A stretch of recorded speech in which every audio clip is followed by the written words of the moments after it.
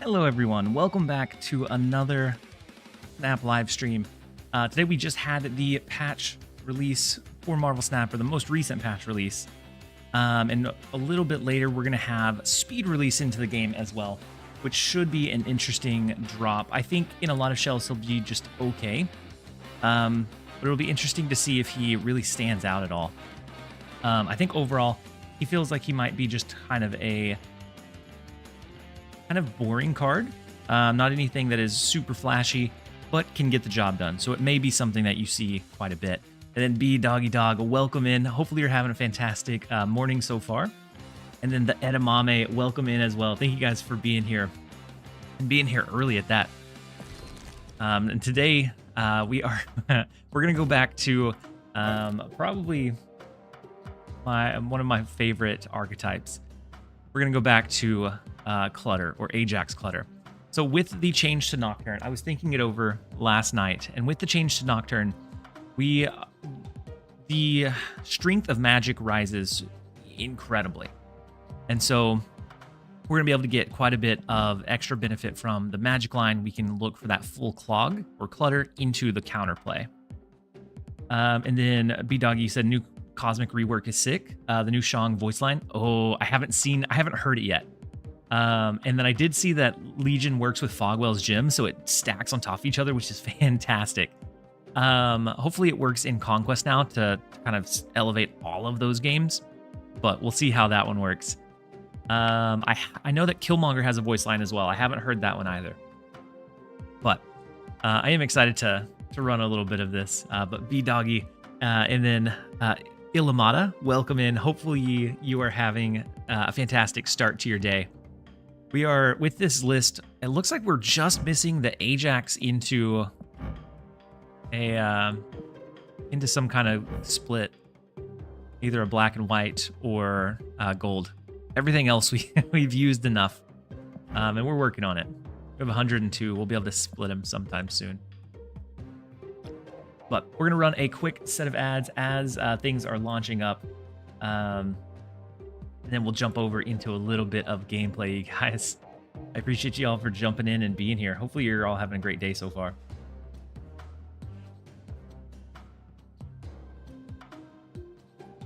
And then Ilamata, you said in the TLSG stream early, you caught it like right as I went live. So I appreciate it. I woke up and did some early grinding on the alliances. Because we were very, very short, and so we finally made it, but it took a little bit of grinding. Are there any good Ajax variants? I don't know. Typically, I hold off until I get one for free, but I don't think any of his stood out. I think he only has the Spotlight one right now, right? I'm gonna check it. Now I'm curious.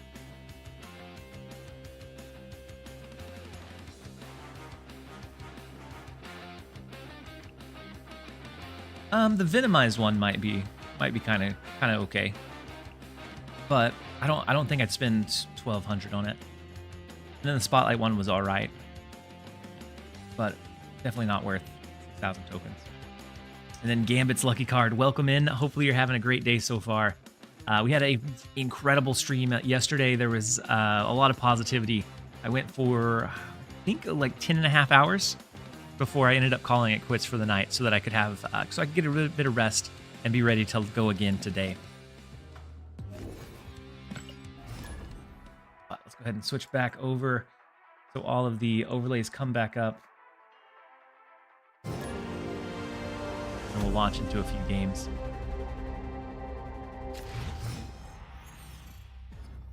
I'm here for the vibes and Snap in that order. I appreciate it, Say When. I appreciate you being here. That means a lot. You guys coming in and hang out with me as I play some Snap. You guys are what allow me to be able to do this, and so it means a lot for you guys to be here. And then Kino, welcome in. Hopefully you're having a great day so far. So we have the Titania. We have Green Goblin next, and with Squirrel Girl, it's looking like a Blue Marvel Khazar Zoo or Flood deck. And so I think we may be okay here. We can always magic into Dream Dimension, which I think helps us out quite a bit. We have the Shadow King to offset any kind of bonuses right now because there's so much scaling in the game that it definitely feels like we need something like this. And so actually with magic, we may leave the Dream Dimension and just go Titania magic. We'll snap into it. We're going to cap them out of Asgard, or if they don't play there, we'll cap them out. If they do, then they're not going to be able to play anything extra. We have an extra turn to lean into additional cards in Dream Dimension. I think we should be all right. And then B-Doggy said, question, what's your most successful Wiccan list? So I did a Wiccan list that used a Daredevil Negasonic. That one I held around a 70% win rate on. So that one's probably my welcome. It took my you most long successful, but it was only around like 20 to 30 games though. And then Vushnik, thank you so much for the Prime sub. That's the first one for the day. I appreciate you being here and appreciate the support. So we could go Hood. Maybe we just drop Hood here. Next turn, we do have Viper to send the Hood over their way. Or next turn, we end up just doing something like Red Hulk left and looking to win with just the big base body. Go ahead and lock this one in.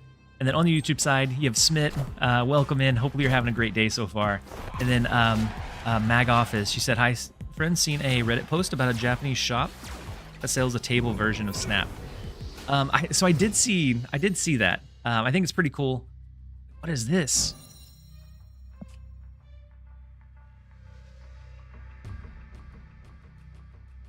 Is that intentional?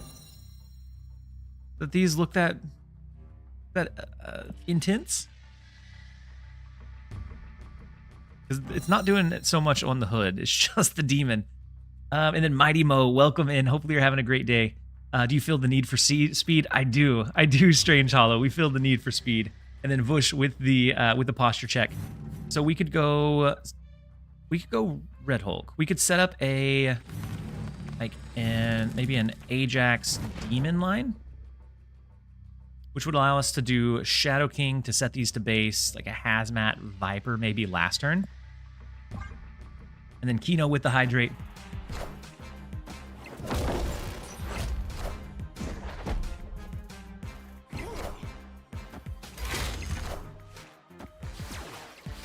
So they do get the Blue Marvel. They have a pretty impressive left lane. Something like Shadow King here. That's this to base. Then we afflict it with negative Hazmat energy. And then something like Viper maybe. And then Techno Gent, thank you so much for the Prime resub for the 3rd month. Launching us off into an early hype train. I appreciate you. Hopefully you're having a fantastic day so far. So this resets 1, 2, 3, 4 power mid. So it brings them down to 10. They already have both Blue Marvel and Khazar. I think we'll launch with this. We could get beaten by maybe an Eliath. But we'll see. Might be a visual bug on generated cards. Yeah. It's a big Dazzler. And so Shadow King comes in. A Hazmat should hold us down in mid.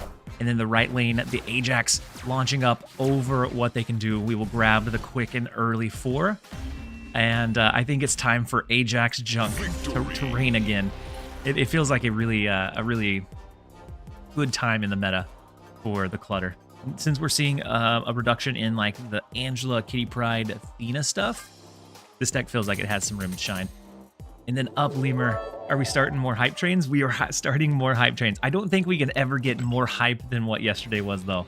The level 14 hype train, I don't know that I'll ever see more than that.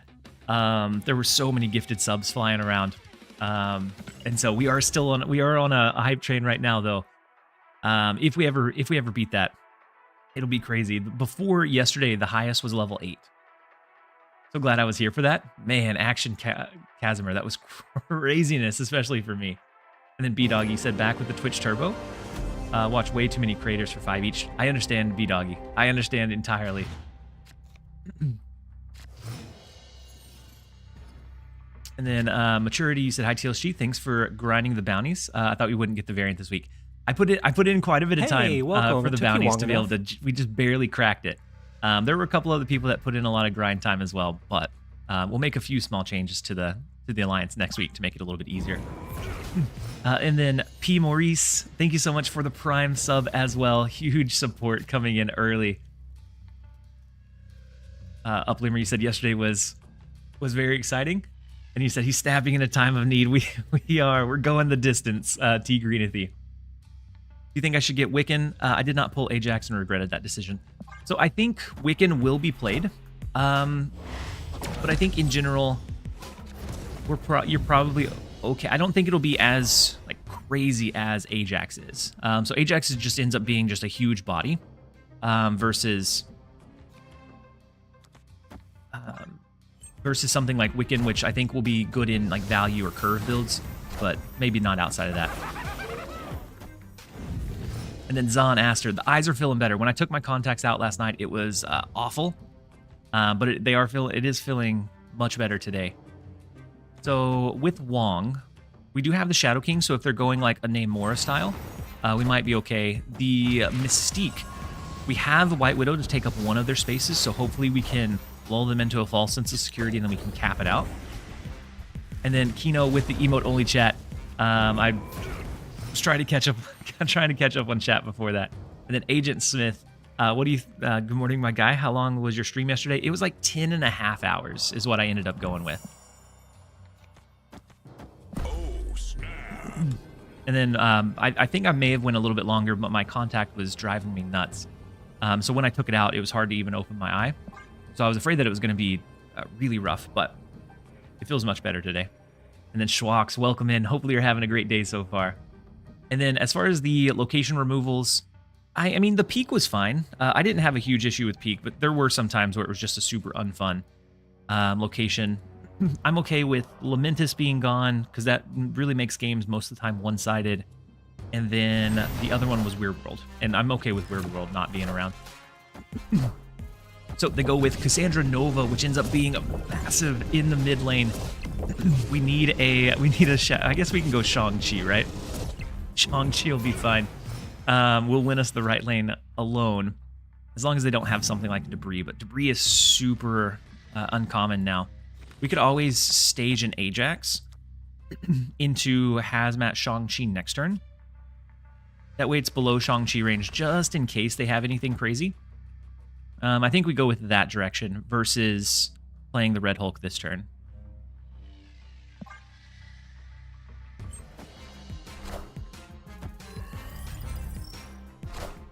And then P. Morris, whenever you did your Prime sub, it did push us up to Hype Train level 2, so I appreciate you so much. Let's go Shang-Chi into Hazmat. The only issue is if it gets big enough. I think it'll be fine. Wait, does Shang-Chi send them... Hold on. Shang-Chi may send them the Titania.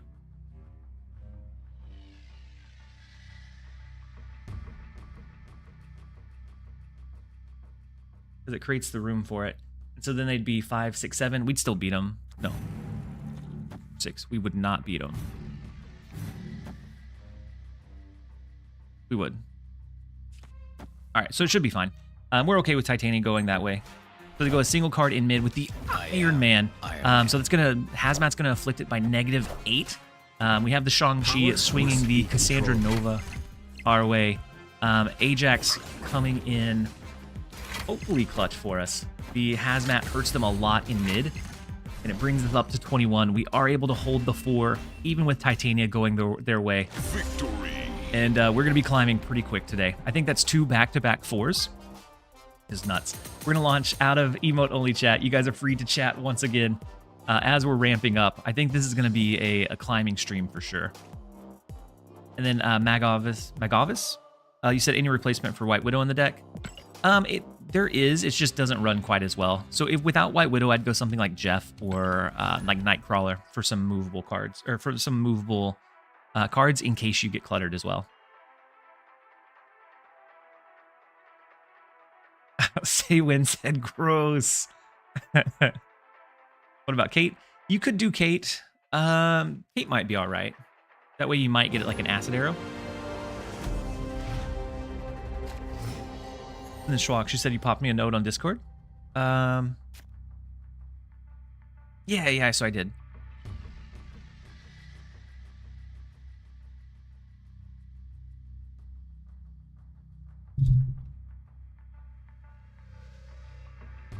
I saw it and I meant to push it through.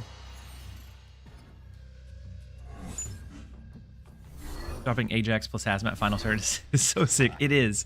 It can be so detrimental. So we lost Viper. What did they lose? They'll give us some information about their deck. Ooh, they lost Blue Marvel, which is not marvelous for them. Should I ban everyone now? No, if you're demod speedrun, then maybe. Otherwise, I'd say probably not. We can go White Widow mid. We do have Titania. I'm level 93 and I'm stalling here. Any deck you suggest?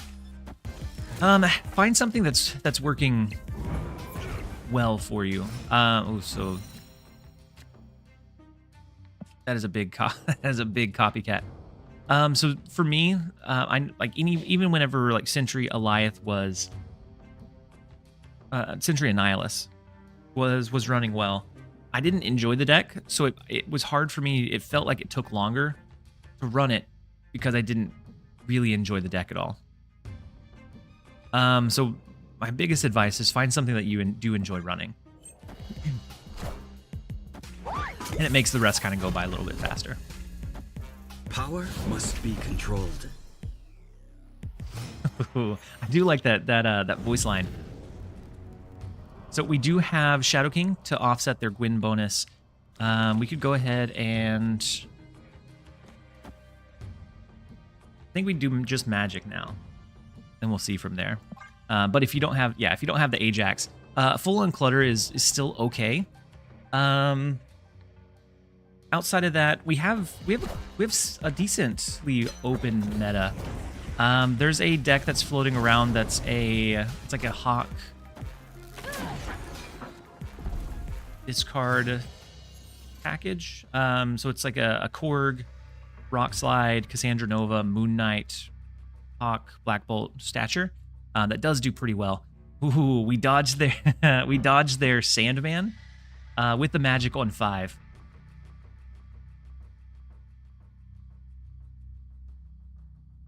Is so mean by Second. He already wins games on turn 6. Imagine you lose turn 6 to Shang-Chi. And then he hits you with that. Yeah. Yeah. The voice line's nasty. We could go. Oh, we could only do one card this turn. That's right.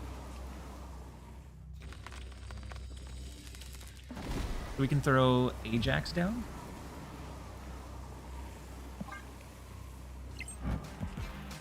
See what they drop. The Nocturne on for number 6. If they can move it, and that's a big Nocturne. How many times did that get hit? My goodness. Something like...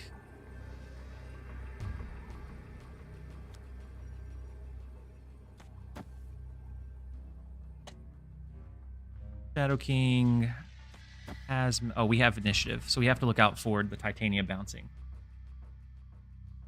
So we could always go Shadow King, Titania, because they can only open up enough for one space here. And then we can go just the Hazmat. What are your thoughts on speed? I think it has an awesome combo with Goose in a Spectrum deck. I think it could be pretty good with Goose. I think a Spectrum deck may be where his home ends up falling, but we'll definitely see. Oh, the Nocturne in the left lane gave them the... I guess, no, they had a big card there. Holy Nocturne buff? Yeah. Yeah, the Nocturne buff was wild.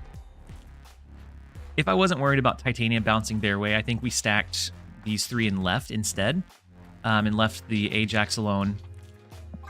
But we were worried about Titania bouncing since we didn't get the full Clutter on them. So if we don't have White Widow, I'd probably say Jeff. If you have it, if not, then Nocturne would be a solid one. That way, it gives you a little bit more flexibility in like having a lane capped out. You can push a card over with Titania, move it out later, and then pull it back. How'd the Nocturne get 10? It got 2 hits from Gwynpool and then 1 from Wakanda Embassy.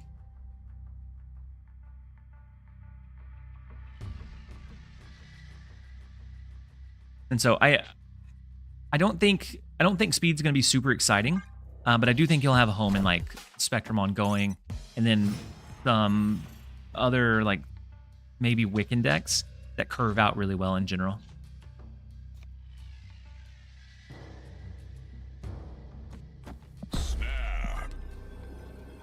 With them running Squirrel Girl, I think they're I mean, there's a chance that they're running Destroy. If they're running Destroy, we're in trouble. But otherwise, if they're running the Zoo stuff, then we have a really big benefit against them.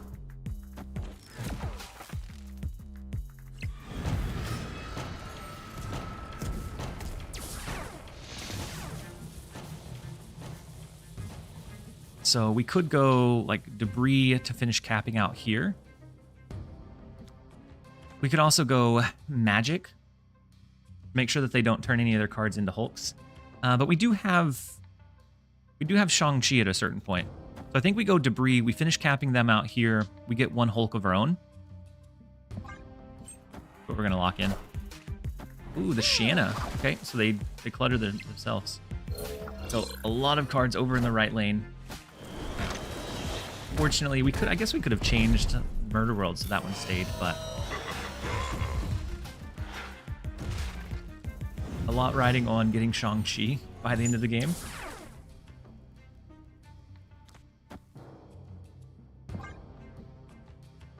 We can go... I think we're going to leave Gamma Lab open for now.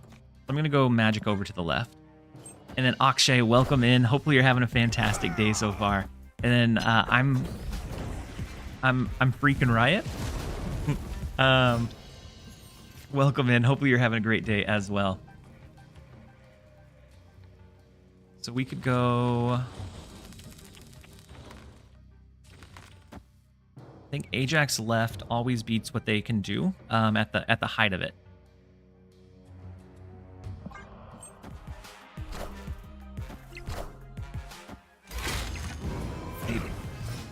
With the echo that they got from Shanna, we weren't able to do it in mid.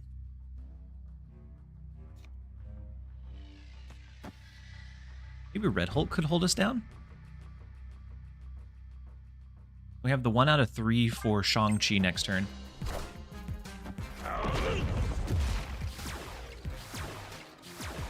So they could have Blue Marvel that they finish on, but that only puts 4 and maybe a little bit more back in mid.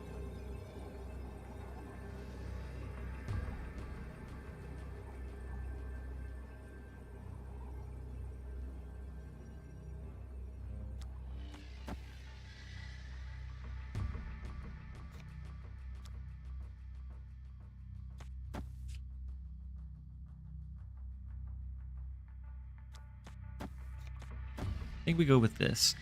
The Shadow King to the left spins off against a Gilgamesh, but if they go with the Eliath line, then we're in trouble.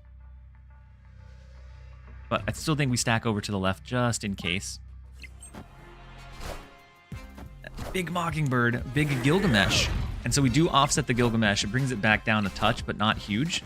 We're going to need a big Ajax here, which I think we are able to reach it just barely. Isn't so nasty.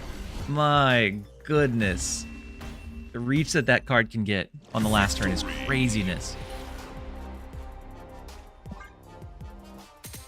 We have to have the Marvel Snap game in order to get the drops. So you have to link a... I say when said stop this madness. It's time for the Ajax junk to reign supreme again. But you have to have an account on Marvel Snap that you can link to your Twitter account. Because the drops go in game.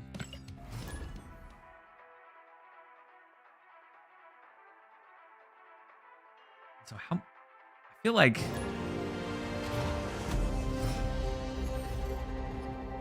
we dropped 1 game, right? For 2 cubes? Yeah, 3 and 1. The positive 10 cubes is ridiculous. Wait, what did I say, Agent? Did I not say Twitch account? I may not have, but I meant Twitch account. You have to have a Marvel Snap account to link to your... Oh, did I say Twitter? My bad, Foster. To link to your Twitch account to be able to gain the drops. Thank you for the Hydrate reminder, Akshay. We're going to go ahead and go skip on 1. We could do, or I guess skip on 2 as well. We are able to do the debris, but Cancun is interesting. Rip it away with magic. We can start stacking green goblins. I think we go ahead and go with the green goblin play for now. Interesting deck. Fox in the box. I enjoy a good clutter deck, and this one has some incredible reach. It fell off a little bit when we saw a lot of Kitty Pryde Ajax stuff, or Kitty Pryde Athena Angela stuff, but it's definitely been able to grow back up again. So they do have the Jeff. You can go Titania Green Goblin. But the Titania is always a little bit susceptible because of the Jeff line. We could also end up going...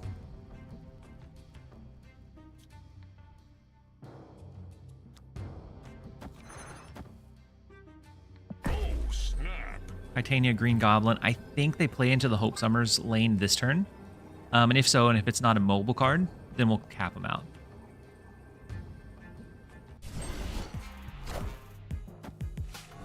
Oh, they didn't play into the Hope Summers lane. Unfortunate.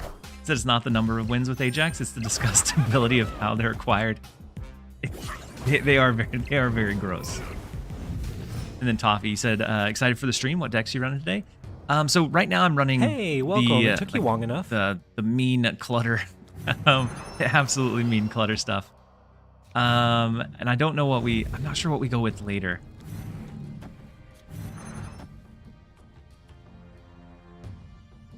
So we can do this. It might not allow us to go for a turn 7 though. That may be okay. We know that they have another Juggernaut, which becomes kind of scary.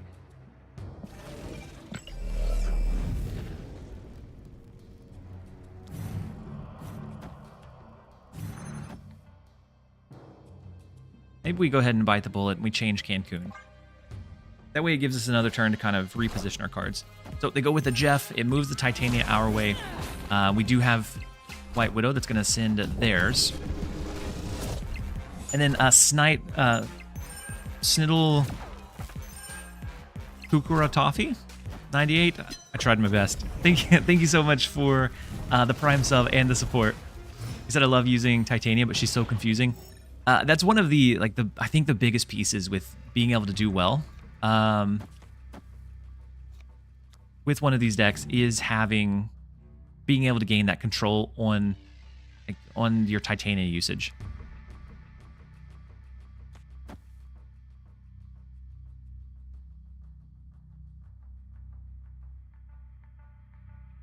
Let's go with this.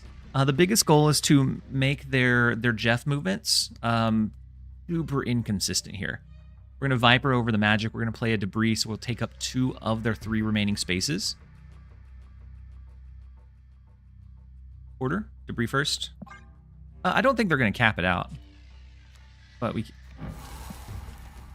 Okay. So I got you. So instead of sending the magic, we're going to send the rock. And then Agent Smith. Yeah, they finally got Cassandra her animation back. Why not Viper the rock? Bring.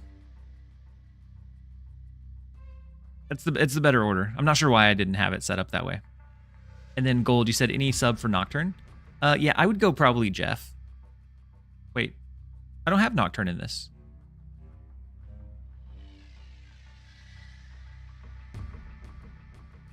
What cardboard are you meaning? Gold.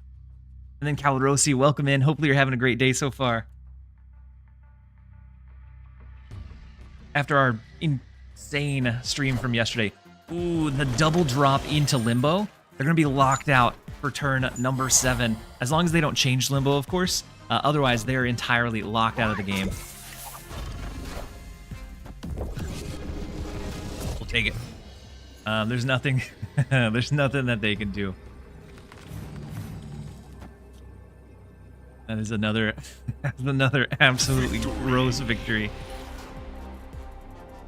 Whenever Clutter falls out of being common, People stop running all of the counter tools to it, and with Nocturne being super unpopular now, so I've only seen it maybe twice since the over the air. That takes away a lot of the control that a lot of decks had versus that limbo play.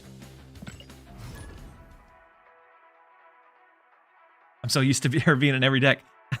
I'm right there with you, Gold. So she used to be in every deck. I feel like after the over there change, the 5 to 4, people started slotting in like Copycat or other cards instead. And so then you get a lot more benefit now without the Nocturne. That's bullying. Chaos. I like abusive decks, apparently. How's the climb? The climb's going well. The climb's going incredibly well. And then Love President. Thank you for the Love President. We're going to hydrate. I think we're 4-1 right now. Yeah, we're 4-1. Positive 12 cubes off of the 5 games. And so the games are going phenomenally. I snapped into this one because they are locked into the Space Throne with Quinjet. Love this deck too. Yeah. Whenever Athena Angela was around, it didn't quite do as well because it's hard to consistently lock in all their locations. But now that deck is going away, it has a lot of room to run. You have a preference between Nerf Nocturne and Copycat? I like Copycat better. They drew a Copycat. I like Copycat because most of the time you're going to get a pretty good benefit. So like here, actually. So here, they could have drawn Debris, which could tank us in Space Throne. And so I think we have to respect that potential play and go Demon instead of the Viper into White Hot Room. I guess it's a 1 out of 6, right? I'm not going to respect it, but we may pay the price. Ooh, Cosmo, okay. I think Cannonball swap for Red Hulk. I think the Cannonball swap would be okay. The biggest thing with Red Hulk is that he's a turn 6 big body into a turn 7 Ajax plus Hazmat. And so it may just be that you go with a big stat stick.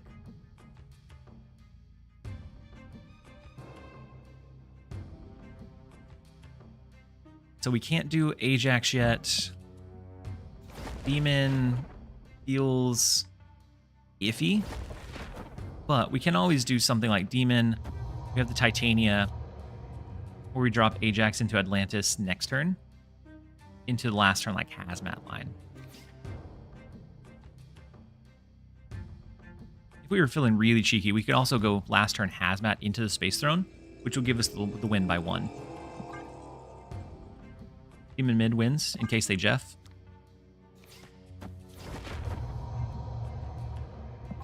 We'll go with that line. Thoughts on the patch?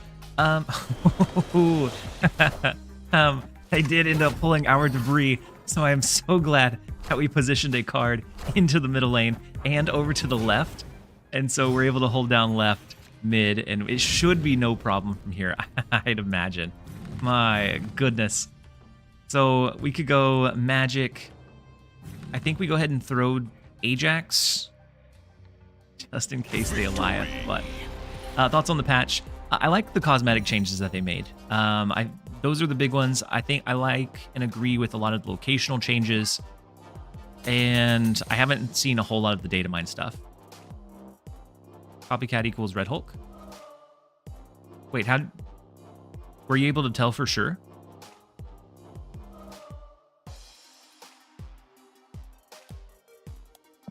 Oh, we saw it grow, didn't we?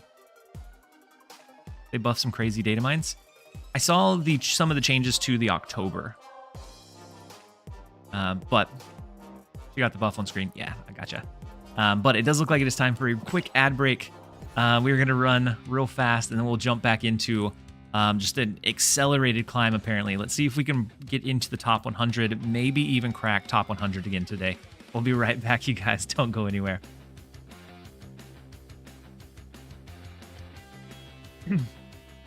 Foster, you said Sakaar looks weird. I don't think I've seen Sakaar yet.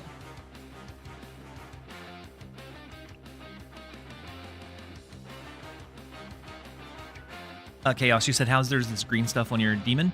So the demon, it's the split that I have on the hood, but it's like super prominent on the demon. And so like here it's pretty big, but on the board it doesn't look like that. For the demon, it goes crazy in hand.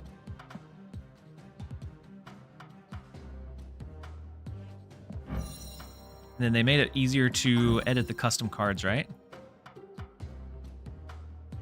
So now there's the hood shop where we can try out all of the different purchasable borders. We have the separate variants. Oh, hold on.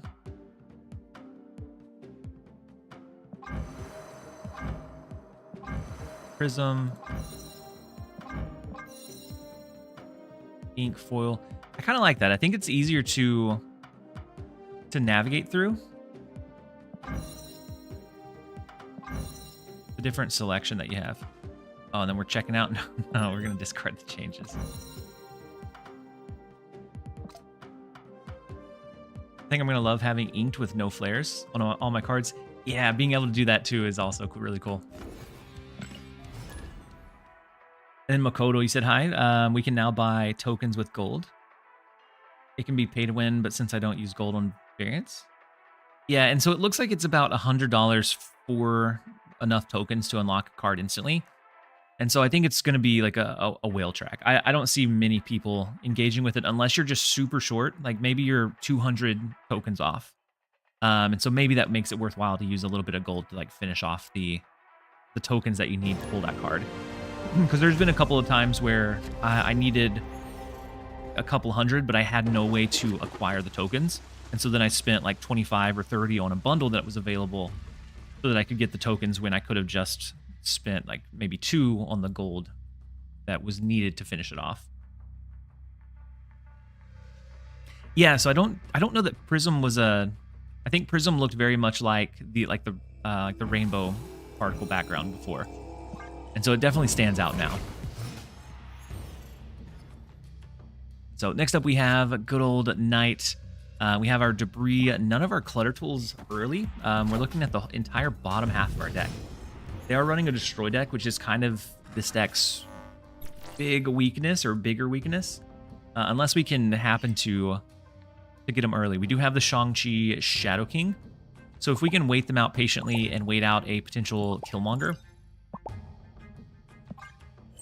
then we can get some benefit in being able to counter the other cards in the other lanes.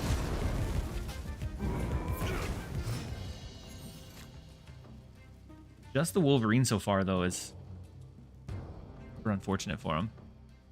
We do have initiative, but I'd assume that they play any destroy cards here. So I'll go Hood Viper. Ooh, Shuri. Are they running Galactus? Could just be like Nimrod into destroy stuff. So if that's the case, Nimrod here, go something like 3.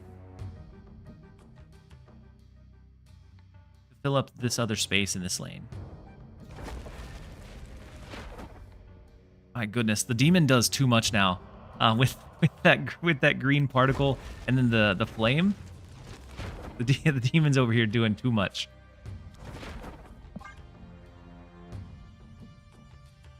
I just got Daredevil. Does anyone have any decks I can put him in? So Daredevil is pretty interesting in like decks that utilize Negasonic. So you utilize that tempo to get advantage early into the Daredevil read on 5. And so the Nimrod comes down. The only thing we're worried about is like destroying that left lane. So since they have an extra turn, they might be able to do something like that. We have Red Hulk into like Ajax Hazmat, might be a line. And then Red Star, you said, whoa, whoa, whoa, is it our soft-spoken superhero? Mayhaps be our deck builder. Enough said, Destrier.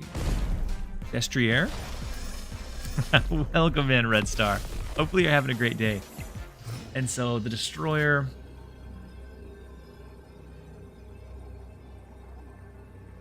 Do we think they go something like Arnim Zola? Arnim Zola here would push it here, and really elevate elsewhere. it feels strange, but we could go with a Shang-Chi, take them out of this lane. That only puts one more here and here, and then we win with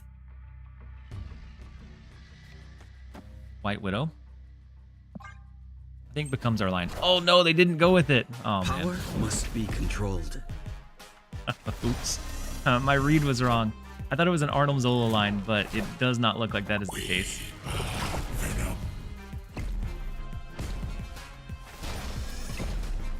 Double Nimrod right.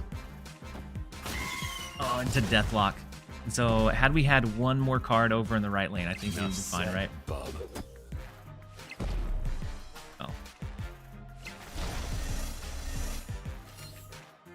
that went south real fast. And then Herwick, welcome in. Hopefully you're having a great one. You said Destrier is the name for medieval knights warhorses? Ooh, I didn't know that. The more you know.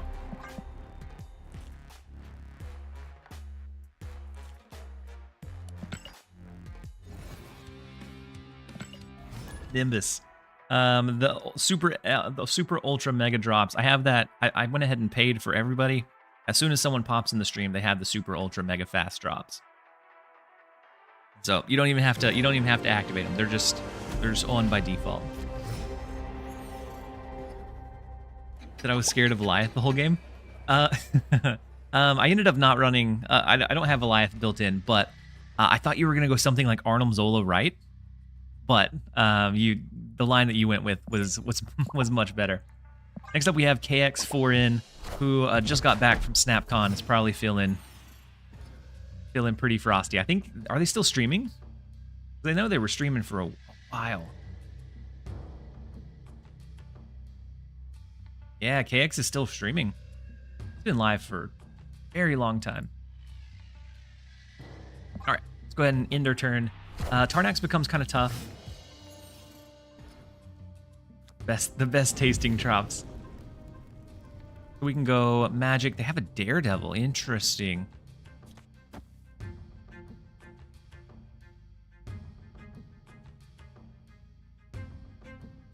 I don't really like Tarnax, so I'm gonna turn it off.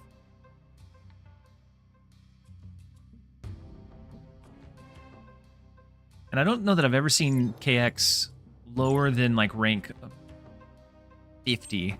So it's weird seeing him at rank 1,000. So Storm, we're looking at a Cerebro 2. Is it a fake one?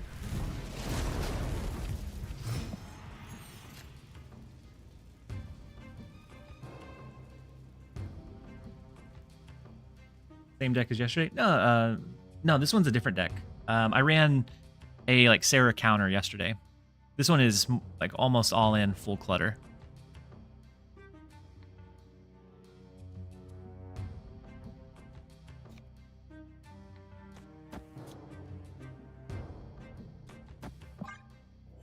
Oh, it's not actually him.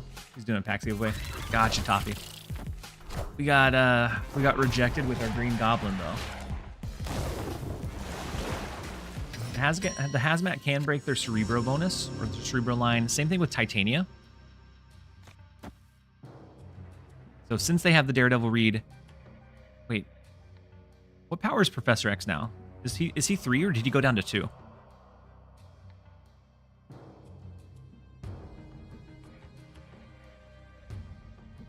Ooh, he's 2.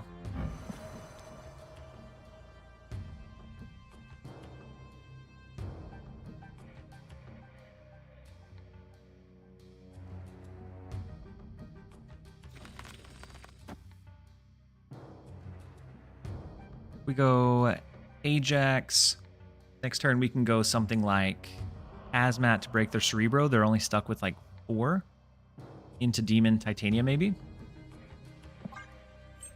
And then I guess they could also just move the Nightcrawler, do Professor X here, right?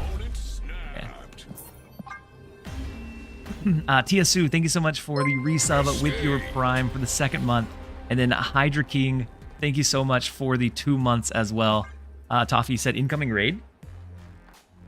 It's been so long since I've had a raid come in. I don't even know how to conduct myself anymore. You think Speed will be good? I think he'll be playable. I don't think he's going to be broken though. I think he's kind of, I think he'll be kind of like a little bit of a boring card. But I definitely think he's going to be a playable one. So they said they came out with new emblems. I know that they had a cookie one for Dara. I don't know if it was specifically for him, but I did see a cookie one that was updated with the last patch. Looks like they added quite a few more, right?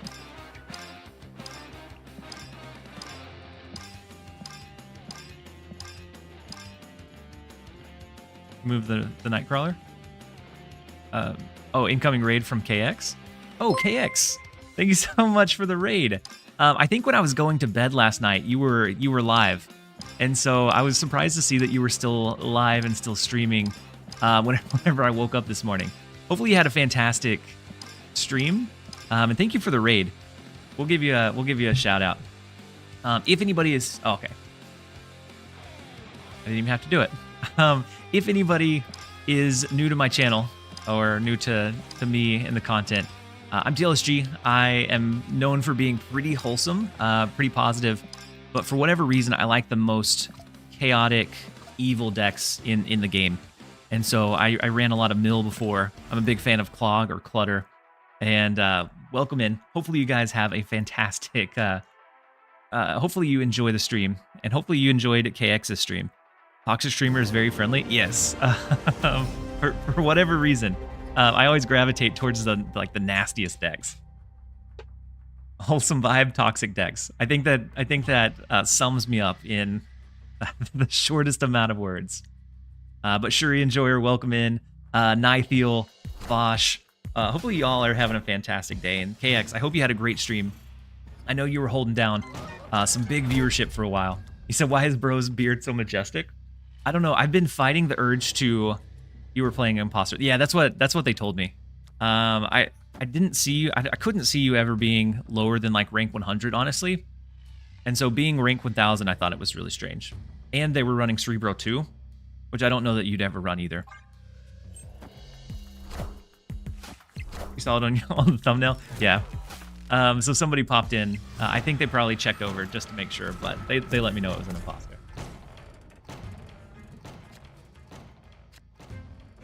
And so how'd the giveaways go, KX? I know that you had a couple of them going on as well.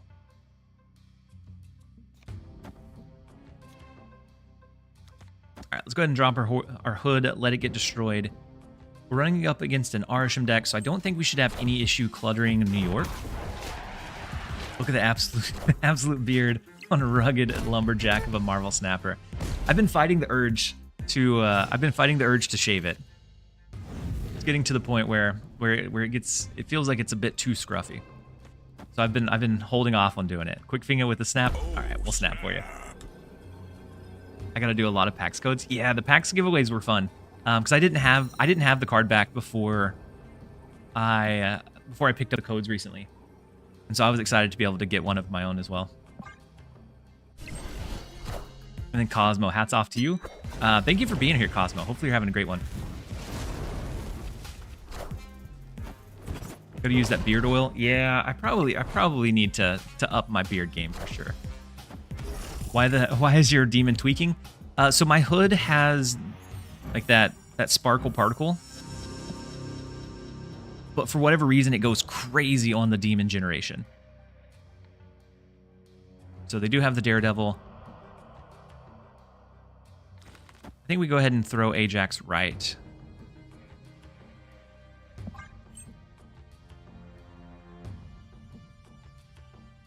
And then if we get any of our clutter tools, we can clutter Necrotia next turn, potentially, and lock them into what they have. Does it stay that way when you play it? Yeah, it stays that way quite a bit. So I think even when you play it, it's pretty intense. Like, it's way more intense than the hood is when it's in your hand. So no clutter tool, unfortunately. We can throw Red Hulk. I would say that they might have Sandman, but this is an Arisham deck, and I don't think a lot of Arisham's still running Sandman. Did you see the new Data Mind cards? I saw a couple of them that I thought looked pretty cool. Loki, do they have a way to change Limbo? No, Loki, Nick Fury. So they lock out of Necrotia.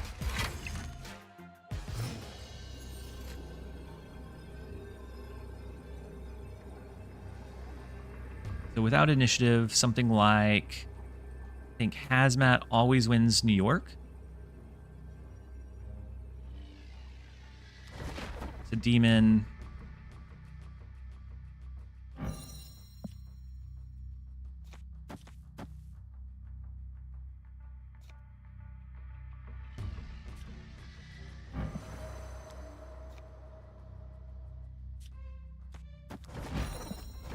I think we're going to lock in that over to the left. I think Ajax will be able to solo the lane after the Hazmat.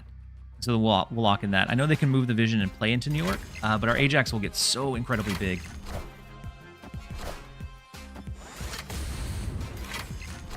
And so, Avian, you said they posted all the new splits? There's like more than 15? Really, Scar? Higher, further, faster, baby. A Red Hulk doesn't scale. And so even though we went super heavy in the left, the Vision plus the Orca was just a bit too much. So we end up losing, unfortunately. I've seen Uncle Ben around for quite a while, and I'm not sure that... Did they actually update his ability?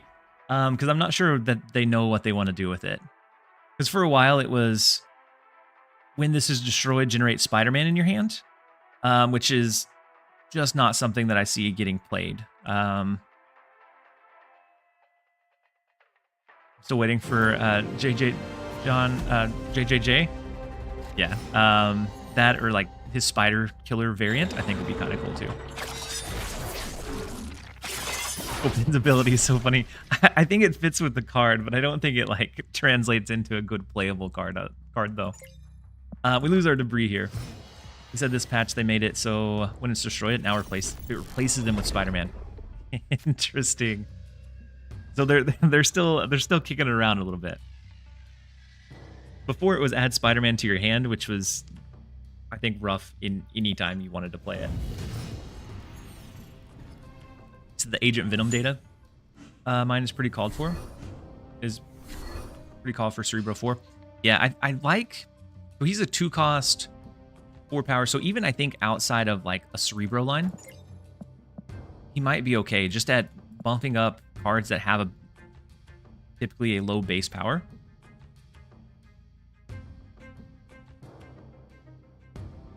They said they currently don't have plans to release human character cards like Aunt May, MJ. Oh, wouldn't Uncle Ben be a human character though? They might eventually do it. Just got Wiccan. Trying out the deck from your recent video. I haven't ran it a whole lot, but that was the most successful Wiccan deck that I was able to find. And so it might have some variance in it, but I was able to hold around a 65 to 70% win rate. If you're seeing more people anticipating the potential Negasonic, which I don't think you do because I don't think it's popular enough, you might run into some issues, but otherwise it still does really well. And then they took Lamentus Peak and District X away.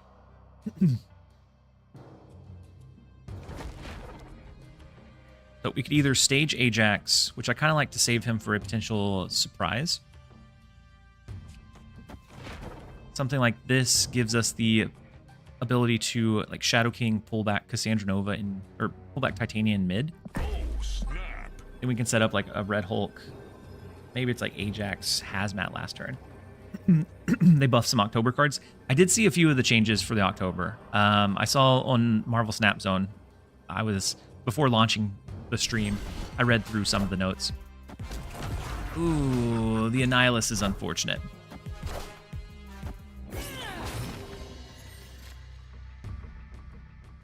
So now we need to probably go really heavy into mid.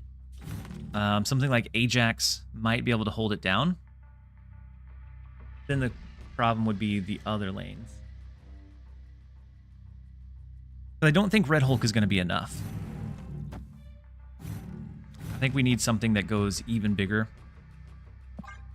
Maybe we lock the Ajax. See what they go with this turn.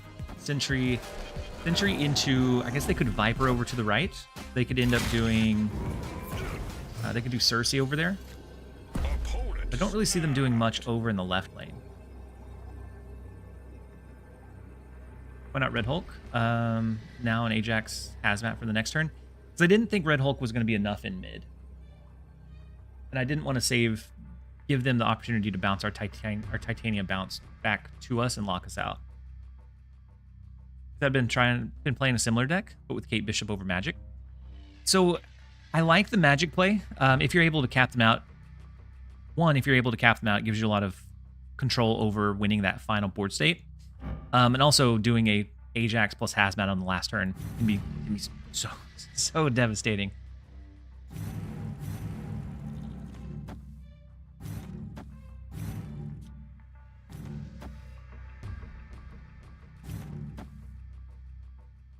Depending on where they go, I guess they could have Shang-Chi and just take out our Ajax mid. Then they'd have to play, I guess they could have Shang-Chi Viper. Shang-Chi Viper. That would send the Titania our way, but I don't think it's enough. Why no Luke Cage? Because we're looking for full clutter. Really the only reason for the Hazmat is the Hazmat comes down on a solved or a full lane. And so it's usually like an equal affliction for both of us. The Goliath in Sokovia is not going to be enough. Oh my goodness. So we have the Hazmat. Wait. We're still not going to win left, are we? No. Well, I should have done the calculations on if that even won left.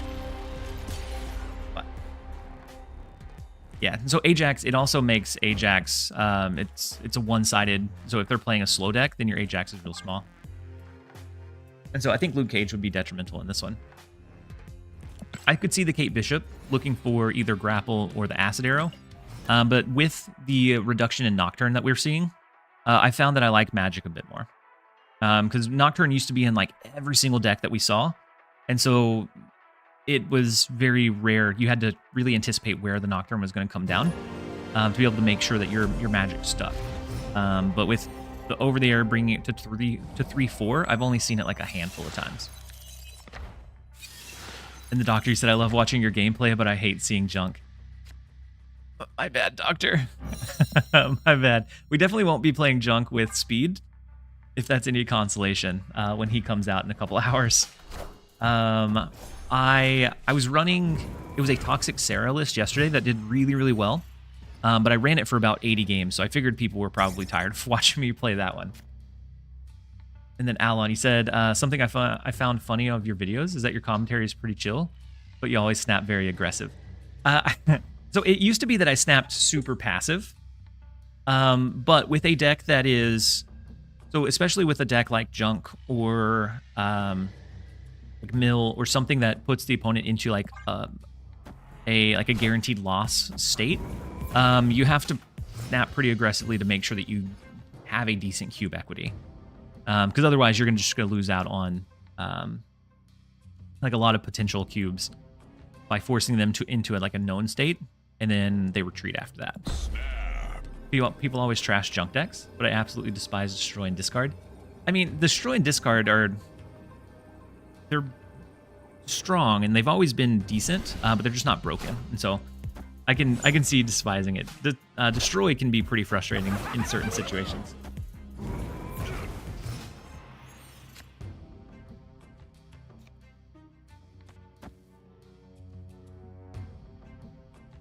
I know that they have the Jeff that can move. There's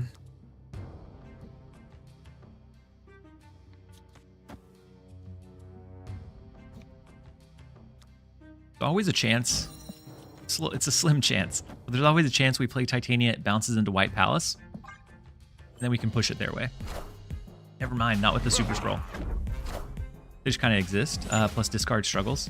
We would have gotten the Titania into Clutter, but it was such luck. This lane is now locked in. They only have a small amount of space here. And so we're going to do White Widow Viper. Finish capping out their locations, so that there's not much else they can do. Plus discard struggles. Yeah. So discard can grab wins, but it just can't go... It's very limited in how tall it can go. I guess we should have done order. Viper first so that we leave space in the right. Not that it matters, but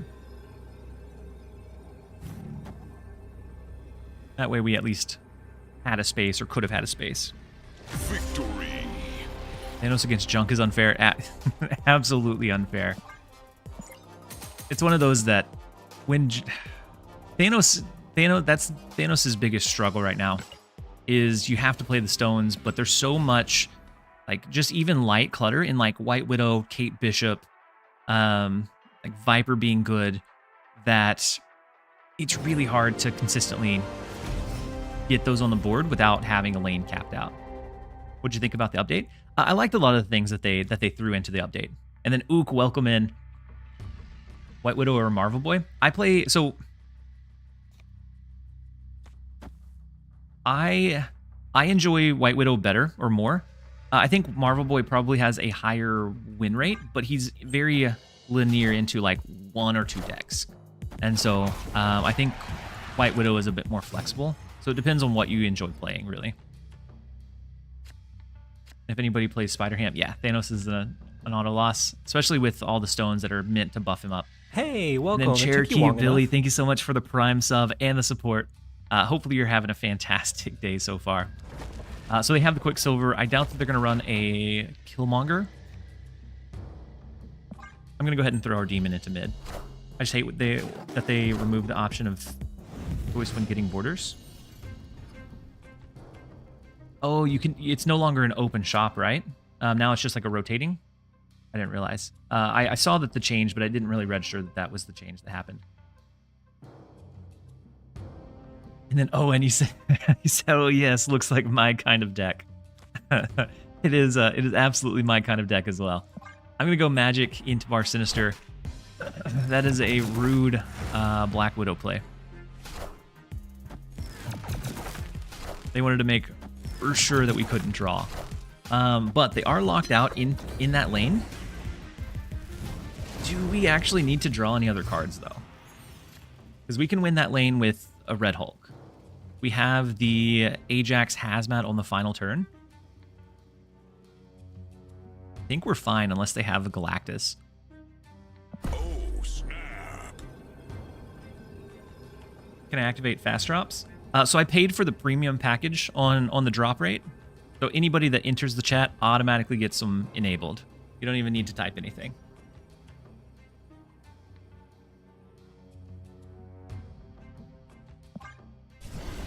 I've seen a lot of Black Bolt Clog. Black Bolt Hawk, like for Rockside. I just got my Foster. I just got my last drop super fast. I've seen Wiccan with Galactus as well, and so I think we probably need to maybe stage the Ajax, but it's gonna move after this turn.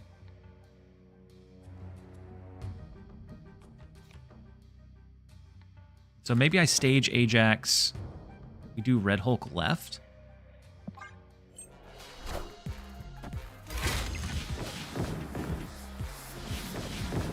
Then Dark Bots, you said, let's go.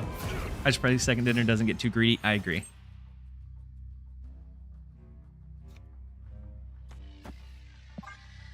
And then Quick Finger with the 2-month Prime resub. Thank you so much for the support and for being here. Hopefully you're having a fantastic day so far. We do fall. Ooh, the Hobgoblin. We are looking at a Galactus, right? Oh, man. I guess that's fine. We outshine a Galactus.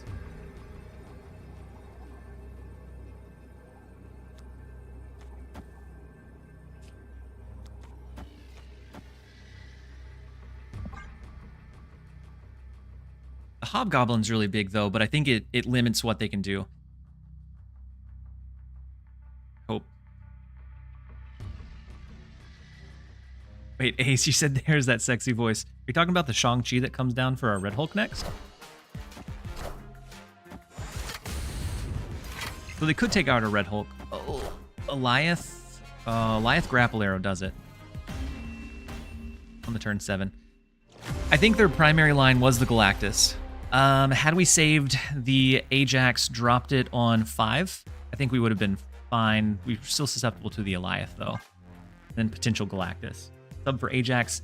Ajax is a tough one to sub out because he's such a big body that you could try Cannonball, but if you sub out Ajax, you definitely want to take out Hazmat for another 2 cost. No way the Grappler won. The Grappler won. It does look like it's time for a quick set of ads, and we will be right back. I'm not going anywhere, but we will be right back. Hopefully we turn it around, because I was climbing really good earlier, and then we kind of hit a wall, so we'll try and overcome that wall here soon. But we'll be right back. Don't go anywhere, you guys. The Grapple OP. The Grapple is absolutely go play. OP.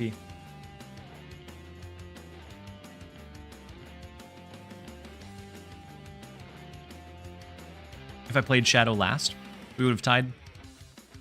Bringing back up that base lane may have been the direction to go with it. And then on the YouTube side, you said, Smith said, when will be the time for the next spotlight? About 2 hours for now. The spotlights will rotate.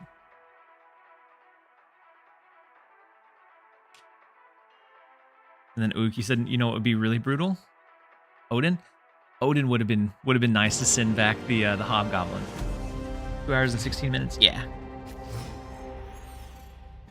I'm addicted to Wiccan. Please send help.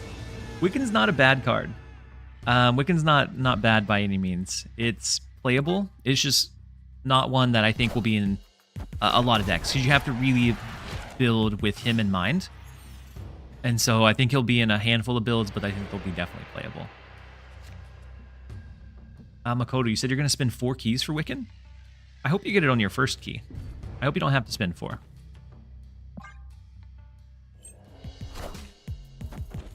Don't like Wiccan at all.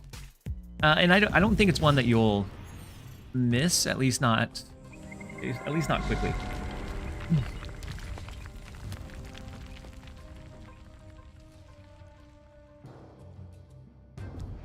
So if they play a card,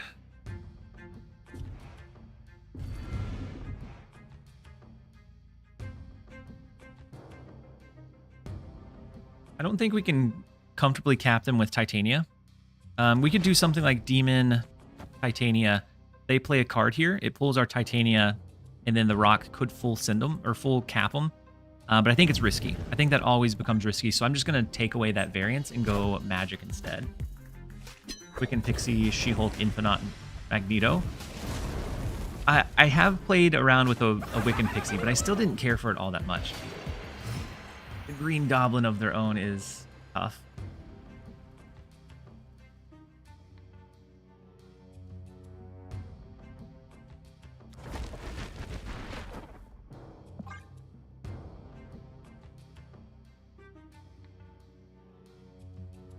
So we'll need a pretty big lift to win the other lane. So we ran into another full Clutter deck, which is not super common. The debris was really big for him. That really limits us here. So if they have a Viper, if they have if they have a White Widow, then we lose mid. But if we play there and call wrong, we have an issue as well. We could go Titania. If they play a single card, it bounces over to their side and leaves us with an opening.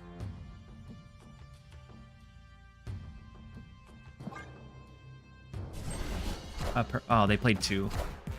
Okay. So the Titania of their own, and then Iron Fist. So they're going to have like a dagger. And we are still locked out. And with debris here, we can't do a whole lot. With the nowhere location. Perfect Blaze, you said I hate this game, yet I play every day. Welcome in, Perfect Blaze. The best thing that I probably ever did was I took a break for a couple of months. Because if you're not enjoying it, it's one of those things that you're just keeping up. It's like a sunk cost thing. You're keeping up with your collection just because you feel like you have to. I got to that point whenever I used to play Call of Duty a lot. Like initially when I played it, I loved it. and I had so much fun with it. But it got to a point where I was more frustrated playing it than I enjoyed it. And one day I just had to stop and think, why am I still playing this? If it just makes me mad every time I touch it. I can't imagine you playing COD. Call of Duty 4 and Modern Warfare 2 were the height of my Call of Duty days, and I loved it. I played it hours and hours, but I've probably dabbled in just about every type of game that you could imagine. I do like the new Prism update. I think it looks, it may be a bit much, but I like that it stands out. Modern Warfare 2 was amazing. Yeah, I waited in line for Modern Warfare 2's release, and then I loaded it, played it overnight that night, went to school the next morning. But absolutely loved it. World at War was good too. Marvel Rivals, I did play the beta, and I enjoyed it. I liked that it had the Marvel IP, very much like an Overwatch. Wait, wrong Gwen? Ghost Spider, not Gwen. I took a break right after Gwenpool. Ghost Spider. Came back 3 days before Hope Summers. Felt nice not to have to worry about it until I came back and missed some great cards. That's the only bad part, but I don't know. Sometimes to really refresh, you just need a whole like step away. That game's on-screen clutter. Are you talking about Rivals? Rivals does have a lot going on, if that's the one you're talking about. So they almost have to play into Baxter building this turn, right? Like, I don't think this ever goes off. If it does, it's huge, though. We could also just go Magic Hood. Open the door for, like, a Viper, and then some additional play after that. I have played some of the Souls-like games.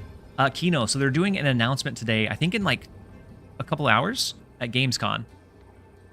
So I have I joined the Discord for Marvel Rivals, and so I'm keeping an eye on it. No, it's at 4:30 today, it looks like. But they're doing some kind of announcement. Hopefully it's some kind of like timeline on when it's going to come out. But I do enjoy some Marvel Rivals. I enjoyed the Souls-like games as well, to a degree. I haven't played all of them or as much as some other people, but I did enjoy what I did play of them. Hopefully they'll sponsor you. So I think I at least the initial window, I think I missed out on like the sponsorships that were going around because I wasn't streaming super consistently. And so hopefully if they do another round on launch, hopefully I can slide in there because it'd be fun to play. And it'd be fun to team up with some other Marvel Snap streamers in Marvel Rivals to see how it goes. Because whenever I played the beta, I played by myself, and I just kind of dabbled in it to get a feel for it. And I enjoyed it, but it was definitely... I could definitely tell that I was playing solo. When did they add that background? They did it in the patch today. It was around 10 o'clock when it launched. So it's a Prism background. And then Crip, thank you so much for the Prime resub. I appreciate the support and appreciate you being here. So, a bit awkward now. Because they do have the Hawk. They can turn off Limbo.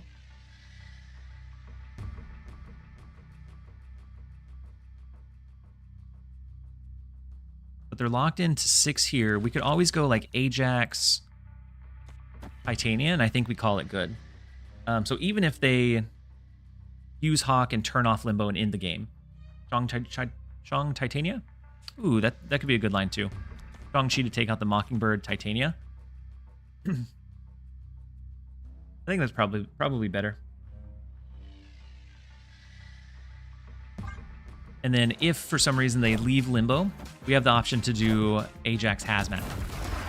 But in the world with the Annihilus coming in from the Arisham, right? Or from Agent Coulson? My goodness. Rough. It's rough stuff.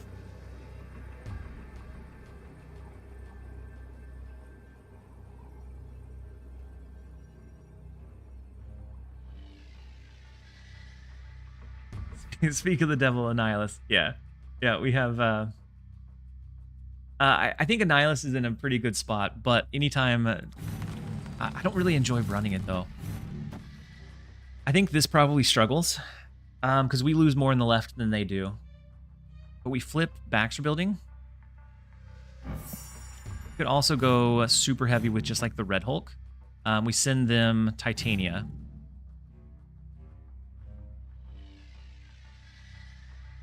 Maybe you updated your game? So there wasn't any like immediate direct changes, but you can check on like a custom card to see if it changed. I think this loses, but I'm gonna be stubborn and stick it out. Super happy they changed the bounties.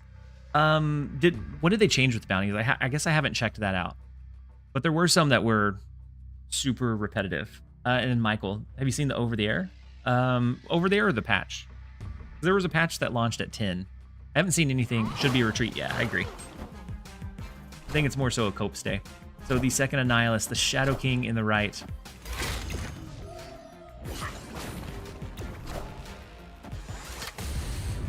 I think we lose left by 1, yeah? Left and right by 1. Oh, very, very close.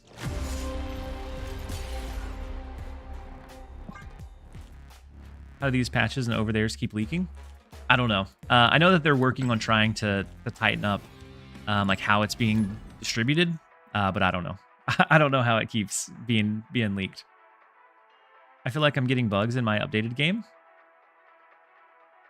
They didn't say that they removed ego. I know it's a super rare, so it doesn't appear very often, but it should still be in the game. Myth Dragons, nice try. Do what I can. We may switch decks if we keep struggling with this one.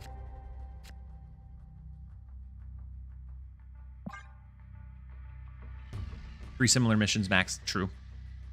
Ooh, they did change Sakaar. I don't know if it's supposed to, but it's dark now. Maybe to make it look different than there was another one that it was like the locations I think were similar.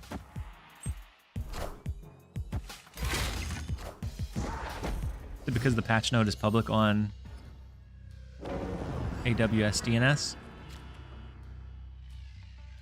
And so I know that they're working on trying to figure out where the leaks are happening. So they're looking at like where they house them, things like that. So they're at least trying to get to the bottom of it. So Nocturne's already on the board. We can magic pretty safely. We already have our Ajax down. We have Green Goblin, Titania, and Debris to start cluttering their lanes as well.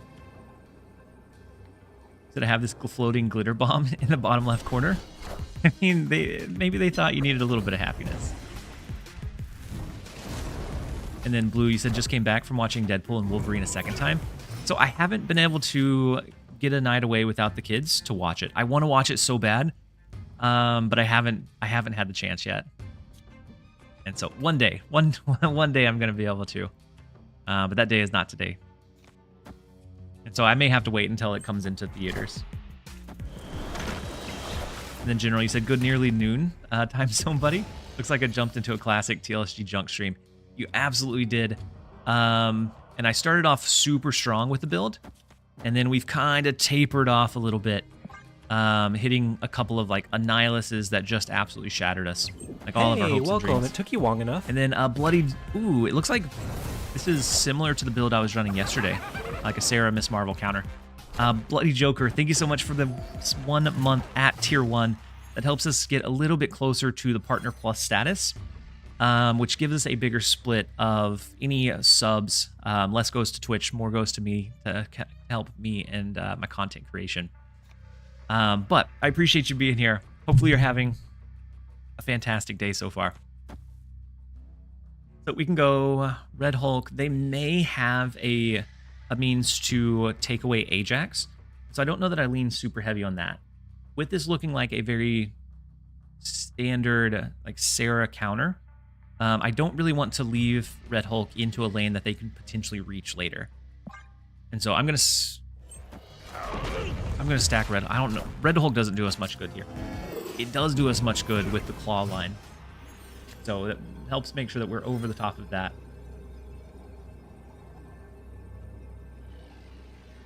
You have priority. So if they only drop one card, there's a chance that Titania would send their way.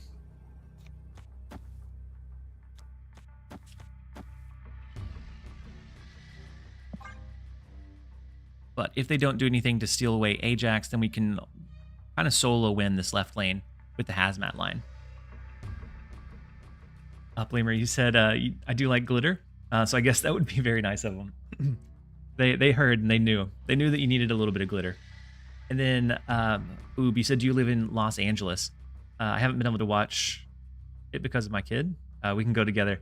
So I don't live in Los Angeles. I live in Texas, and so I would love to be able to go, but they do Shang-Chi left. No, free bro.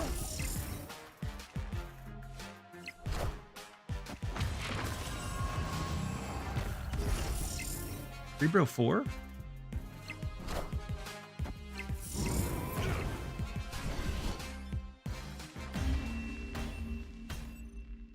Victory. Cerebro 4 was not even on my radar.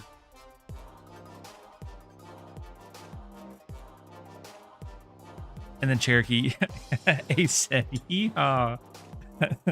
He's raising the youngins right. I'm in Texas, but maybe not that part of Texas.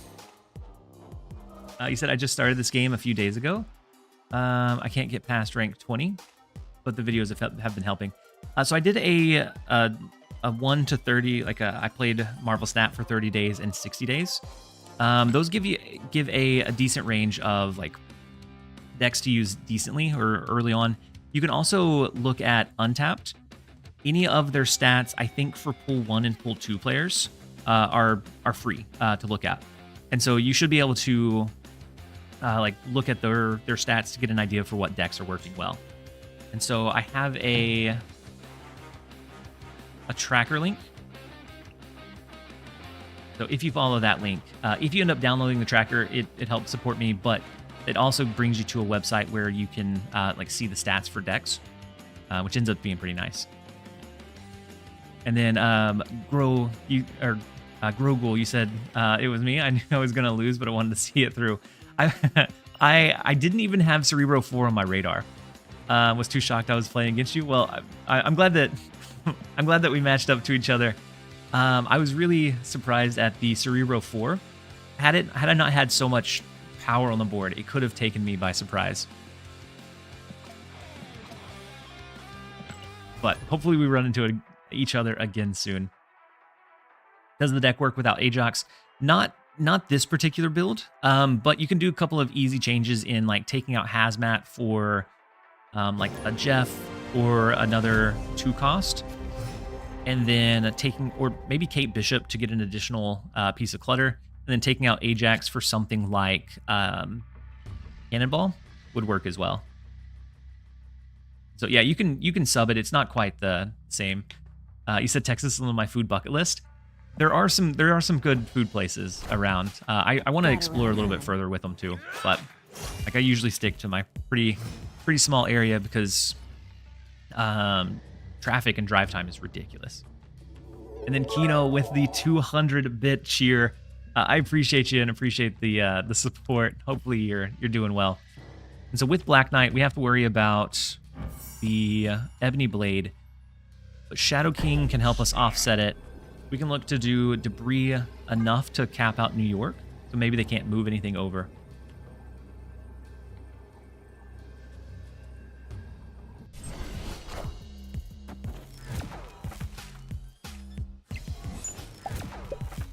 You said during the event I was watching Elden Ring streams. I may have missed what you guys are talking about, but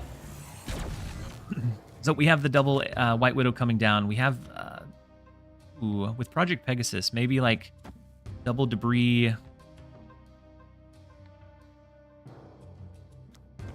like Hood Viper. We could also go super wild and go Hood Viper.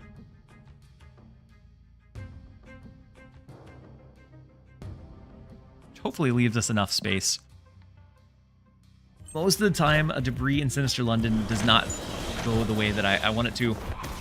Maybe this time we'll get lucky. So we are going to have a space in all of our lanes to be able to play. So far, so good. And then over to the right, they are going to duplicate death. Oh, that's an early death.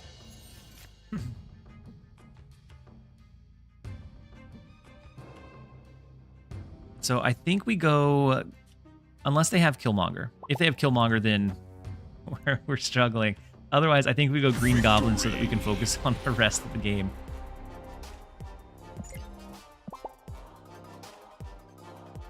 Take it. We'll take it. It feels bad. It feels bad. But I'm glad that the debris worked out for us.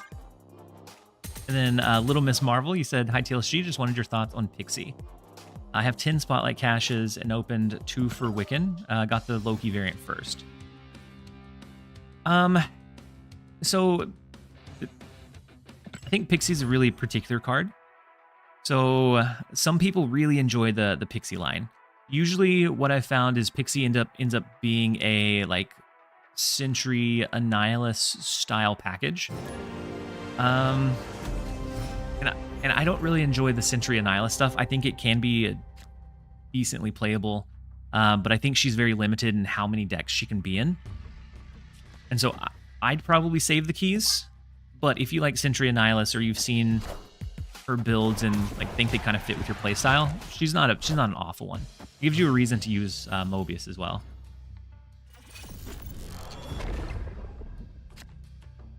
When there's that many shiny rocks on the board, it's never a loss. Truer words were never spoken. And Sargini, you said, how are the games going? They're going pretty well so far. It's been a mix. We had a really strong start into a little bit of a lull, and we're hopefully pulling it back around. So with Rolk, if I know Rolk, I think he's very likely to run some kind of Galactus build. And so instead of trying for the full cap left, I think we're going to try to even our chances and odds against a potential Galactus after a maybe Wiccan line. What happened to the demon? The demon decided he wanted to be super shiny today. So it took the effect of the hood, but for whatever reason, the generated demon, it just amplifies it ridiculously. And so I don't know what happened to the demon. It's just I think it's a particle effect for it being a created card.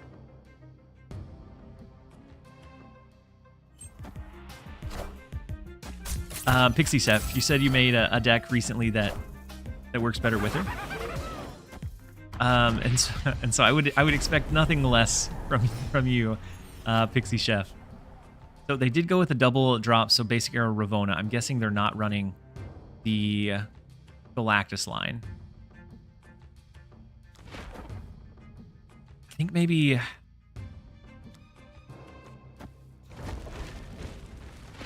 Demon Hazmat? The demon is feeling absolutely fabulous. Pixie Chef, I saw one War Machine deck recently that made me want to play it. It was like a Blink Infinite Alioth style that made me absolutely want to run it. The Hobgoblin tells me they are probably running they are probably running the Galactus version. So I'll keep more than 5 in each lane. We have Viper to send back the Hobgoblin. Does Shadow King work against ongoing effects? It doesn't. It just works on like, changes like Wakandan Embassy.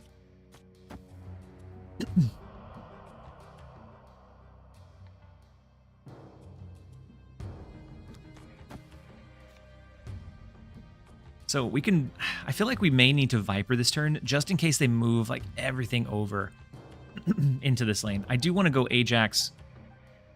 Something tells me we need to Viper. Otherwise they can move too much and we wouldn't be able to do much in New York. Ooh, the Hulkbuster into the Green Goblin into the pool. So they're looking to set up the, I guess, Galactus into this lane. Can you show the War Machine deck you're talking about? Let's see. See if I can find it.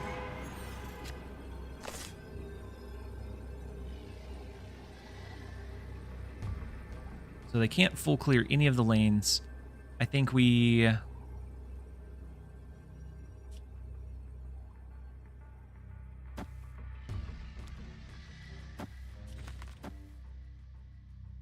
Maybe we do something like this.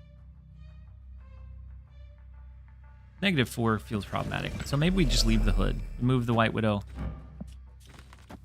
Play Ajax, call it good. And I'll see if I can find the War Machine deck. It was one that I got cooked by it a couple of times, and then it kind of... I haven't seen it since then. So the Wiccan does come down. Ooh, do they beat us with the Wiccan play? Do. It's the Green Goblin. So it comes down to a point differential. I'm glad that the Jubilee didn't pull something bigger than the -3, but we'll take a win where we can. So I was able to find the deck. I'll pull it up. So I think I figured out what was causing my my OBS to freeze, and I think it was when I was switching from the scenes that I have to a scene that used like a display the whole monitor versus like specific windows. And so I'm just gonna pull it up here.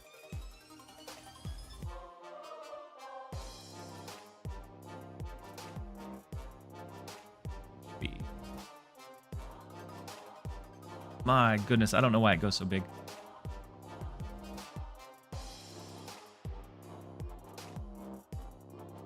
Okay. Then I'll bring down below me. And so this is the one that I was seeing.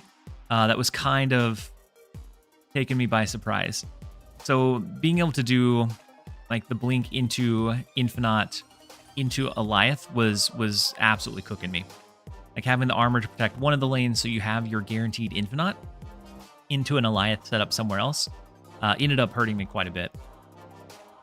It looks like it is holding, it's still a relatively low game volume, but that's in top 10%, and the War Machine deck is holding pretty well at that range.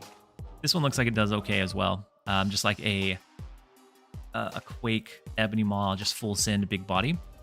Might be kind of fun, but not enough that I feel like I need to just jump out and buy War Machine. One day I'll pick it up.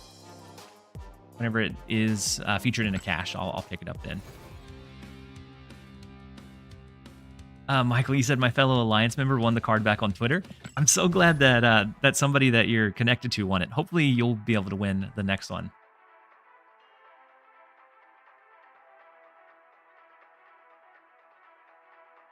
The one in the bottom right was mine. Nice. I see that it...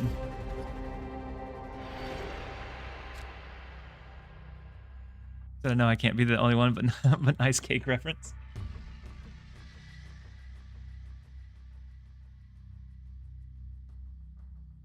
Wait, said ladies and gentlemen, we got him?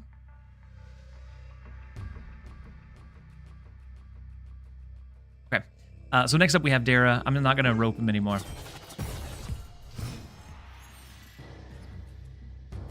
The Makari comes down on 1. So it could potentially be some kind of maybe Sandman deck. I know that he was running like a Sandman Ultron. It's been a couple of days ago, but have you heard the new Ghost Rider voice line? It's worse than Moon Girl? No, Dinish. So Debris can be pretty good. Magic can stop the Bifrost from pushing.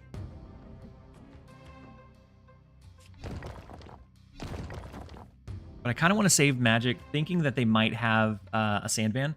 I want to save Magic for turn number 5. So I'm going to go Debris for now. Ooh, the copycatted White Widow is rough. If we don't have a card that comes out of this lane, we're going to lock ourselves in here. Or we have to bite the bullet and go ahead and play the Magic. I think we're going to go ahead and play the Magic. We're going to push the Titania over into the left lane. And then we hope for the best. Gob left. Yeah. And And so the Nebula comes down. It does look like it's going to be a Sandman build, with them leaning into that movement. And so magic helps us, but we still have to look out for Sandman on 6 rather than on 5, though. So this still becomes a pretty big lane to overcome. We can go Green Goblin. Unless we think that they play 2 cards. Then Green Goblin becomes really risky here.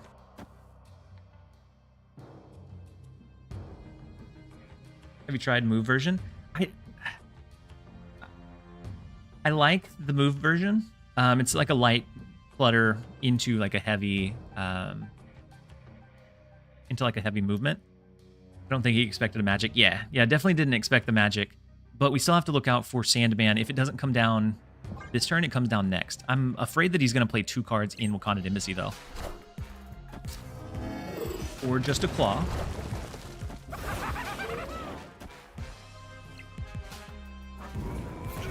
So then the big Red Hulk. So the question becomes, how do we win 2 lanes? And the answer is, I don't know. I don't know if we do. So something like Ajax helps us in the left. And then we can go Demon. We'd have to be able to go Hazmat on the last turn.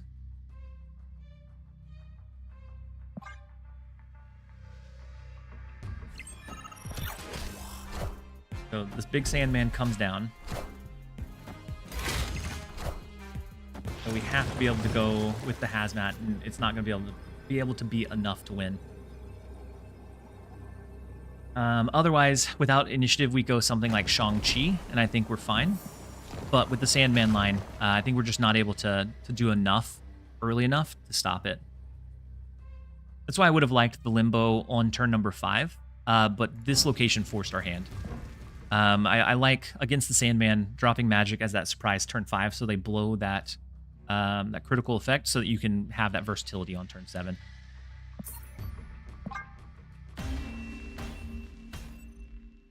Escaped. Heimdall has entered the chat. Why is the hardest thing to do move 7 cards in one match? Heimdall helps out a lot with that one, Bloody. Wakanda buff to Titania killed us? Yeah. Yeah, just a little bit.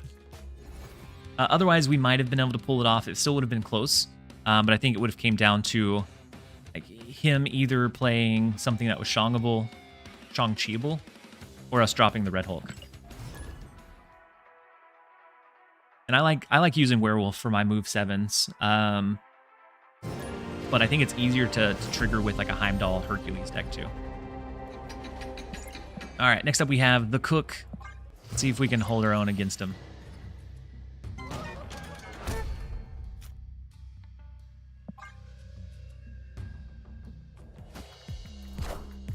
You have all cards now. I'm missing 3. So I'm missing War Machine, Cole Obsidian, and Sebastian Shaw. But all of those, I haven't been in just a huge rush to be able to pick them up. Most of those, I think, when I get them, I'll get them.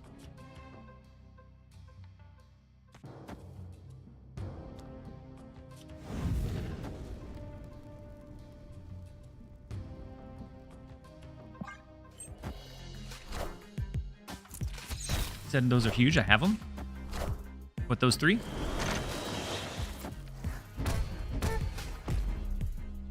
So mid. I paid for fast drops for everybody in my chat. So you don't even have to activate them. They're just on by default.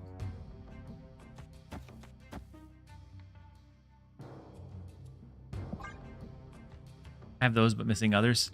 Yeah. So I pulled for some of the more like flexible or defining ones earlier on, and so I looked for like the ones that I think I could use in more builds than something like War Machine or something like Shaw, which Shaw is really good. He's a solid one, and I don't really play much Silver Surfer because I don't have him. Power must be controlled. Snap. All right, snap.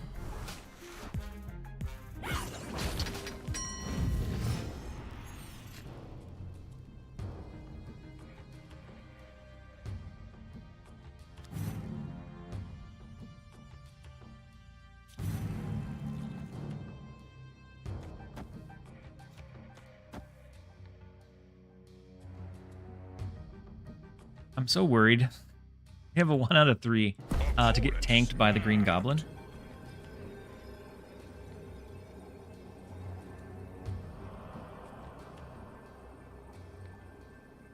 You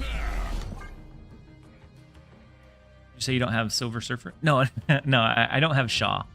And I feel like Shaw is like almost core in Surfer decks. But this fast drop thing is getting out of hand. I'm not sure people understand that it isn't that it isn't a thing and an inside joke. Yeah, that's why I don't have any like commands that operate on it. So if we can get Green Goblin here, then oh, never mind. We need Ajax. Oh, we need anything but Green Goblin. So the Annihilus ended up being really big for him. But is there ever a chance we overpower it? So Shang-Chi wins here, right? It brings us down to just 4. So Shang-Chi wins this lane. They've already dropped their Shang-Chi. So something like a Red Hulk. And then next turn would be Shang-Chi plus whatever we draw.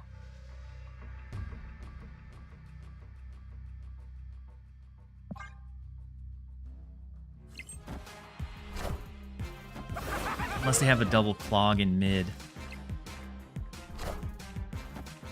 Double clog.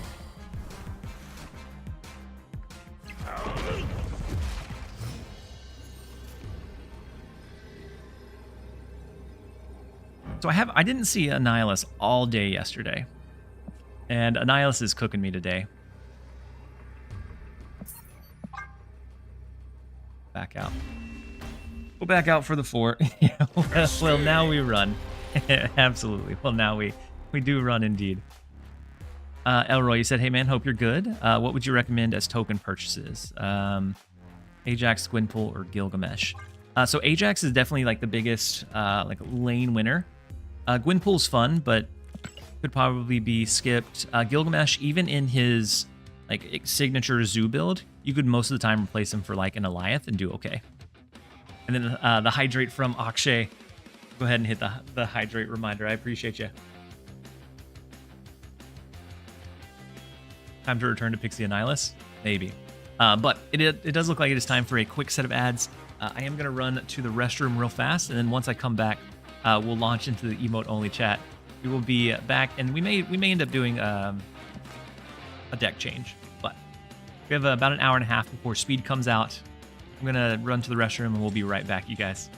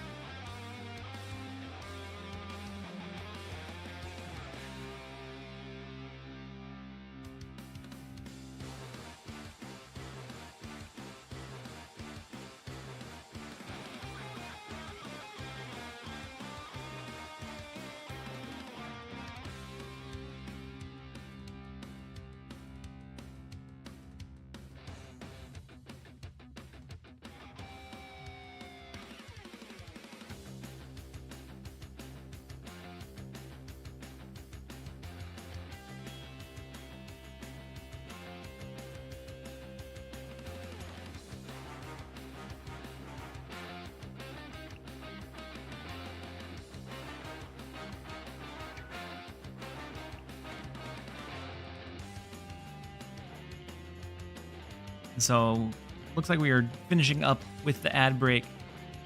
Man, the Annihilus kind of tanked our run with this one. I started off super strong. It was like 5-1, and then now we're 9-9. So we'll give that one a little bit of a rest. I see we're getting full Jesus mode. I mean, we're we're working on it, Big Daddy. We're working on it. We are going to launch into the 2 minutes of emote only chat.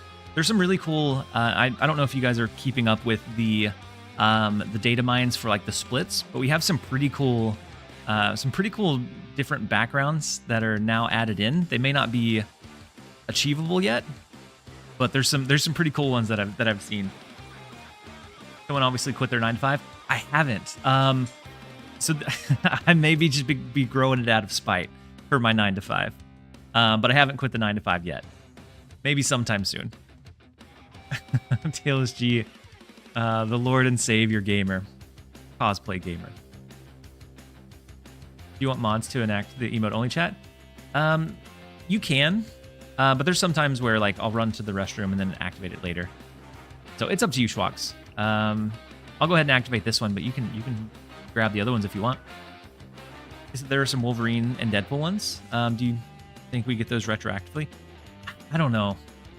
We'll see.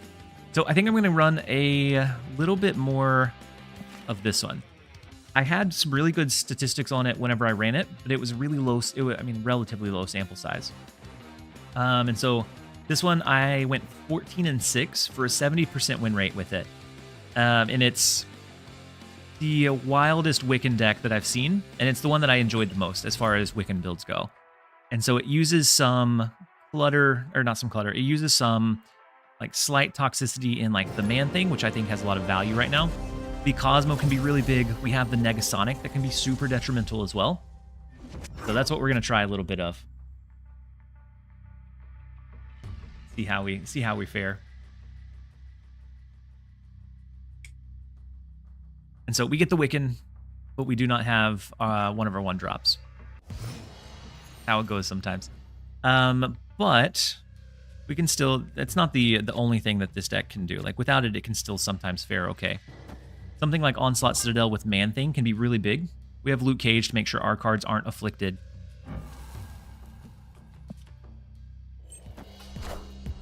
Let's see. Kate Bishop, we get the Pim Arrow, which is nice in the Onslaught Citadel. Grapple Arrow is okay in general. The Vibranium Mines.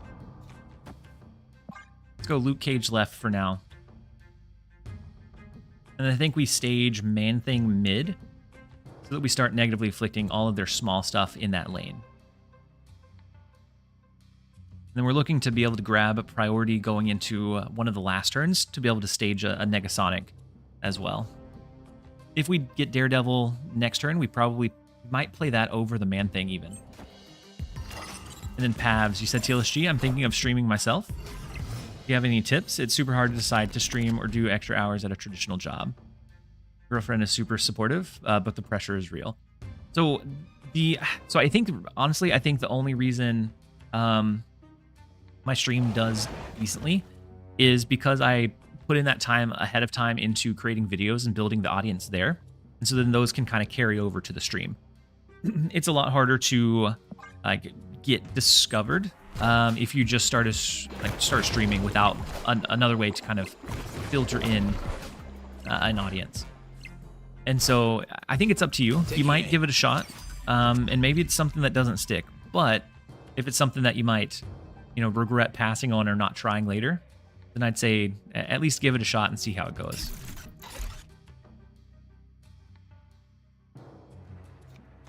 So I think we go Pim Arrow Wiccan.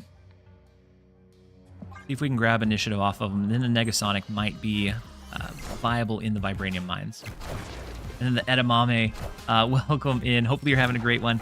The White Widow in the left and into the Wiccan of their own, which is wicked of them. The Copycat ends up stealing their Nico.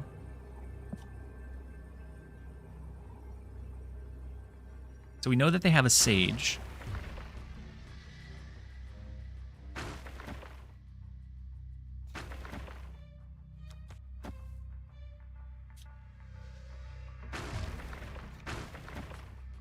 I think we go something like this and see if we can get lucky. I think mid is fine with the Pim Arrow, the double up for the 6 power. And the Negasonic may be enough to carry us in mid as well.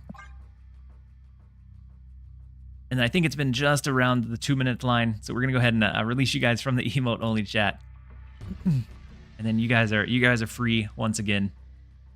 We do end up forcing the retreat from Juggernaut himself. Grapple? Oh, did I play Grapple first? Would it have pulled the Daredevil? I meant to stage it last. I think wrong order on Grapple. Maybe. Said this deck didn't work for you? I'll see if it's able to work over a larger sample size for me. So they did steal one of our cards with Copycat. We don't have a turn 1 this time either, unfortunately. Let's see, the Nico. Let's go ahead and go Kate Bishop. We can flood relatively easily. So if the left lane ends up becoming a second Mojo World, we might not have an issue. I don't have Man-Thing.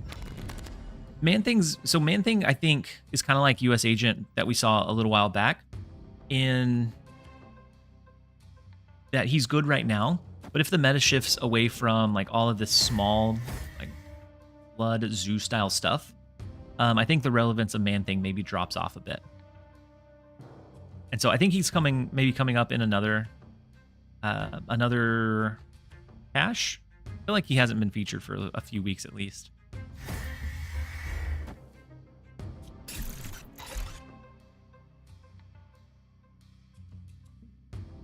I guess with Nico, we don't really need to draw our additional cards. It's not that big of an issue.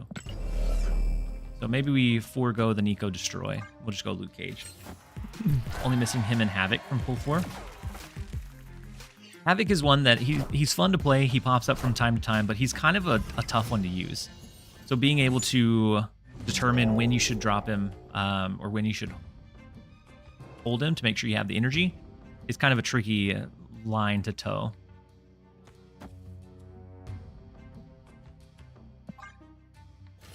Flaviano Kate.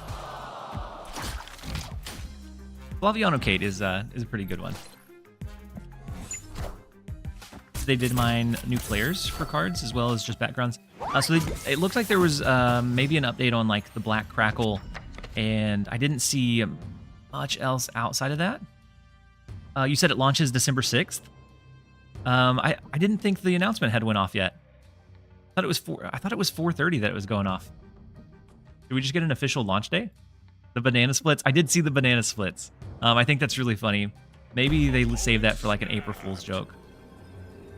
So I saw some folks posting about it on Twitter. Huge. Maybe I'll be able to grab a partnership this time around. We'll see. Either way, I think we probably play it at least a little bit. So Nico into Man-Thing copy could be decent.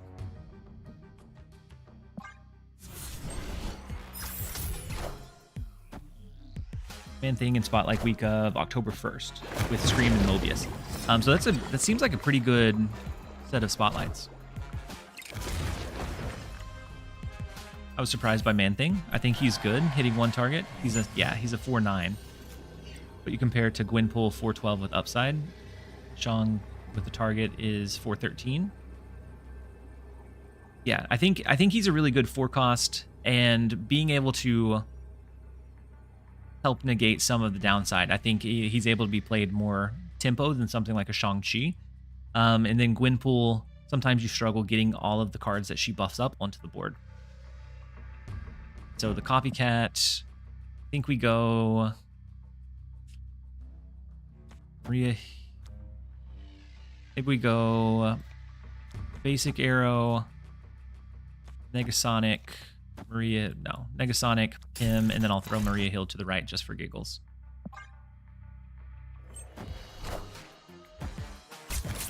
So if they do something big, the Negasonic can be so detrimental and so tough to predict or anticipate that a lot of times it can steal games away. The big Mockingbird gets destroyed into the Shadow King. So had it been a reverse order, they could have, I guess it would have still, we would have won mid by more than 100. And so it would have been a tie in this lane though, had it been first at both being 12. But Negasonic can solo games.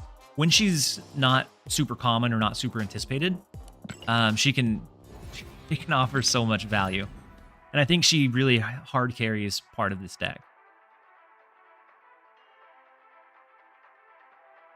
You said you don't know if someone mentioned it. Not. I don't think I've seen anyone mention it here.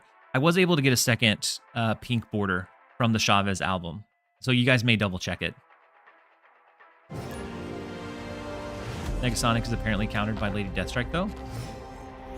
So does Lady Deathstrike destroy Negasonic before Negasonic's destroy goes off? And so does Lady Deathstrike remain afterwards? I mean, it's a good thing. I don't see Lady Deathstrike much, so it's a good thing. But yes, that'd be wild. That'd be such a wild way to lose a game. But Lady Deathstrike is not super common these days. We don't have the Wiccan line. Red Guardian counters Negasonic. If it's the lowest one in the lane, yeah. Still waiting for the Deadpool emote. Hopefully you pick it up soon, Makoto. I hope. I hope that you pick it up soon. So the double Cassandra Nova is rough because we don't have Shadow King or Shang-Chi in this deck. We opted for our counter cards to be more like Man-Thing or similar cards. Let's go Cosmo mid. I think Gladiator could kill Cosmo. If Gladiator pulls the Cosmo, yeah.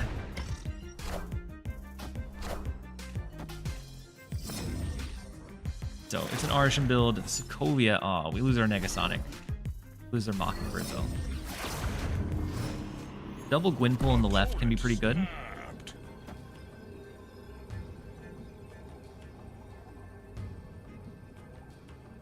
I'm not sure if we can really fight for Thunderbolt's tower very well.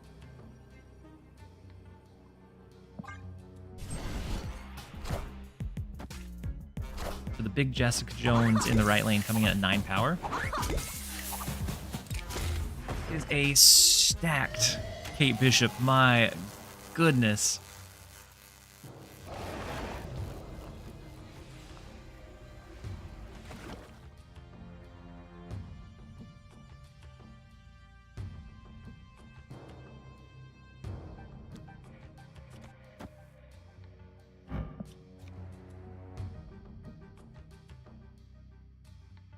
I feel like we Kate Bishop, and I want to play Daredevil, but we don't really get any value from playing it. So we'll be able to go with a couple of stones plus Man-Thing next turn. Loki drop to get some of our stuff. I don't know that it's going to be huge for him, though. Copycat, which ends up being, makes sense, our Luke Cage.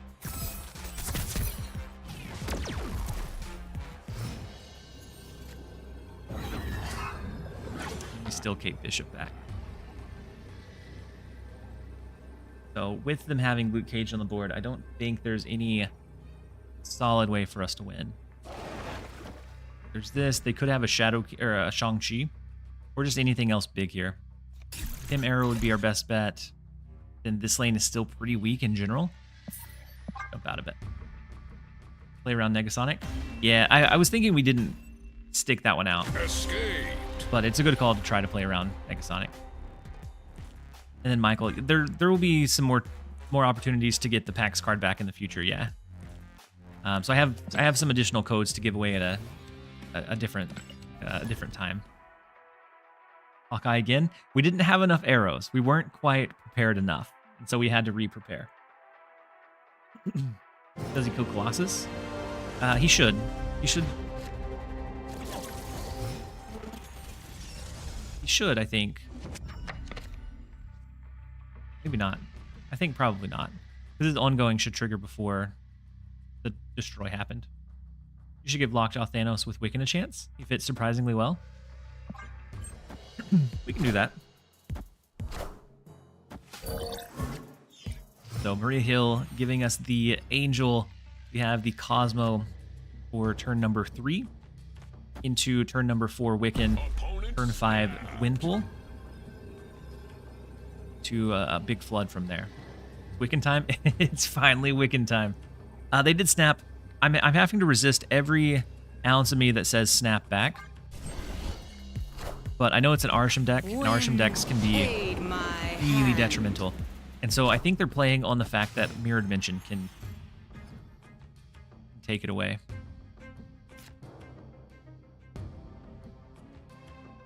We don't have initiative. So whatever we play is going to pull into Astronym anyways.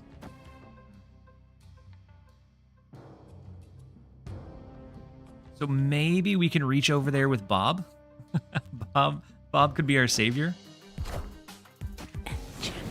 Enchantress comes down. They don't play anything into the flooded lane. That would pull over anyways. And so Hydra Bob could be what we need over here. For the Hobgoblin Copycat, which we can play here. Let's go Wiccan. That'll pull over.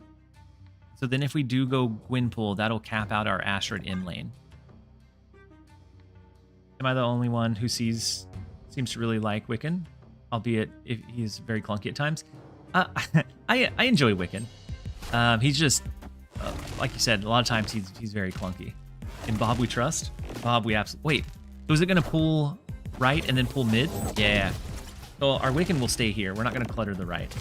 No.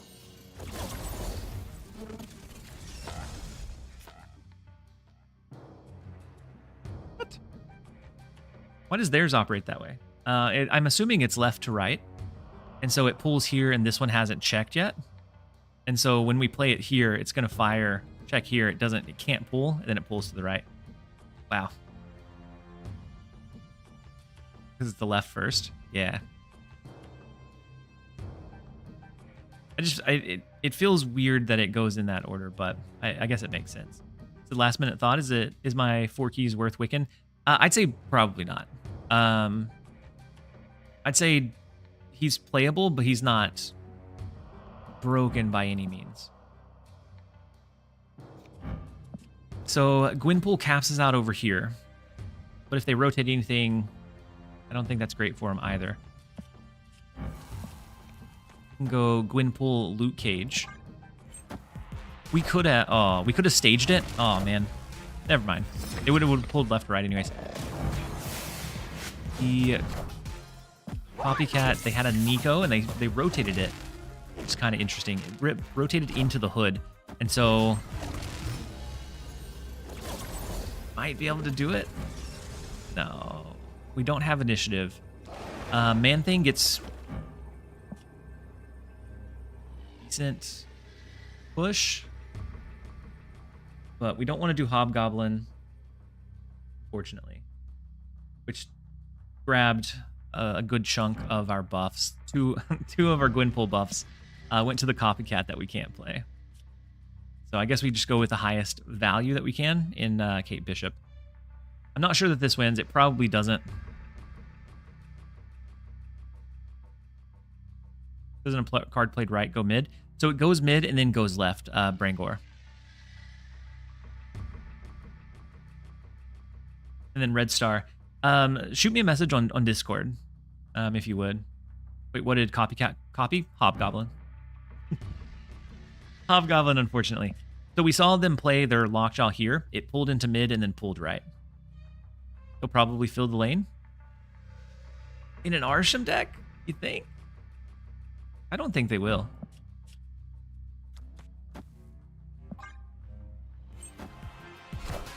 Unfortunate. The big blob play, I don't think we would have won regardless. So the Man-Thing comes in. They even got their Hydra Bob. We needed every bit of that power to be able to overpower it anyways. Kate left wins. Kate left would win, warm it up. But it was flooded. We couldn't play there.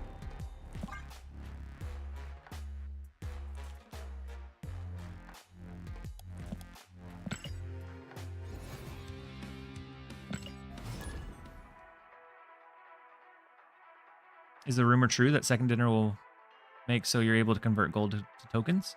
Yeah, you can buy tokens now to finish unlocking a card. I think the conversion is 8,000 gold for one card, which, if you're just buying the cards outright, is a lot. But if you need like 200 tokens and you have like no other way to get it, it might not be a bad option. I don't think it's a bad thing. I really want to try a ramp deck with Electro and Wiccan. With stuff like Blink. I found the rock. So with Electro and Wiccan, wouldn't it be Wouldn't it be counter synergistic? Or is it more of like a redundancy, so like a backup line? Like if you get Electro, you don't need Wiccan. If you get Wiccan, you don't necessarily need Electro. Said I like this deck. A White Widow instead of Kate. You can. Kate is she just really gives us some flexible tools to use. But White Widow would probably be fine.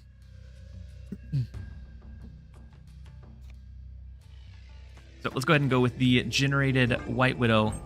We have the Cassandra Nova that is a copycat. I do kind of like the prism background on the rocks though. So we can go Cassandra Nova. Next turn would be like a Cosmo Hydra Bob. Oh wait, we're gonna shuffle our cards. Never mind. I think we still stick with this. We have a good chance to draw into Wiccan next turn because we are shuffling back in. The speed in here is so unreal. Is unreal so fast. I mean, we're going the distance, Nate Biz. We're going the distance. Different lines, but Electro Blink is a perfect curve anyways. Yeah. I mean, it might be able to... Oof, that was the worst thing they could flip into with a Morph. I'll take it, though. We do get Wiccan, but we don't need it. We have a retreat.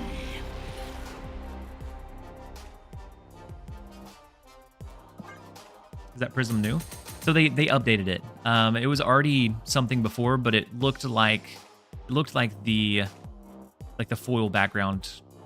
Like it really didn't stand out much. But now it definitely has a very unique draw for the Prism.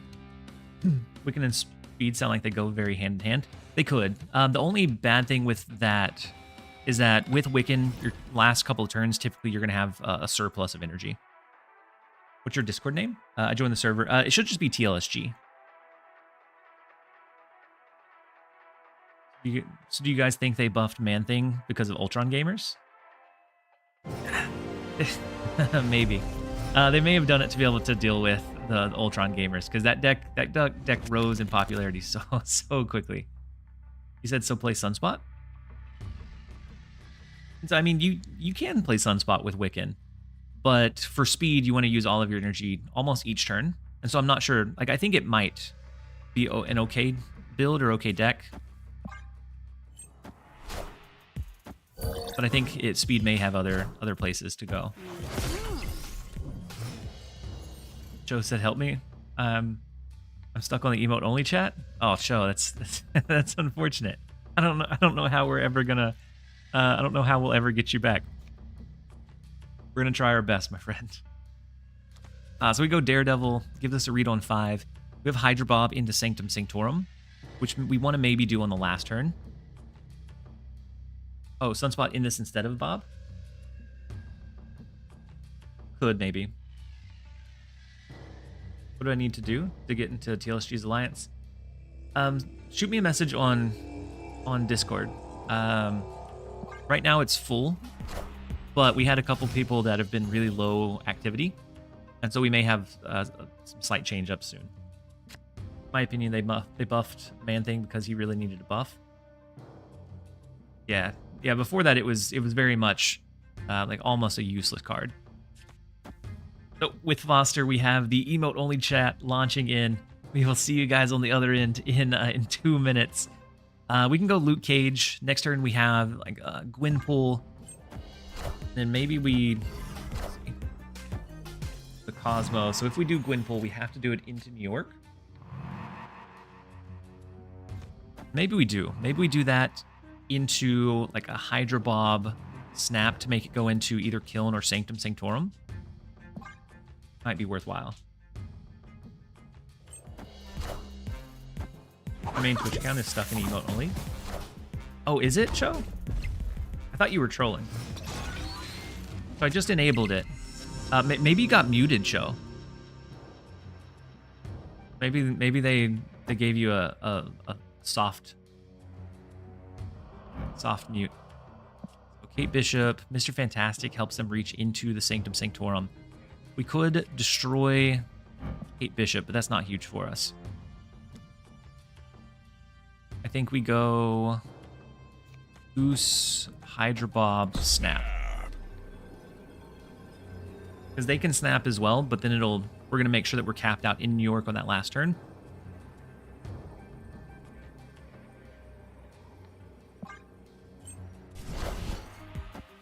think we're all right.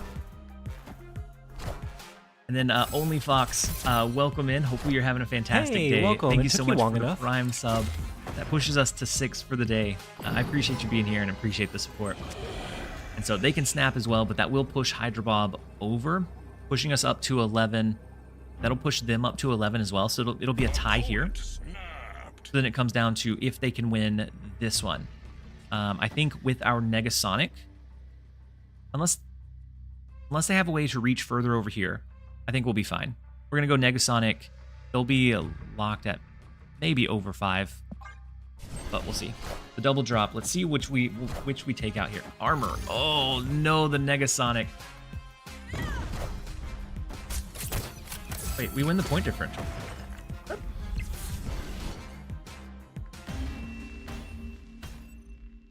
Victory.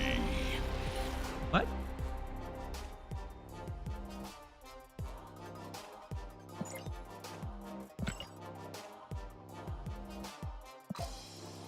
That's an unfortunate. They're a low collection level account. I'm not sure why I'm getting matched against them now, but unfortunate stay.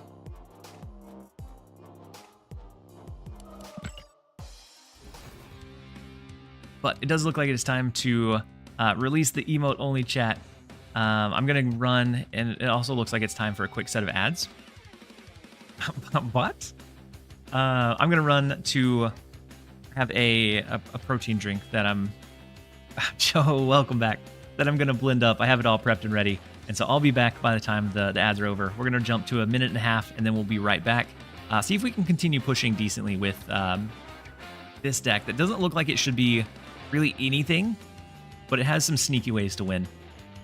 And so we'll be right back, you guys. Don't go anywhere.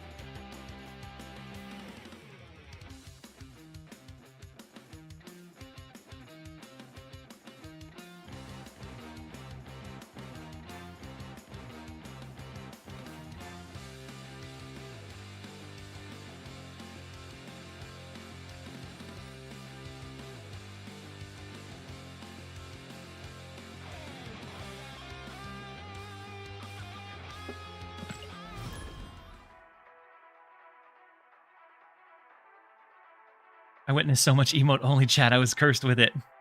Joe, you might have been. You might be the cursed one.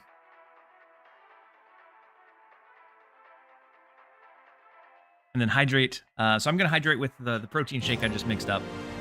That has some spinach that's mixed into it.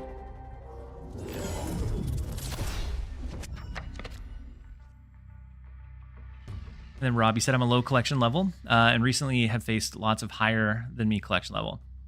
And so once you're past infinite, the scope of who you can match into widens dramatically. And so like I think the banding goes off at that point. And so then you're facing based on your rank, not so much your collection level. I think is a really simplified way to to explain it. There's a lot of things that feed into it, but I think that's in general how it works. Oh, you've not hit infinite. In that case, I don't know. Because in pre-infinite, it should be closer to like collection level for the most part. But yeah, once you hit infinite, it's a really big rude awakening for new players. Because you go from playing either bots or really like more basic decks into just monstrosity, full-fledged, full collection level players. I feel bad for the people that go into it kind of blind. I said I know this might be a BM, but I gotta say the Loki Wiccan deck is a lot of fun. So the collector one, and then Vian, you said it breaks my heart that Dara has 6,000 and TLSG only has 600. No, I'm really happy for Dara. So Dara jumped in to like the streaming stuff really early on. He's been doing it super consistently. And I'm really proud of how much his stream has grown and how much he's grown as a streamer too. And so I'm not upset that he hasn't. I'm glad that he has 6,000. I do know that I think him and Dexter on like drop days typically will like trade off. So I think when Dexter's getting off, Dara's starting, and then I think it raids over, so it kind of maintains both of their big streams. But that's not the only like factor that plays in. But I'm not upset that he's at 6,000. And us being at 600 is a huge step for me. And so I'm happy with the 600 that we have. 6,000 would be crazy. One day will it happen? Maybe. If not, just being around like 6 to 1,000 range. I'd be happy if that was around like the standard like number that we were at. Because it's a lot further than when I was streaming to like 100 or 200. Like it's like that slow, consistent growth. It's hard to not compare yourself to the others, but I think we're doing just fine.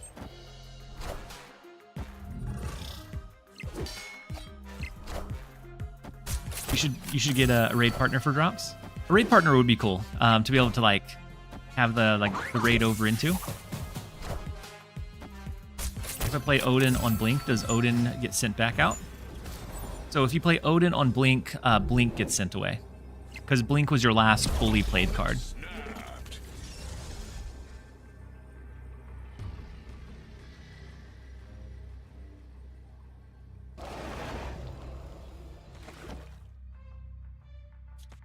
I don't think this wins. They're sending away our Hydra Bob. Just to be expected. It's an extra 9, 7. Decent amount of power, but we are losing the 5 from Hydra Bob. -2 with Man Thing. I think we lose, but I'm curious. And then Wodar said, have you played any Pokemon trading card game before? So I did when I was really young. I played some and I enjoyed it. Said they did some cool things with visuals and pack opening. I did see a little bit about like the visuals and pack opening that they had. The Hydra Bob movement is what's gonna be the difference maker for them. We lose left in mid, but it was close. With the Cosmo play, really close. The Hydra Bob hurt us quite a bit. And then Rob, you said I was in Dara's biding time until TLSG started. Well, I'm glad that you're over here, Rob. Hopefully you're having a great day. And then Sergeant, you said as a content creator alone, you deserve those numbers for sure. Been having a blast with your content since Regis. I was so surprised when Regis did that call out because it's not something that like I expected or that he kind of reached out. I woke up and had all of these extra comments about Regis sending them my way. And so it was something that was really cool of him to do. I hope to be able to repay the favor someday. And then Beep, you said, so if I squeeze something in between, say a drop, then Odin on Blink, I can cycle out the one? Yeah. Yep. Because when Odin re-triggers Blinks on reveal, Odin is not fully like resolved, and so it doesn't act as your last card played. And so the one drop would be what rotates. Closer than they thought for sure. Yeah. Okay, let's go ahead and play the Hydro Bob. Sorry, I was catching up on chat. I got a little bit behind. And then Adia, you said you're the best snap streamer. I appreciate it, Adia. Hopefully it gets to a point where I can do this more often. And then I missed a couple of gifted subs. Oh, I apologize. Only Fox. I got so distracted by the chat. Only Fox, Ian, M. Taylor. Thank you both for one for the Prime sub, and then Only Fox for the community gifted. And then Empire of Light, welcome back. Thank you for being here for a big 7 months. I appreciate you. Hopefully you're having a fantastic day so far. All right, let's go ahead and play the Nico, the Maria Hill. We'll be able to keep our curve. Wiccan and Man Thing in the same deck. Wiccan and Man Thing in the same deck. I held decent stats with it for a while, and we're hoping to be able to maintain those. And Trolley, thank you so much for the Prime sub and the support. That puts us up to 8 for the day. Thank you guys for being here, and hopefully you're having a great one. So we can do Loot Cage. With them having Iron Fist, it's probably a movement deck, so New York is pretty scary for us. Feel she is a good comfort streamer. A very like positive, cozy comfort stream. I could see that. And I take no offense to it. Like when people tell me that they listen to my videos when they fall asleep because my voice puts them to sleep.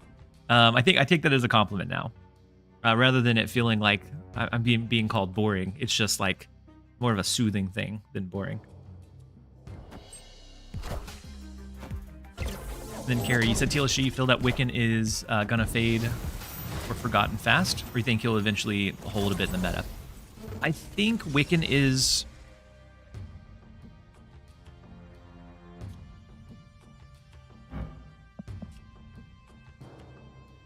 They're wanting to do the Iron Fist or the Iron Fist dagger shenanigans, like the Sage. But it becomes a bit tricky because they can move their Wong. And so like a Cosmo play might be Wong. I think Wiccan will be... I think he'll be around, but I don't think he's ever like super prevalent. Or like, I don't think he's in like every build. So I think there's always other builds that hold up. But I think he'll be one that's used and useful quite often.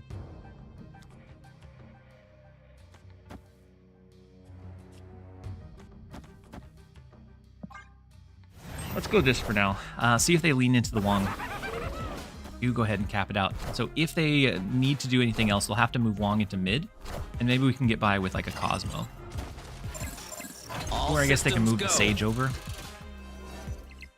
Becomes a bit rough. And then Rob, you said I found your Shuri Sauron build during your absence phase, and it became my favorite deck for months. Still my favorite and most played, and the new player journey stuff was great. I hope to revisit the new player stuff sometime soon.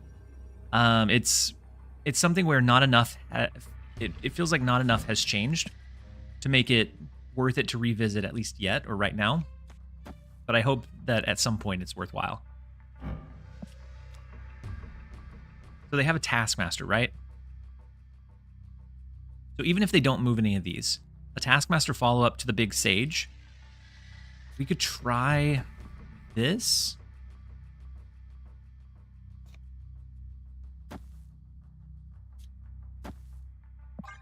But it depends if they move like their Wong Sage stuff over. Oh, the dagger. Of course the dagger move. Oh no. Well, Iron Man does it too. Meech got us. He said hot take, Pixel is better than gold and ink now? You think so? I think it's a bit much. Like it's hard for my eyes to focus. Like if all the cards I had were this, I think it'd be a bit distracting. Probably Dagger Clog. Definitely good vibes. Sorry, I got behind on chat again. Great Fox, definitely good vibes and positive streamer. And then Vine, he said, I feel like Wiccan will stay relevant in his given archetype. Yeah. I feel like he'll have like a niche build where he's playable. Until, I mean, there may be a point where something like breaks it wide open. But at least right now, I think he's just playable at best. You can steal some wins but he's not like a White Widow or like a Nocturne or something that you feel like is in every build that you're playing against. Jack, she said Wiccan is like a Mr. Negative. Super fun, but never meta. I could see that. Something like a Mr. Negative, like a Pixie, that can hit high rolls, but maybe not and all the time, or it doesn't perform well all the time. Thoughts on speed? I think it's fast. I think the faster you go, the more speed you get. I think as a card, he's kind of... Cho. Maybe you've been hanging out here too long, Cho. Maybe your troll has rolled off on me. I think speed is gonna be... I think he'll be decent. But he's kind of boring in general. And so he's a card that rewards you for playing all of your energy, so on curve. I'm thinking Spectrum is going to be his best home, but I'd be curious to see if anyone can make him work in like a Wiccan shell, into like Quicksilver, Domino, Wiccan, or Speed Wiccan. But if you don't use all of your energy for the majority of the game, you can be... It can stab you in the back pretty quick. So unfortunately, Nico is going to destroy our next card. Opponent snapped. We have the chance to draw into Hydra Bob, but they have Kate Bishop. They already have that down. I think we're going to give them the one cuber to jump out. Escape. Speed the movie with Keanu Reeves. I mean, you can't go wrong with Keanu Reeves. I think Keanu is a man of the people. So I would be probably heartbroken if news came out that he did something or was in like some kind of scandalous thing. I'd probably be heartbroken because he's the one celebrity that I feel like is probably like genuine.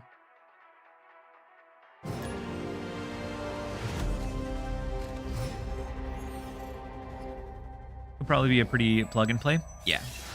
So I think he ends up being around 3-6 if you use most of your energy for most of the game. And so in general, that's a decent 3 cost. He just doesn't have a lot of other upside out of that. Are you looking forward to Hulkling? No. I want to be. I want him to be good, but I don't think he's going to be.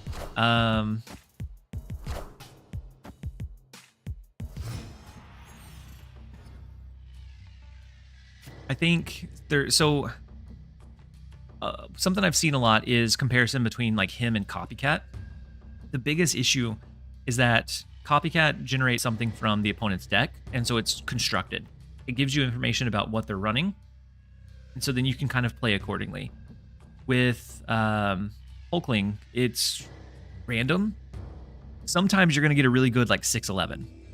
Other times you're going to get a Infinite that you can't play without leading into. So like maybe we have like a discard or big body build that uses the Hulkling, so that maybe you have on rare occasions a backup like Hela. You can get the Arnim Zola, the Living Tribunal. But I think in general, with that much RNG for a late game card, I think it'll be tough to use. I hope I'm wrong. That's my gut. That's my gut feeling for it.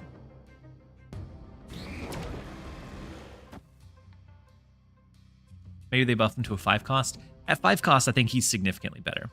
Because turn 6 is usually your either like really big explosive turn or like your counter turn. And as he is now, I don't think we're able to do that with him. And then Batman, you said, I think it's funny that Quicksilver synergizes with Speed and Wiccan, since Quicksilver is Scarlet Witch's brother and the other are her kids. Yeah, I think they may have had that in line when they designed the card. But I do agree. I think it's a nice flavor. We stole their Kitty Pride, which is not great. We do have Gwynpool, a surprise Negasonic for something that wants to flood on the last turn. Isn't great for us.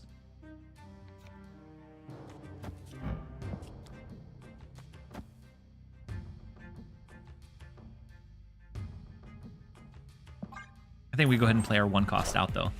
Negasonic, right? You wouldn't save the Negasonic for like late game or last turn? And then Ravi said novel length message. Part of the draw here for me is the persistent PG-ish nature with young kids around me, and often leaving a stream on when I leave the room. With TLSG going, I have no fear the little ones come by and catch a stray language moment. Adults around, adults using strong language. A-okay, I get that. I also have little ones running around at home, so it's a conscious thing.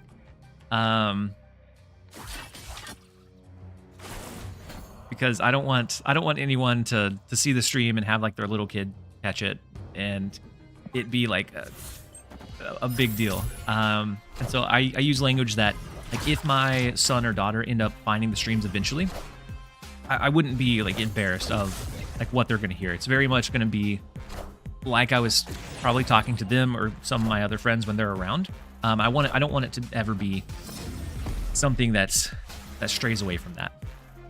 Totally low swear guardian, especially with kids involved. I think it's an important thing.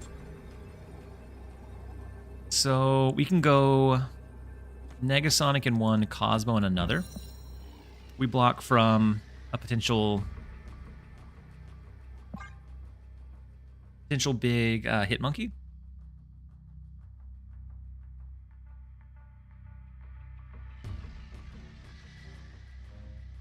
And posture check. Thank you, Hydra King, for looking at my posture. I always end up sitting super hunched over.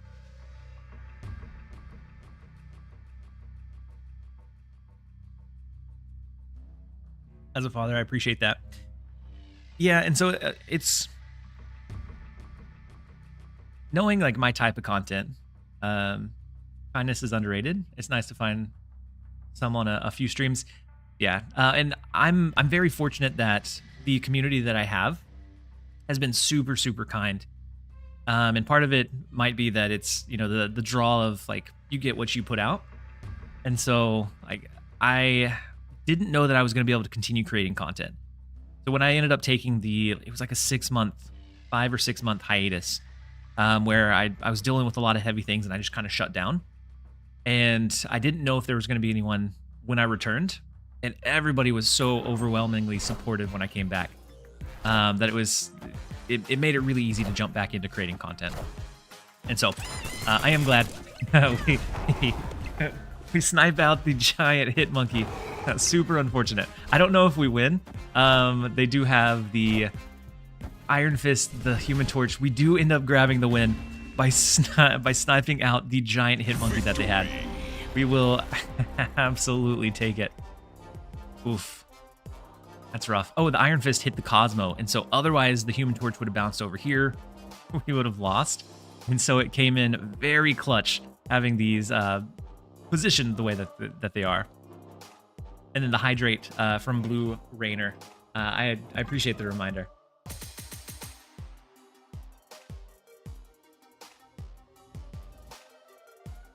And then Deadpool, you said, if I remember right, first time I came here was because another streamer said, go watch TLSG. He's really nice. And that was sold. I'm glad that you enjoyed it. And then I'm glad that you took the jump over here and that you enjoy the vibes that I put out.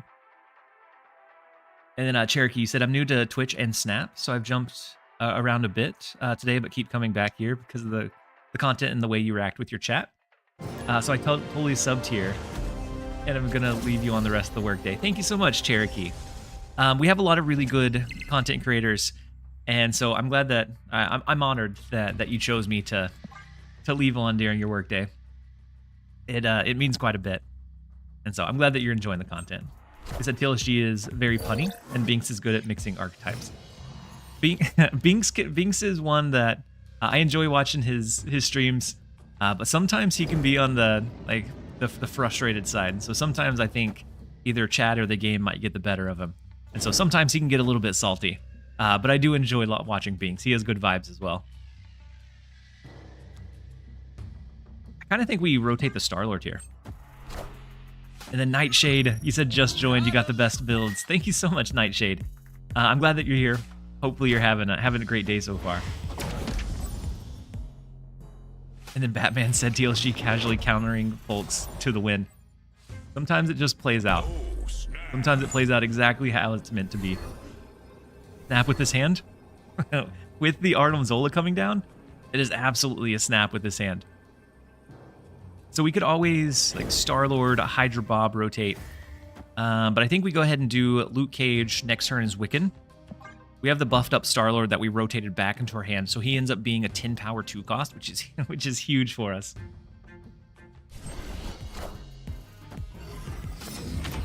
He said so far my 2-year-old only had 1 meltdown today. That sounds like a pretty solid day. Because sometimes it's a couple of meltdowns before we even get out of the bedroom. And so I definitely empathize with you there. Around a little bit over 3 is when my daughter really started taking on her own like big personality, and having those like tantrums and throwdowns, or tantrums and like meltdowns. Yeah, Cosmo is gonna be a really good boy here. We're gonna stage him over into Sokovia. So with Artem Zola Magic,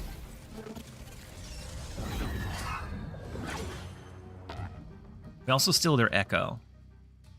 I'm wondering if we stage the Cosmo now. I think we do. I think we go ahead and take the risk, or I think we go ahead and play the Cosmo. There are baby TLSGs running around? Yeah. So I have two kids. One is 13, so he's very much in his like I'm gonna stick to my room and do the things that I like stage. And the other, she is 3 going on 4. Isn't it a failed negative deck? I think so. Insert train after the Cosmo? Potentially. We may potentially see that come down. TLSG's daughter throwing down when he doesn't tie her shoes. Or when we tell her no tablet time. And so we try to limit how much exposure she has to it. And so with the Artem Zola being gone, the Cosmo, this one hits an Odin. Are they going to gamble on an Odin line?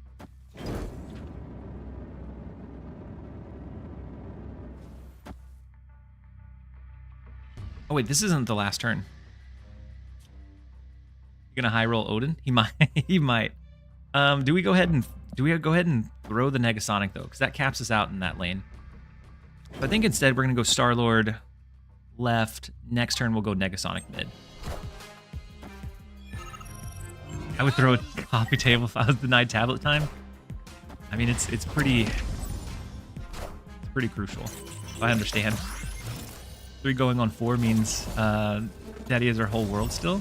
Yeah, well, it's hit and miss. Some days it's Dad, some days it's Mom, and so it is a very big mixture of the two. We hit more to the left, but we also have a bigger lead over there. Go over to the right. Doesn't Odin left win for him? Odin left may win for him. Are ye worthy? 8. I mean, it puts him to 10. 2 more shall take its place. Are ye worthy? Wait. The Odin. Wakanda forever! We won. Victory! We won, but Negasonic didn't do a whole lot there for us.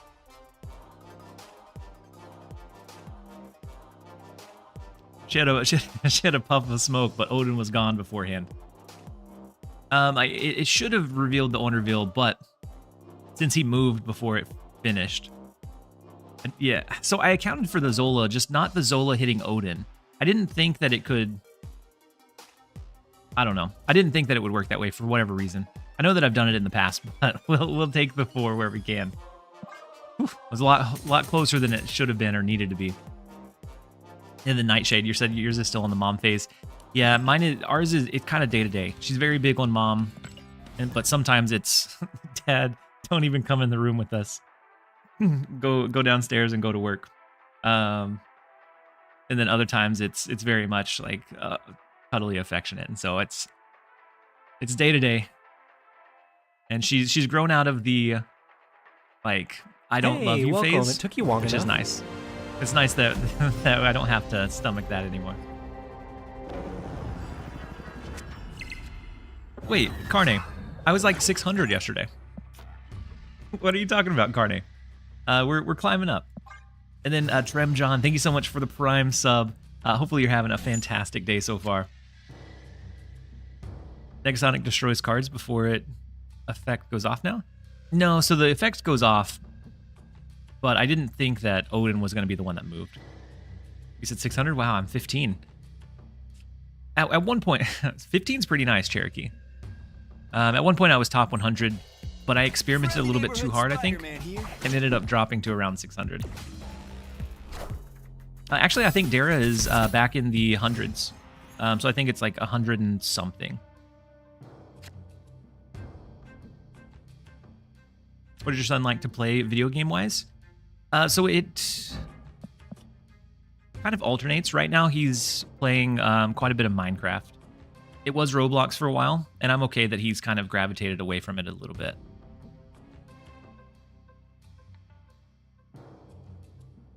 So Baxter Building, if they play their like any big cards there, might become potentially problematic. Never mind. The Cosmo gets slapped by the Echo. Oh, he was talking about the original rank 15. Gotcha. Still a good start, Toffee. Not Toffee. Still a good start, Cherokee. Just enjoy the climb, and try not to get too focused on like hitting certain ranks early, because that for me that takes away some of the the joy of the game. I try to like enjoy the gameplay, and then as I get better, climb as a result. So I try not to get too like pinpoint focused on it. I hate Arsham with the passion. Arsham is one of those cards that I think is going to be around for such a long time. Like anytime you have extra energy just innately built in, it's going to be strong. And so I think we see him for quite a while. Unfortunate, but I think we see him for a while. Let's go Wiccan, Maria Hill. We can go Rock into Washington D.C. for the extra +3, and we'll see what we draw after. I go bribed Cosmo with the pat. She patted the bestest of boys. That's true.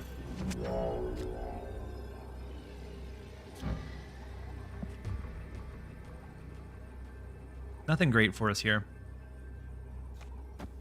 So I think without a way to really fight for the left, I think this becomes a loss. Bestest of girls. Escaped. The Echo being the bestest of girls. She took time to appreciate Cosmo. Oh, Cosmo's a girl? I feel like Cosmo's a boy. I feel like you're trolling me, Cho. I really wish Jean Grey returns to its former glory. I think we're in a much closer... You said Cosmo? Okay, Carne, you might be trolling me too. We have a mixture. Oh, MCU Cosmo is a girl? Really, Monkey Face? I thought but the comic line was boy, right? You can Google Carne. Carne, I'm sorry, I didn't mean to offend you. The dog is a man or a girl. It depends on which variant you're speaking of.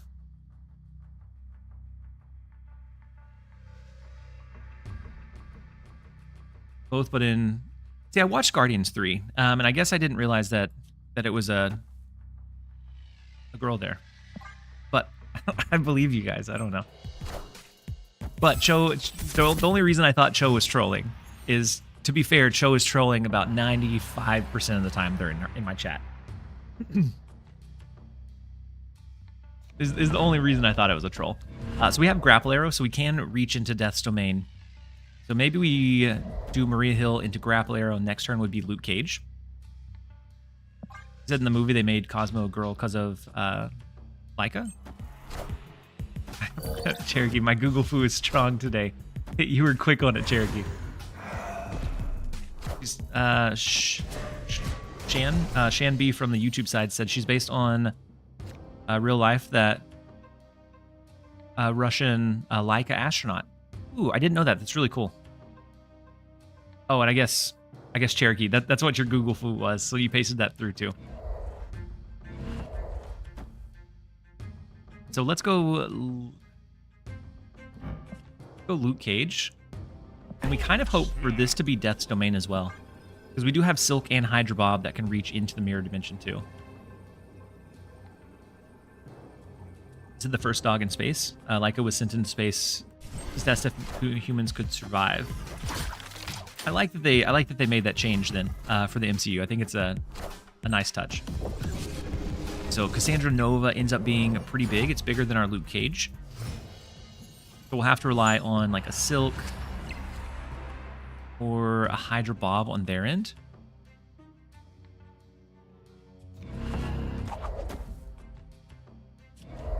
We can do Silk Daredevil. I don't think they ever snap on us though. Comes the issue. General said, "Who knew this is how to get chat really going?" I mean, I didn't know it. That's for sure. What other games have you drilled as many hours into as Snap? Oof. So at this point, with creating content, maybe not many, but I've drilled an unfathomable amount of time into RuneScape. And so RuneScape, before it became old school RuneScape, I drilled an ungodly amount of time into. I sank probably, I think it was 30 days or more of playtime into Call of Duty 4, and then similar playtimes into like Modern Warfare 2. I put a lot of time into World of Warcraft for a little bit. A lot of time into League of Legends. So I've rotated and dabbled in quite a bit. You said you see a dog? There may have been one in the hallway. So Hella in the right lane has been discarded yet though. So let's see. This ends up being Maria Hill. Do we waste our Negasonic this turn? Because this ends up being 6, 5, so 13. If we go basic arrow, this is 4, 5, 6. That's not enough.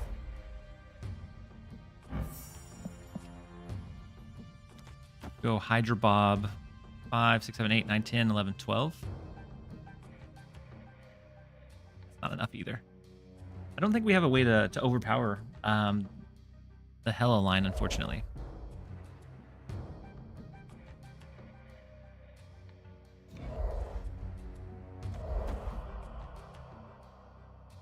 Save negative for 6. That's what I was thinking. But wait, it no longer tells you you're out of time.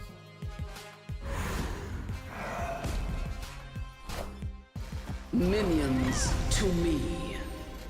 Yeah, if we don't nega now, then we wouldn't have priority, and we wouldn't have a way to overcome the 13 power that was in the left.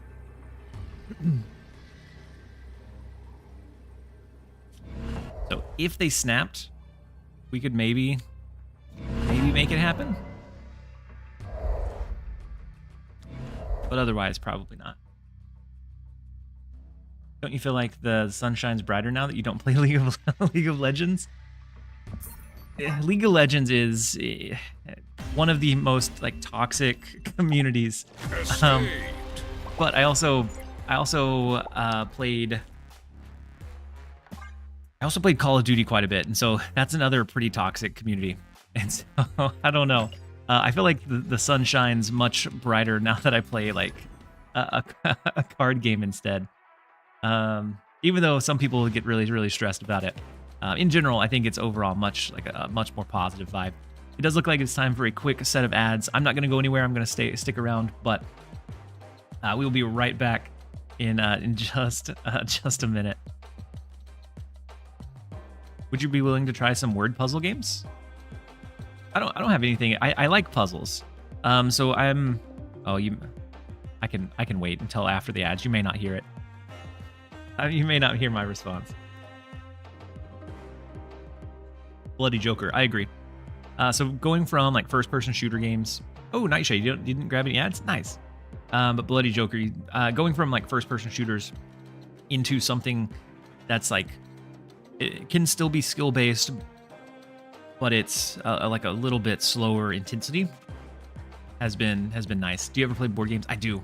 I enjoy playing board games quite a bit. And so I enjoy a good puzzle game, Nightshade. So I'm a data analyst in my like full-time role. And so my thinking definitely leans towards like analytical, and I enjoy any kind of like puzzle or like solving a puzzle. So I think the word puzzle games could be fun as well. Random teams in chat is usually the problem. That's a big tilting part, yeah. Are there any day one speed decks that look interesting yet? I have one built out to try. But my first instinct is that he fits the best into a Spectrum ongoing deck. So the update to the Prism finish is absolutely amazing. The Prism finish looks pretty good. You said Snap community is pretty toxic too. It can be, but I think it's a different like degree of toxicity.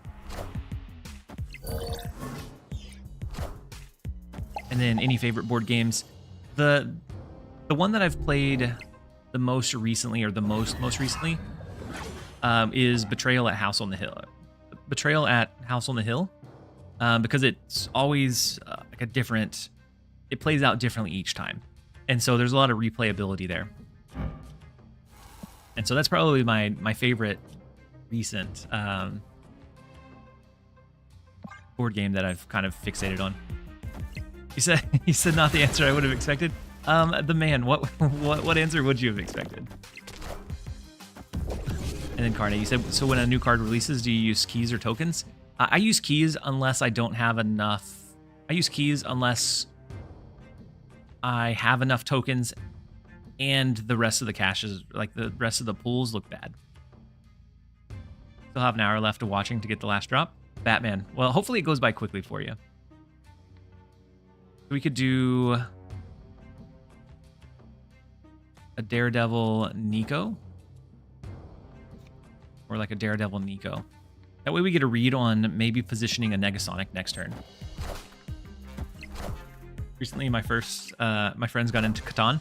So I bought Catan, and then we moved from where we lived before, where all of our friends were, to be closer to where my parents are. And that was like 4 or 5 years ago, and I still have not opened, or I haven't learned how to play Catan. You said Betrayal is a good game, just very different than the more analytical side.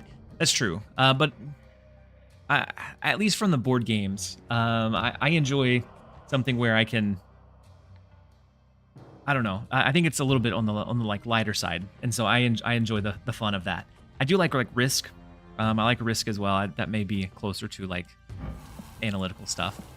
So Shuri into Kitty Pryde.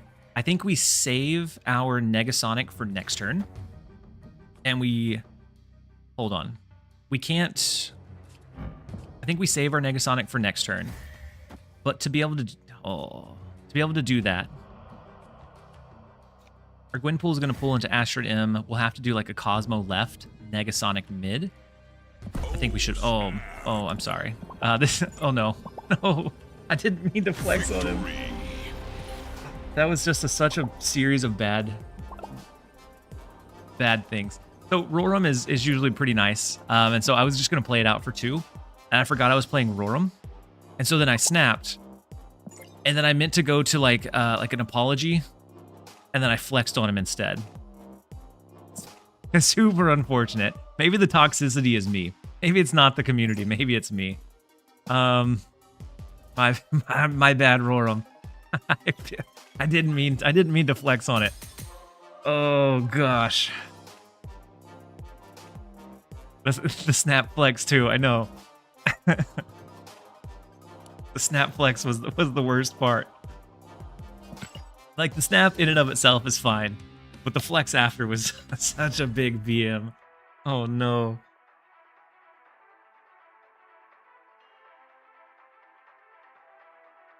You said you got Cascadia?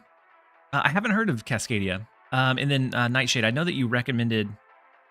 So Cascadia, I have a list of notes that I take during stream, because otherwise I will forget it by the time it ends. So Cascadia, And then I know that Nightshade, you recommended one up a little bit higher.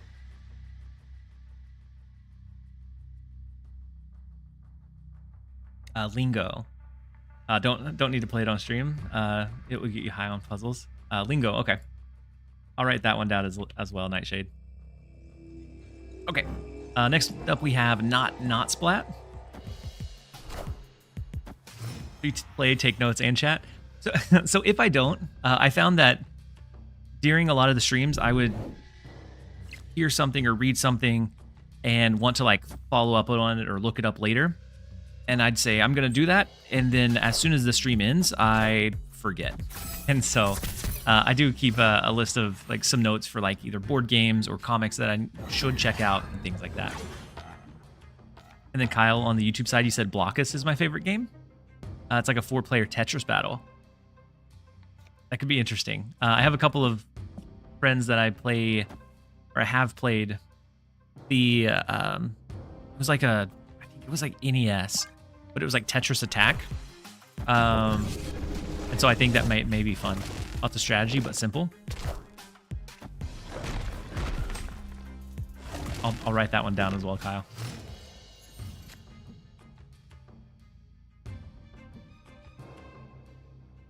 Cherokee said relatable. Absolutely. Like, and it's not that I mean to like, I'm not trying to like brush it off when I say I'll look it up later, but then I just forget. The leaked cards look nuts. Just got back from looking at them. Particularly, there's a couple of activate ones, but I think the wolf one does seem pretty strong because it works for both discard and destroy.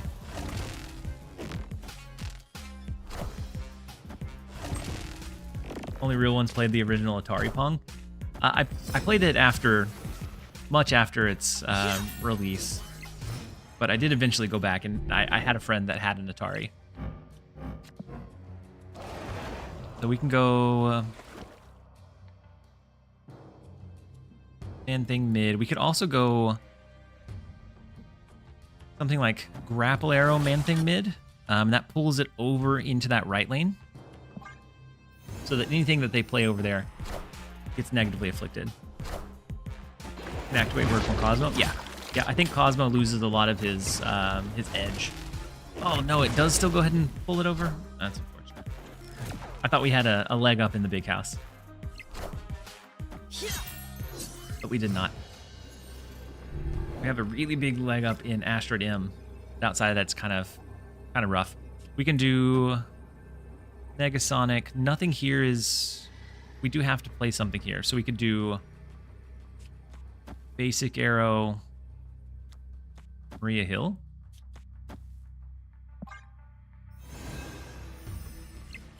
So I think they push for left and right, not mid. Red Guardian stocks are so up. Red Guardian stocks go up if Activate has to be staged first. I agree. So the big Juggernaut. Wait. Do we blow him up or no? We blow him up, right? No. Oh my goodness. What a chaotic last turn. We ended up with the casserole. Victory. But the Juggernaut, I guess, counters Negasonic as well. Yeah, the rock has prism background from the rock slide. And so I think the rocks with the prism background look pretty cool. Like a Battle Phillip. She blew up Kitty Pryde. So she blew up the first card they played in the left lane.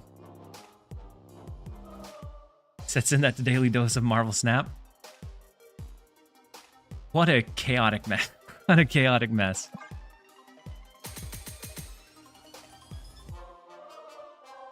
And then 2 place. Yeah, the card effects trigger before the locations. So I messed up the Man Thing placement though.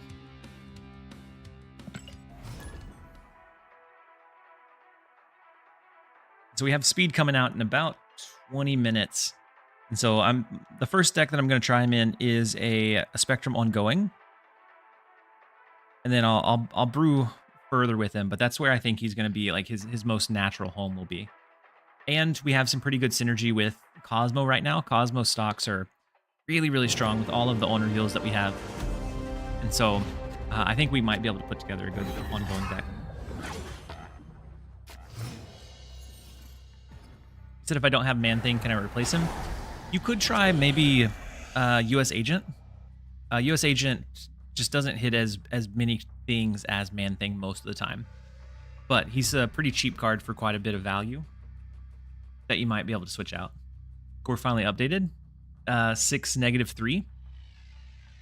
So I saw that Gore was mind is changed, but I didn't see that it was 6 -3. What was his ability again?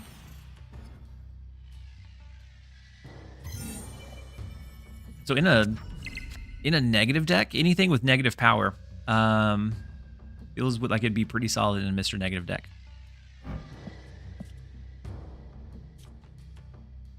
So Nico, Hydra Bob. Oh, +2 power for each on reveal. Ooh. And it's ongoing. And it's on both sides. There's no way that that release is like that. Because you throw Mr. Negative, that has so many on reveals already. He's a free 6 power card that scales like crazy. And then Gore Bounce. Gore Bounce, maybe. He used to destroy 6 cost cards. I did see that, but they changed him to scale up with power. How crazy would it be if someone were to play a Legion on Isle of Silence with your ongoing Spectrum deck? I mean, it'd be crazy. We'd probably lose, but it'd be crazy for sure. Is that why I seconded to remove the peak? Maybe. Maybe that's the secret reason. As a 6 -3, it would only work on negative decks. I don't know. If it works on both sides and it's +2 per on reveal, we have so many on reveals in the game. And so just what we have by turn 4 is 1, 2, 3. So it'd be 2, 4, 6. Bring him up to a 3. If they're running some kind of bounce deck and have a lot that were flooded, I think he ends up being pretty big. He said needs 7.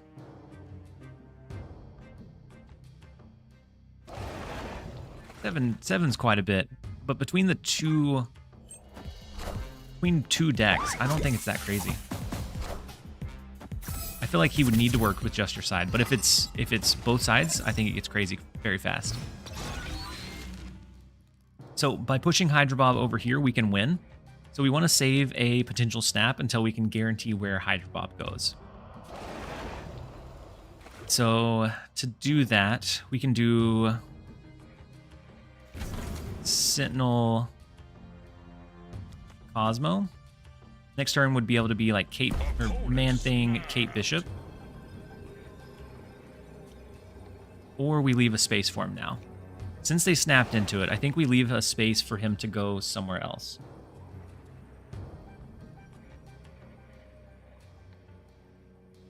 Oh, on the Cosmo is disabled. That's true.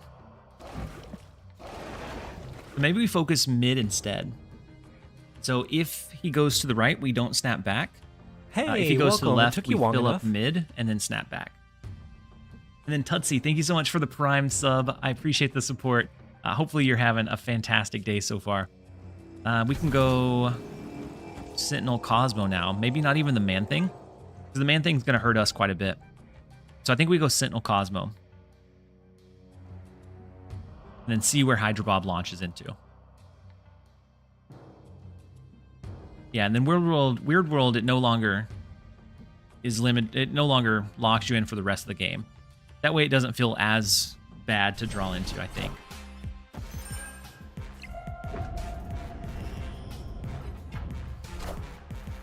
So we have the big Sentinel, the Cosmo, hopefully. Ooh.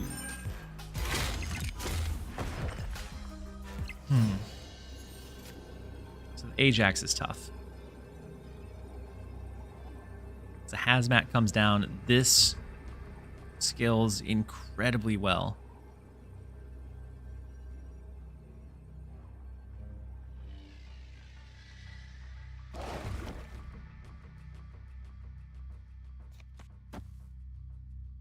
Plus 11. So it goes up to 22.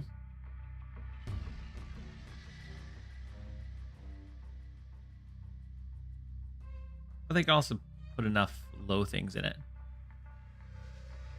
Does anyone know if the bounties that don't meet requirements ever reset? So the bounties work as a collective or as a group. Snap for Bob.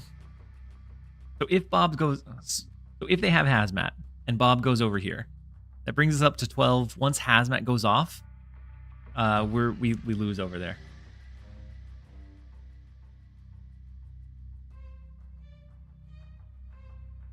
I think we probably lose this one. But as other people in your alliance pick up different bounties, then the ones that are currently there go away. So there should be a Marvel Snap community on Reddit. They do have the hazmat. And so with their big finisher, the iron, oh, they're going to get us, no. Thought they were going to do a full casserole, but we do end up giving them the 4. We should have retreated. It was a cope stay, but I was hoping that somehow they didn't have the hazmat that they needed. He said just logged in for the first time today and the new Prism background looks good. I have heard that. I think it looks pretty decent. It's very much a noticeable background, and it has a very distinct difference from like the foil effect. Are you gonna unlock speed today? We are gonna unlock speed, Bulba. So about 15 minutes. I'm gonna pull for it. He said King. I'm gonna butcher the name. Atri. Also updated 5/3 gives the next card you play +4 power. Helps Gore lose the -3. It also helps your scaling cards. So like a last turn Black Panther starts at maybe if it functions that way, it would start at like the base of 8 instead of 4. Maybe. Have you seen the banana split background? I have. They made a full-on banana split.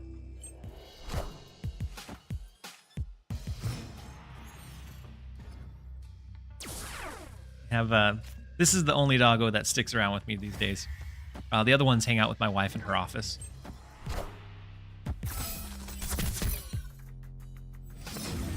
I think this one just hangs out because it's too crowded in the office for her.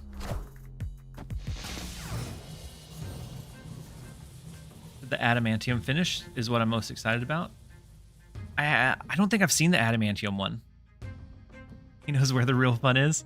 Absolutely. So here, to get Wiccan next turn, we have to drop a 3 cost. But I think we are always outscaled in Gamma Lab. So I'm gonna go ahead and do Negasonic right. Wouldn't have been outscaled. Banana Hitmonkey time. I think that's gonna be the perfect background for Hitmonkey, indeed. So we can go Wiccan. Maybe we play Wiccan into mid. I thought they would play at least something because it's an Arsham deck. So I'm guessing they have like some super heavy handed cards. Looks like Wolverine claws throughout the background. I'm glad that they're getting kind of creative with some of the different card effects. I'm really excited for some of them to release into the game. We can do Gwynpool.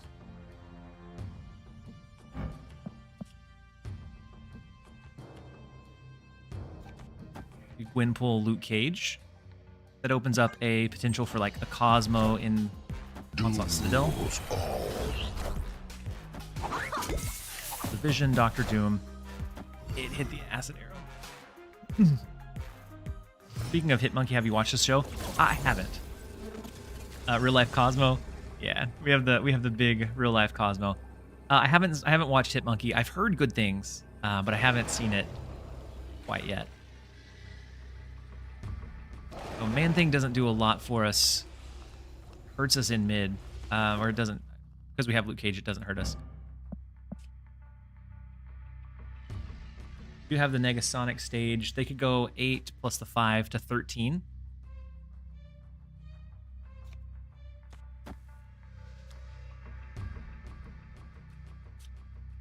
Do Hydra Bob. then I think our biggest base would be Copycat. I'm not sure we win if they don't move the vision over to the right. Copycat? The Copycat is Silver Samurai. Ooh, yeah. With the Mockingbird and then the big black cat as well from the top deck. Had we pushed Negasonic into mid, I think the game could have went much differently.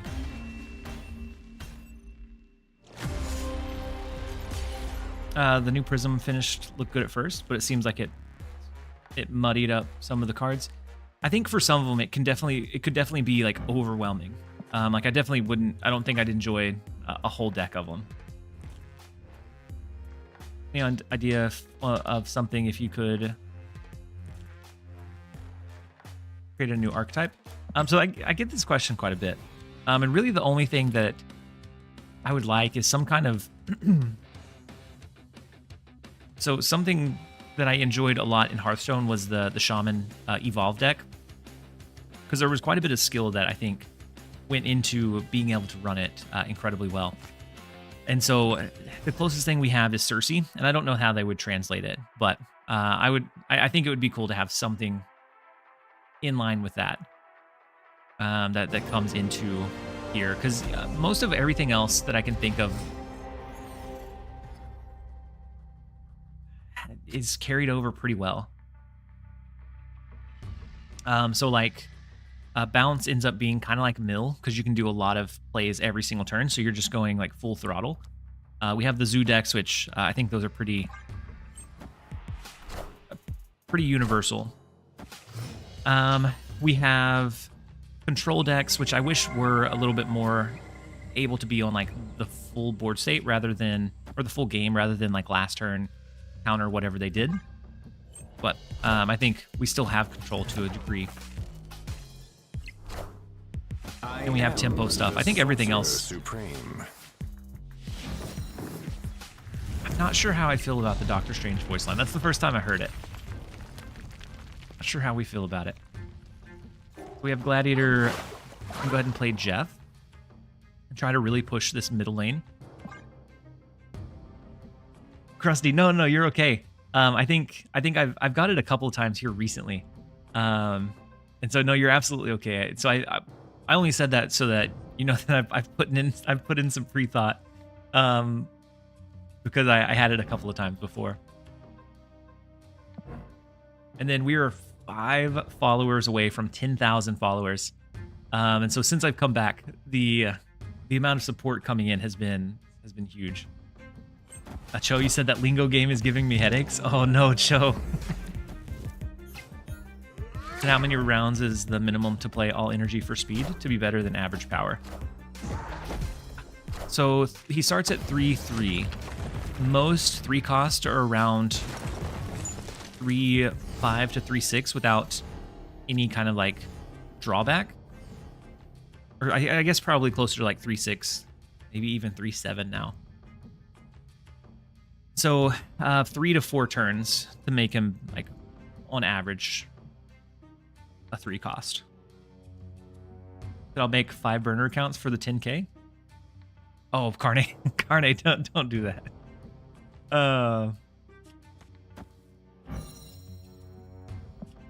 So we have Sarah that can come down, give us a bigger discount on her cards. We do have the Maximus, Miss Marvel. Drawing into a Shadow King would probably be pretty nice for the Human Torch line. Zhongxi got a voice line too? Yeah, he did. It's a pretty intense one, but I like it. I like Shang-Chi's. I haven't heard Killmongers yet though. I haven't ran into a Killmonger quite yet.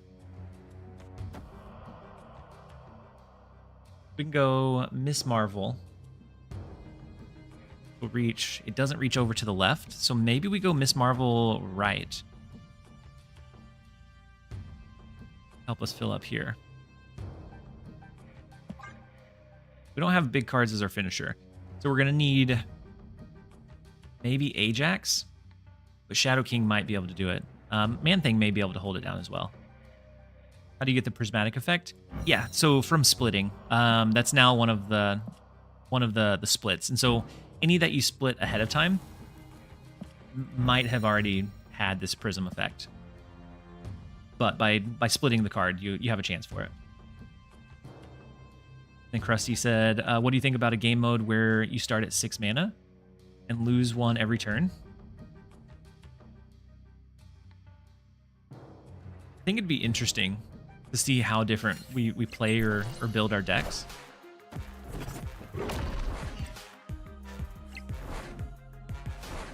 I think it'd definitely be unique.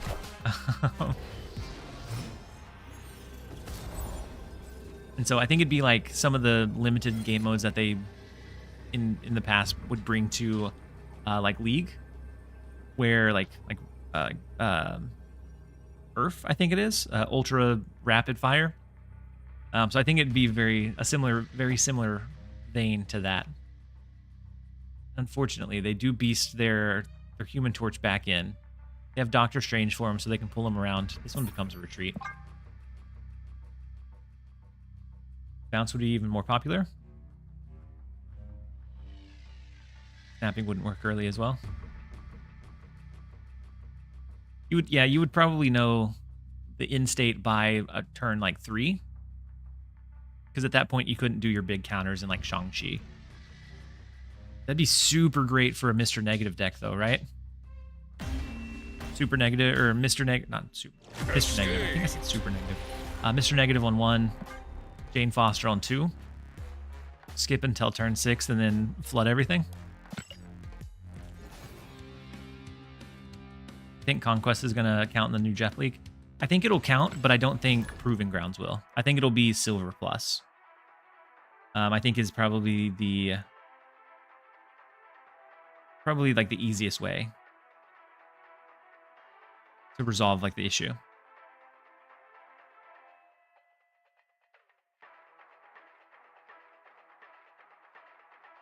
I'm sure in some universe he goes super negative. He might. Who's the artist on the Miss Marvel card? I'll click it. I'll click it next. Or actually, I don't know. I'll have to pull it up after this game. But I don't think clicking on it, I think it'll just say custom card.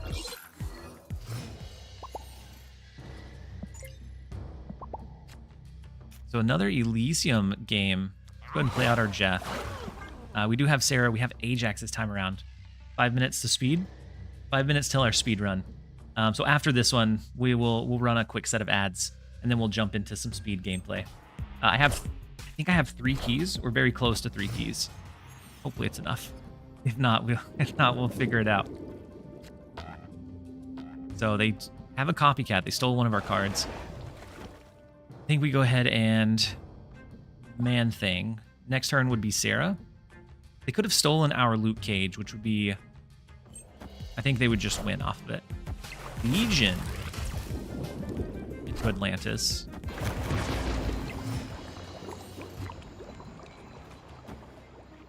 So let's go Miss Marvel. Yeah, I'm seeing a lot of Elysium today. Then 2 place. You said, I get he's ongoing, but why do you feel Spectrum Home is going to be... Spectrum Ongoing is going to be a good home for him? I'm sorry, that message was a while ago, 2 place. And so I just now saw it on the YouTube side. But I think that speed is going to be good in Spectrum Ongoing because that deck curves out incredibly well, incredibly often. And so, like, without like dissecting your build, you're typically going to be playing on curve for 4 or 5 of the turns of the game. Look at the big dog scratching. Yeah, we have some itchy dogs. So the copycat ends up being White Widow. Okay. We do have the Ajax Hazmat line that we can lean into. So ongoing Wiccan speed is real. Maybe. I know that I'm not gonna have Wiccan in my Spectrum build. Ajax now. So Sarah into Ajax Hazmat Shadow King. So Ajax right, Shadow King left, Hazmat mid. That puts our Miss Marvel bonus to the left and to the right, and gives us a decent push. We're going to push Silk out of this lane so that their mojo doesn't full trigger here either. Unless they do something sneaky like an Eliath. Taskmaster. Taskmaster's pretty big, but I don't think it's going to get them what they need.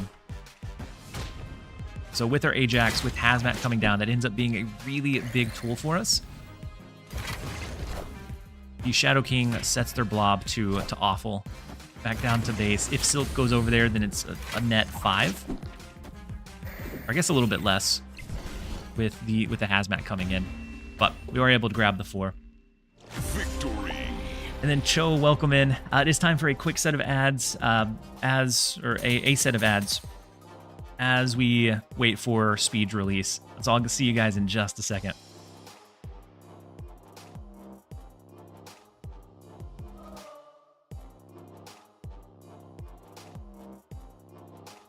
Shadow King being a king once again. Shadow King is solid.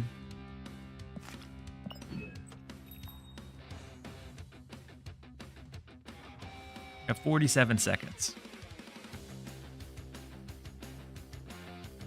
New data mined Gore the God Butcher. Looks interesting in a werewolf negative build. A werewolf negative build would be Cho. Oh, sorry, you said hi. Then unplug. Welcome in. Hi over to you. Would you say Speed has more play than Hulkling? I think Hulkling is going to have higher high rolls, but I think in general, I think we see more Speed play in like mid-range, good curve decks. Post the very basic Cerebro Agent Venom deck in the Discord. I'm interested in like the Agent Venom line, if it ends up being like a Cerebro card or if there are applications outside of it. No Coal Obsidian? Nah, I don't have Coal Obsidian.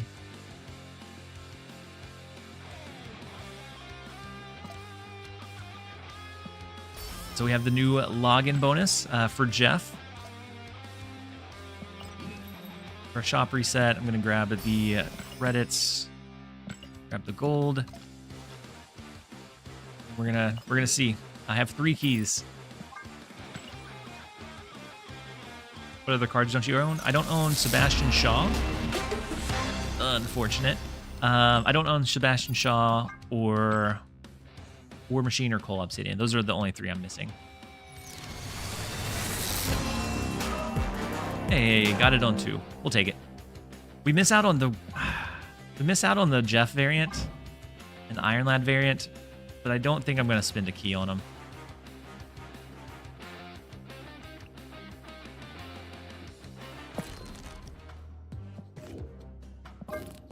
They're good, and I'm sure I'm going to regret it, but I want to make sure I get the newer cards.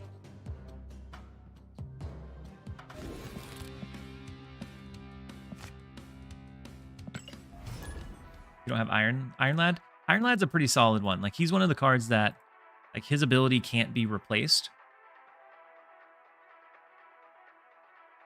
And so, like, the decks that he's in, he can't really be replaced in. He said, of course, speedsters are always a moment late. Always just a touch too late. But we do have our speed. We threw it into a Spectrum ongoing build that I crafted up. So we'll see. First up, we have TNT Noob. The first location is Xandar. We do have our Jean Grey, so we can force the opponent to play their cards there, either for the US Agent Affliction or maybe Man-Thing later.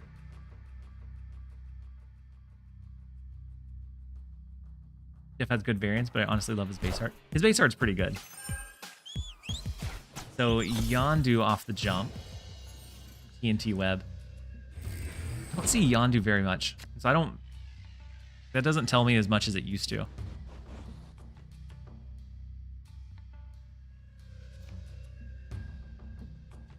So we have Claw. I think I'm going to go US Agent. Maybe it goes Jean Grey left. Ready to give a final verdict? Almost, Dalek. Dalek? Almost. We're almost there. So the Quinjet comes down as well. I'll do Quinjet. Let's Go Jean Grey left.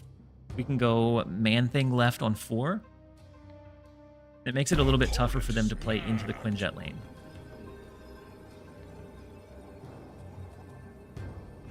I can't decide between getting US Agent or Cersei. They both have very varying usefulness. They stole our speed. Just when we thought we were the quickness. Showed us wrong. So Claw doesn't reach into the vault as much as we would like. Oh, US Agent is coming in a couple weeks. It's true. We have Man-Thing that will afflict everything they play there. We have Luke Cage to set ours back to base. So then maybe we can focus on winning left after that. Wait, was that a new Captain Marvel animation coming in? If so, it looked so sleek.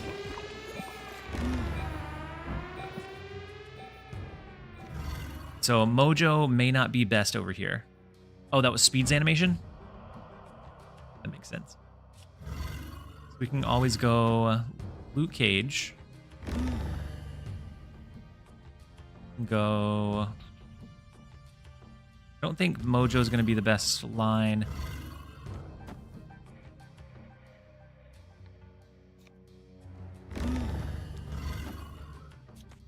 Maybe it's Luke Cage, Mojo.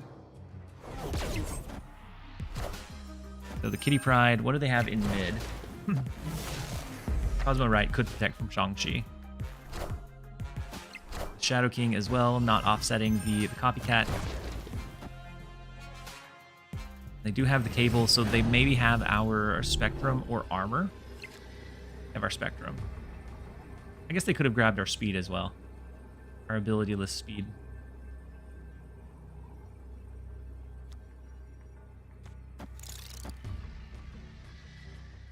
I think their Captain Marvel always beats us.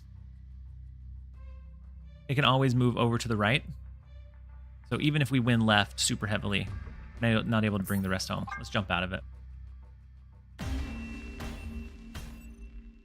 And Agent said, is that confirmed?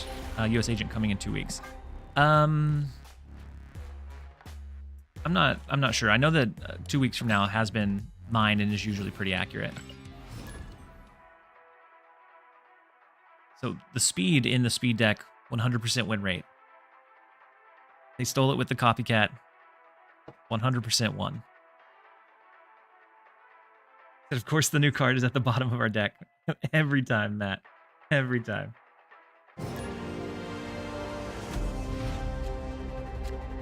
Silver Stable, Mockingbird, US Agent. That sounds right. Next up, we have Andre Var. The Gamma Lab, we can play in early, but we don't have anything to like ramp up our Hulks after the fact. So it could end up being like Nebula, US Agent, into eventually doing an armor over there. US Agent would maybe be the only thing that helps us out in that lane.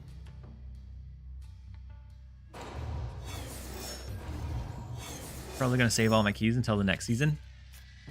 That's probably not a bad plan.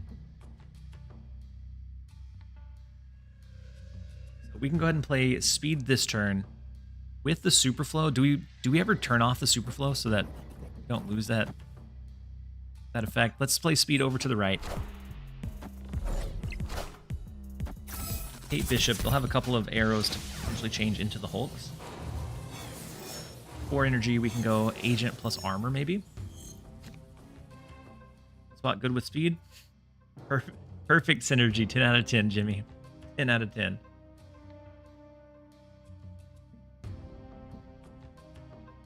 We could go Mojo armor maybe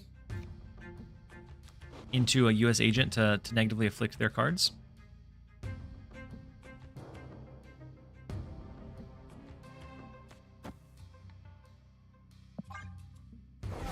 Three, 4, not 3, 3. Who? Speed? Speed gains every turn that you use all your energy. I want the throne. Ooh. So the Killmonger comes down. but no such luck for our friend. With the armor coming in clutch, going from Sinister London over to the left. We have a US agent that we can stage into the Gamma Lab. They stole one of our cards. I think we do the US agent just in case they get like a Shang-Chi. And then we can buff the left lane later. Oh my goodness, with the Andre bar coming in with a big Shang-Chi, but no such luck. Goodness. We can do Claw. We can do like a big man thing into a double Spectrum. But I kind of like the Claw feeding into Sinister London. I'm going to go man thing, though. Yeah, and KM's voice line was added with the patch that came in at 10 a.m. today. So the Copycat, Cassandra Nova. Copycat ends up being Ant-Man. And Cassandra Nova is not huge. We do have the double Spectrum that's going to go off. Speed is going to go up by just a little bit. He's going to end up being, what, a 7-power base card. With Spectrum, he would be a 9-power base card. But we negatively afflicted him with Man-Thing. I think that's fine. We do end up forcing the retreat. The left lane was super unfortunate for Andre. We'll take it. Let's jump over in the next.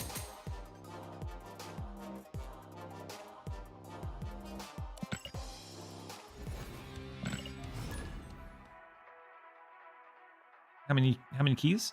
I used 2. The first one I got a duplicate Spider Ham, and then the second one I was able to get it.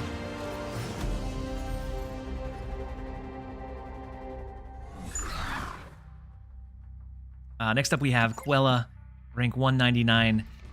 We have the Raptors in Savage Land. US Agent was like, Shang-Chi this. I agree. So we have Nebula we can throw out into the Abbey. So I think we do like a Mojo, maybe a Luke Cage or Cosmo after. And then Bucktooth Ninja, thank you so much for the Prime sub. The notification should go off. Hey, welcome. It took you long here enough. in just a second. I appreciate you. I appreciate the support. And so we can either do Cosmo to stop. I guess it'd be retroactive, right? Because they have initiative. I'm gonna do just Luke Cage here. I want to roll just for Jeff variants. Me too. I missed both of the Jeff variants for Iron Lad and Jeff, but happy to see you back at it. I'm glad to be back.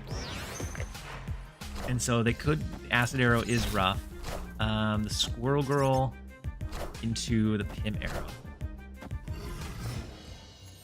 So something like Man Thing here is huge for us, right? Because we have Luke Cage down. It's going to afflict them by 246 or more. Our speed is 3.8 as of right now.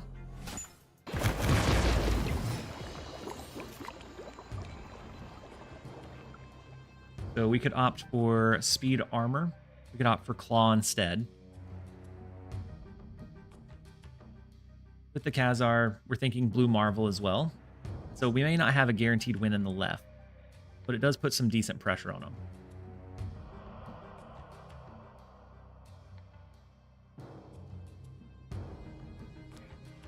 I think with Mojo mid, it puts enough pressure on them that it's hard for them to full cap it.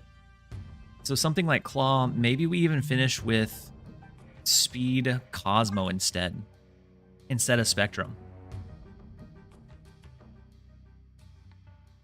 If we drew Spectrum. We don't have Spectrum. If we drew it, maybe that's what we go with.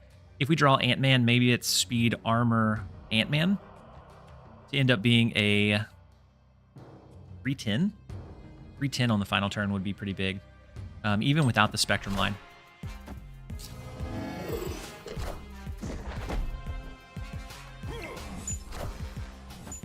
Big Mockingbird in the left. Do get the Ant-Man.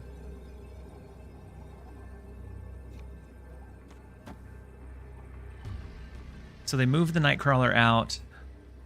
Is it ever Blue Marvel Gilgamesh? We don't have initiative.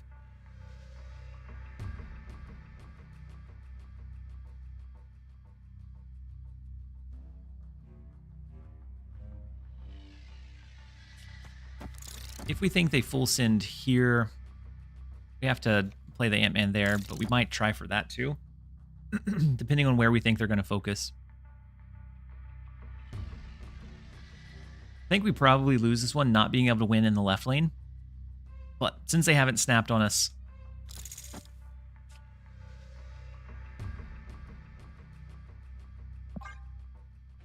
I think we're going to stick it out. Ooh, they do cap out the Abbey. My read was wrong. We have a really big speed, but no follow-up from there, unfortunately. Even if we had played the big one in the left, it'd be an extra 10 on the speed. An extra 9? 9 and then 6 on this, so an extra 15. Will bring us to 24 for a tie in mid. We could have won with the speed here, I think. First hit Iron Lady. I saw that, Agent Smith, but I didn't know what you were referring to, so I just ignored it. Oh, your first hit was Iron Lad, right? Okay, it makes more sense now. But I didn't know what you were talking about before, Agent. So, not off to a fantastic start. I think the idea of the deck is probably good. We just haven't been able to pull it through. Right now we're 1 and 2. So I'm going to give it a fair shake because it does feel like I'm putting out more power than... Wait. KM Best, you said dono walling? Wait. Dono walling. Did I dono wall? I'm not sure what you mean, KM. Maybe? I was making a joke about how you ignored that wall. Or that guy. Gotcha. My bad, KM. It went over my head. Welcome in. Hopefully you're having a fantastic day so far. Are you checking around the different streams to see how speed is rolling? Next up, we have I Lost Sun. First location is Limbo. We have our Nebula down. We can go ahead and stage the Agent. Going into turn number 7 with the Limbo may not be ideal. With the Spectrum ongoing deck, we typically curve into our cards anyways. Oh, you're lurking while you prep your video? It's your fault. Okay, I'll try not to be too distracting or entertaining, KM. So the Goblin left is unfortunate. Superflow gives us our energy earlier, which I'm not entirely sure that we need. Man Thing's not fantastic, so if they send like another Goblin, something else, we're pretty weak to it. They're running Arsham though, so they probably don't have another. 80 Death Strike will do it. Took us both out. Both the Man Thing and the US Agent. Fortunate. Did you manage to get the Titania variant?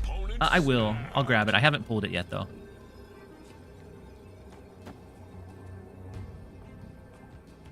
At this point, it's probably a cope stay because they did take out some of our big resources. The Magneto does pull the Green Goblin over. Killen, you said downloading? What are you downloading, Killen?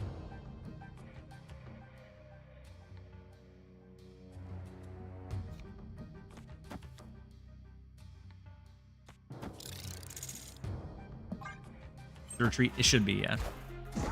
So the Nocturne to turn off Limbo potentially.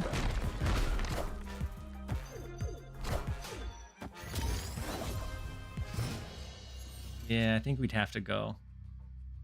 Because the Ant-Man, not great. The Spectrum, maybe, but this lane is too much, so we'll jump out of it. Is Jeff still worth rolling keys for? I'd say yes. Jeff is one of the most versatile cards that we have. Random Hawk incoming? Could be. Could be. So Jeff is one of the most versatile cards we have. He doesn't usually solo games by himself, but he's always a valuable play. Like some cards you get and you have in hand, and unless the lineup is like perfect, it feels awkward or you don't really want to play it. Jeff is one that you can always throw out without fail. And so if it's into like a cap this lane early type location, playing it into Bar Sinister, protecting your own like space throne, Jeff can put in a lot of work for a little land shark.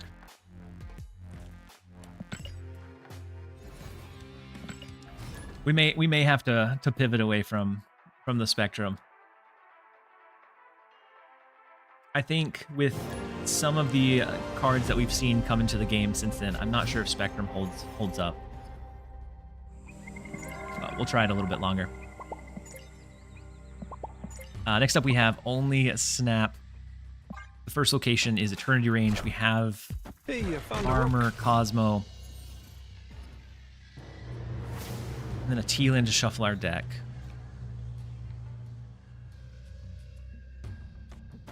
Let's go Armor for now. Depending on if they play there, we may give up on Eternity Range, but we'll see. Used my Soul Key and got speed. Nice, Great Fox. Hopefully it's good. So I don't know if it's early to tell if congratulations are in order. So I don't know just yet. But if so, then congratulations on pulling it in one. And then Hydrate Reminder from Cherokee. I appreciate you. The Cassandra Nova comes in really, really big here before our Cosmo can go into play. So we're kind of outmatched there. Something like Man-Thing, if we eventually get Luke Cage, might be enough, but also might not still be enough reach. Just happy to get it in one. I understand. I ended up pulling it in two. And then JJ Rolk, thank you so much for the raid. Hopefully you had a fantastic stream. We're glad to have you guys over here. Then Alloy, welcome in from the raid. Hopefully it was a good one. Hopefully you guys enjoy being over here. We're not having a whole lot of luck with the new card though.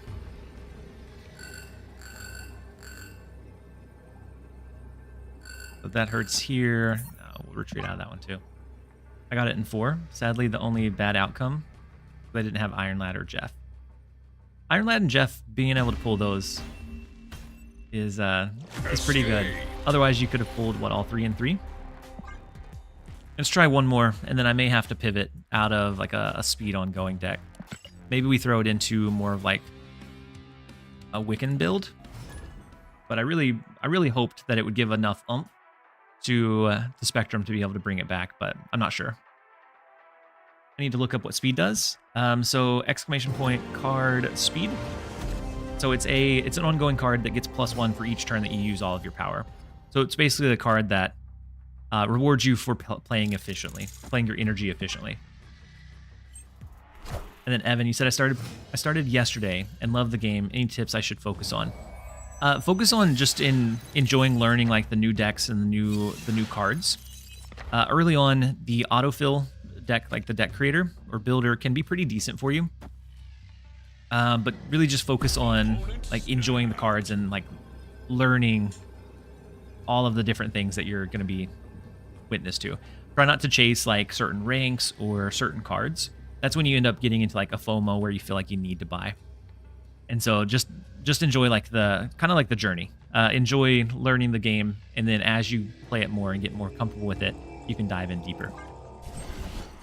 But we know that they have a Man-Thing. They have Loki on 2 as an Arishan build, unfortunately.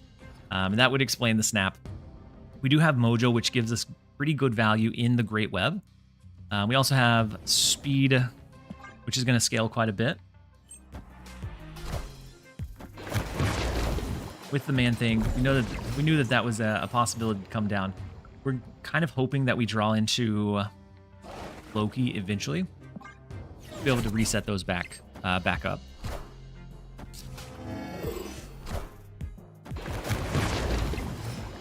They have our Claw, and I guess even if not, maybe Mojo still goes big enough that it's fine. We can go Claw, we can go Jean Grey Armor.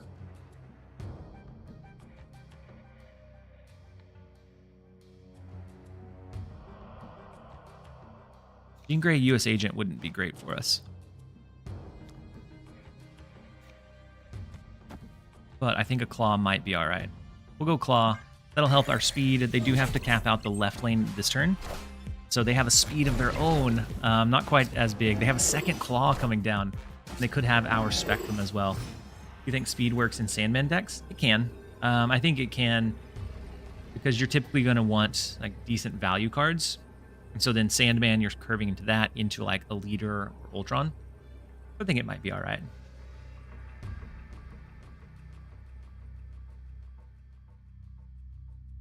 Loki copies the variants. That one was, this one was White Palace.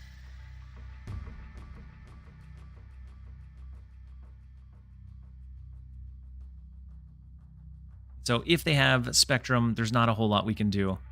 I think they always win in that matchup. We can do Man-Thing Armor. Try to hold down in Clintar and just give up the White Palace.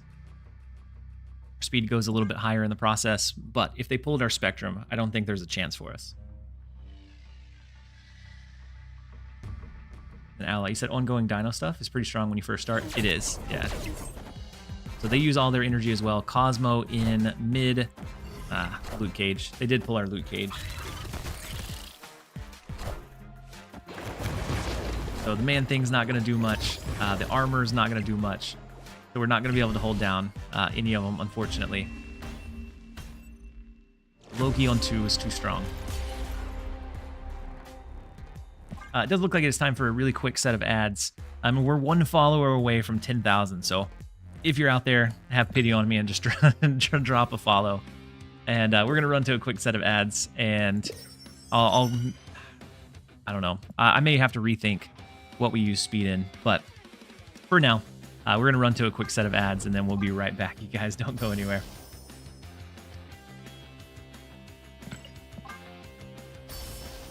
And so for the speed deck, I'd really like it to not be like, I think it slots into Sandman tempo pretty well.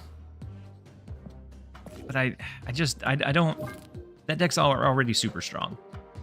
I don't really feel like we beat it to death anymore.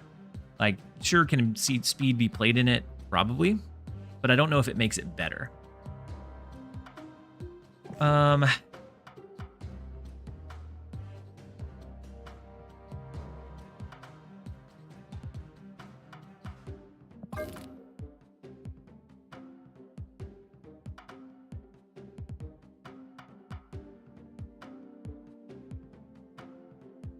I think with Loki Collector, we end up spending most of our stuff. We can replace the Copycat, but it's kind of the same thing. Does the Copycat replacement make it better? I don't know. I think it makes it maybe more consistently a couple points over the 5, but you take away some of the information you can gain from the speed.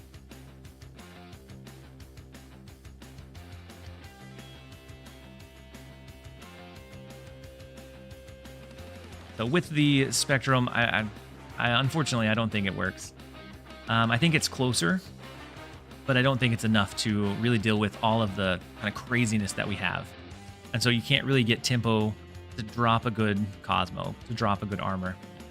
And so maybe a good old Angela, Ina, Kitty Pryde, Loki deck. It's just hard to beat Loki on 2. Yeah, but that was just one of the games. We played 6. We were only able to grab and bring home one of them. And so, like, the Loki on 2, yeah, it was unfortunate. But that was only one of the 5 losses.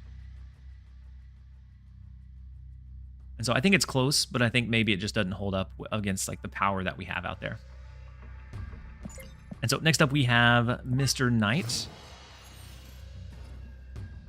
We have Collector on 2. We have Loki on 3.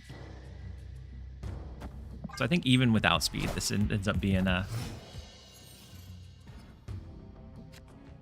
very snappable hand.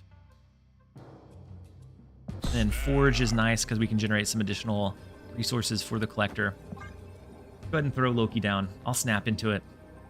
Because even if they give us kind of garbage in return, we have the Hope Summers, Kitty Pryde. We have Agent Coulson to generate some additional value as well. Ooh, it looks like Destroy. Nova Wolverine. So let's go Hope Summers, Kitty Pryde. If they go Killmonger this turn for whatever reason for the first card, then we do lose a little bit on that end. Oh, wait. They were running the Shuri Nimrod Destroyer style stuff.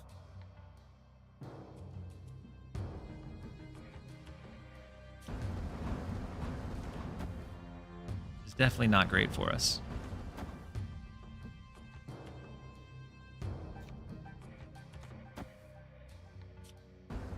Something like this, we generate 2, 4, 5. We'd have to do something like Loki out as well, or Nova out as well, to be able to potentially draw next turn. I'm not even sure what we would be hoping for as an out.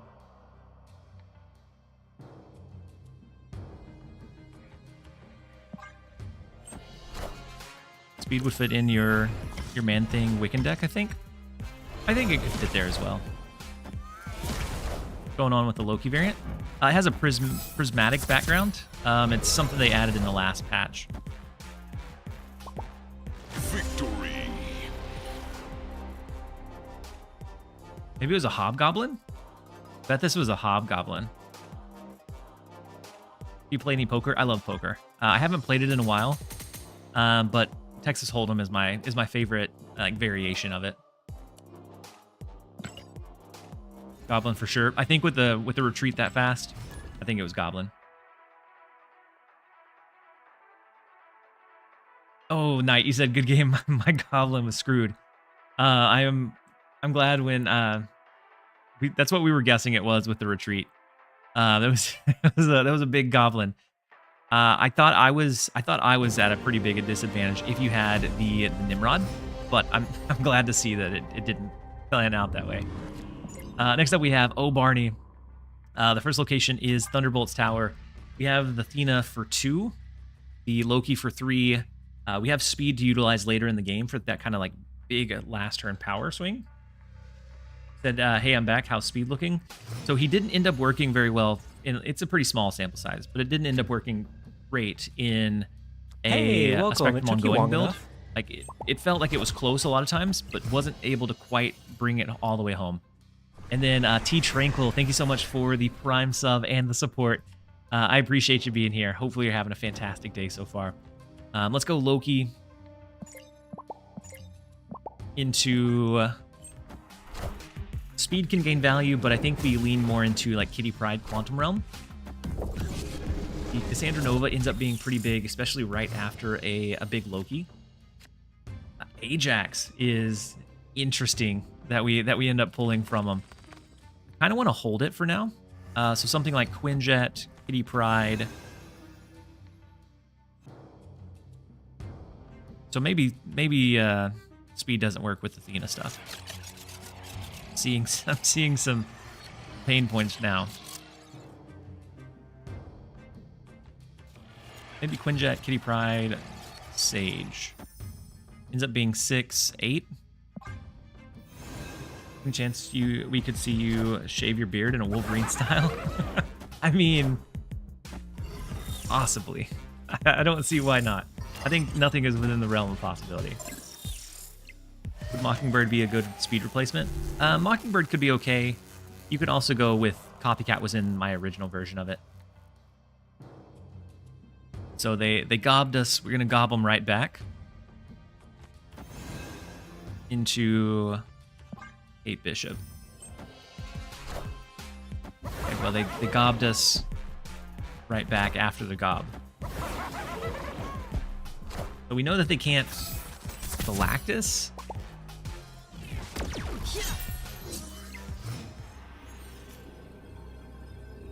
Ooh, they were looking to do a Ghost Spider, so I'm thinking that maybe it was some strange Galactus build.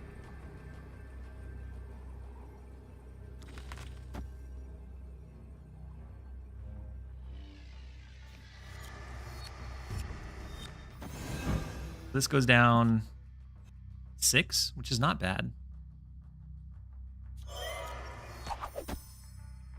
can also do Ghost Spider right. It stops Athena from scaling, but I think that may be okay. Yeah, Ale, I'm thinking the same thing.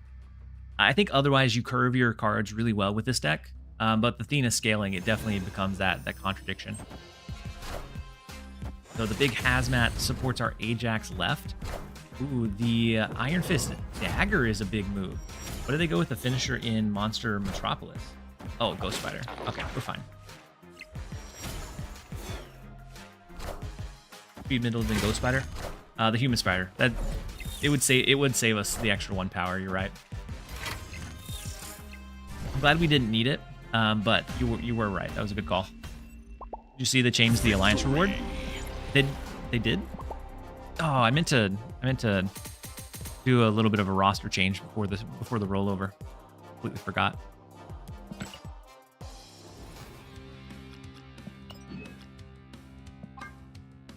Ah.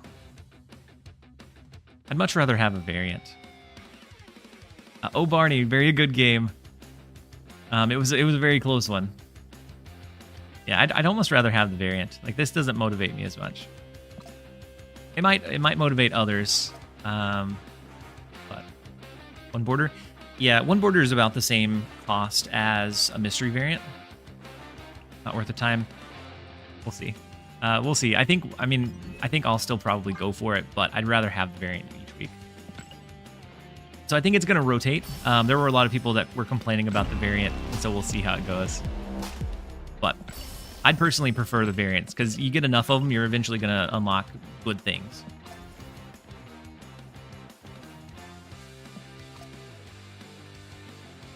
So maybe the Collector Loki's not quite it either.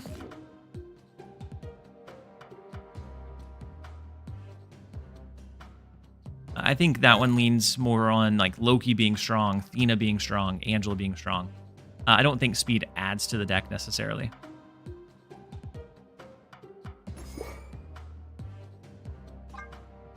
And so I feel like speed ends up being a turnover between a change out between like Copycat and a lot of builds, where I think either one would be fine. Nocturne would probably be fine as well, but I feel like they're very interchangeable because he's typically not gonna do anything crazy, but maybe slightly more consistent than Copycat or a little bit easier to play.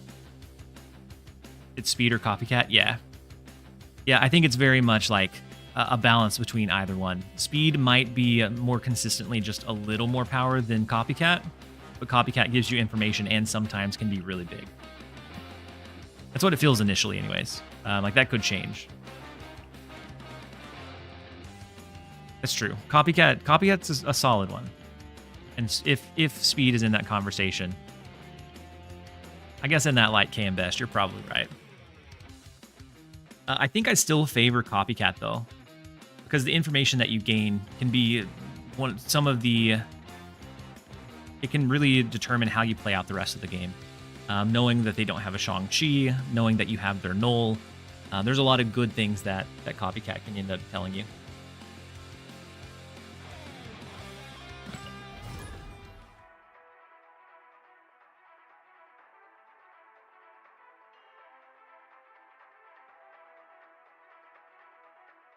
Crystal is the best 3.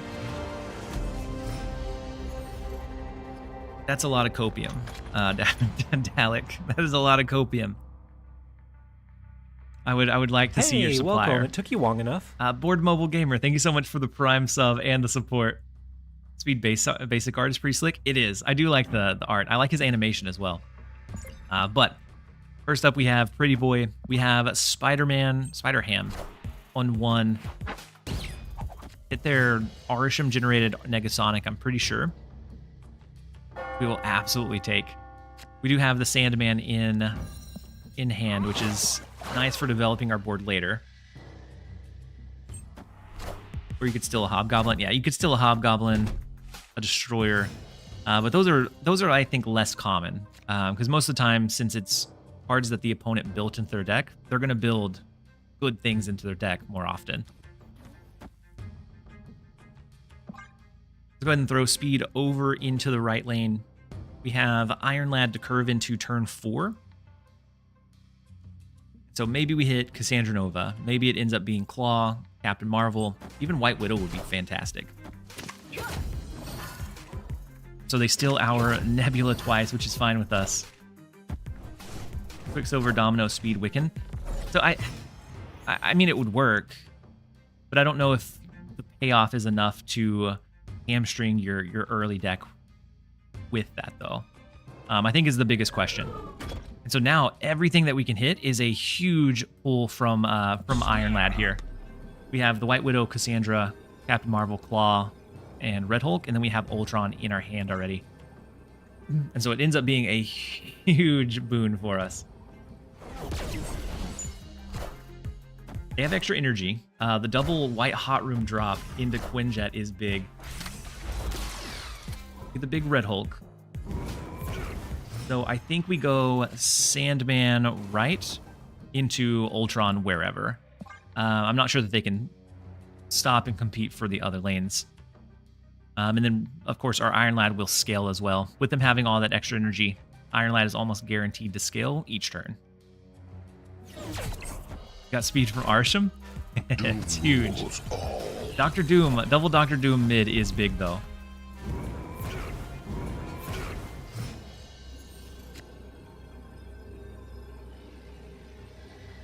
And so this lane scales up by 2-4. So it goes a 16. A Jeff beats it. So I think it ends up being like Jeff into Red Hulk. If for some reason they have shenanigans like Claw, Onslaught for the Mr. Fantastic from the Arsham build, I think we just have to accept it.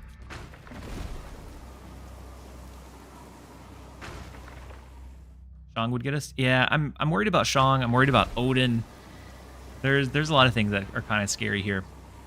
But I do think we push this. We go Jeff to the right, and we forego the Ultron line. We go Red Hulk instead. So they do drop one card in mid. Big Goliath, which wouldn't have got us either way because we had priority. We'll take the 4. Speed ends up being a 3-9, which ends up being pretty good. We'll absolutely take it for the 4.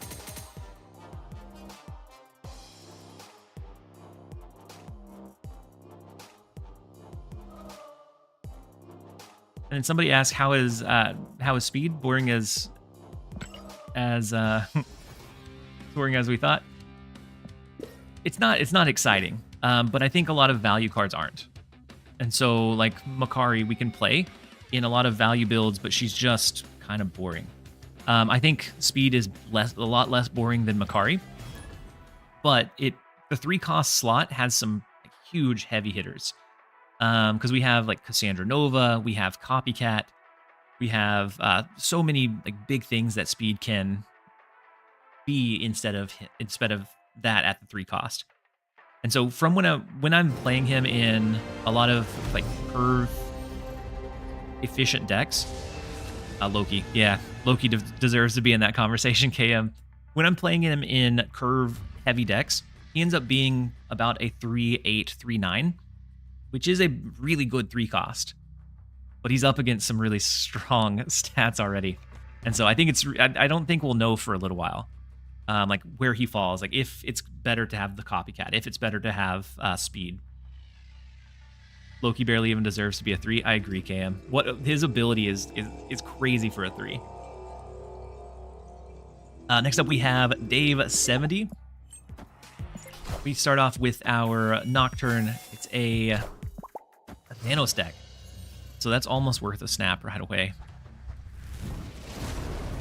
Lost an 8 cuber because my opponent caught a random jug from Helicarrier. It was calculated. It was calculated, Pancake. Let's go ahead and play our Jeff into Limbo. We don't necessarily care for the game to be extended. I'd rather it probably not be. They could potentially have a Killmonger. It could be more in line with like a Death Thanos that I've seen a few people trying to brew around with. Let's go White Widow. And Iron Lad on 4 might not be great. They are locked into 13 power in mid, unless they have a way to destroy these. So Iron Lad hitting Ultron would be awful. Otherwise, it's fine. I guess it's not awful, because it won't fill up Miniaturized Lab. The worst case scenario, we can still play over there. Speed and Quicksilver related in the comics? Yeah, they are. So the Lockjaw coming in.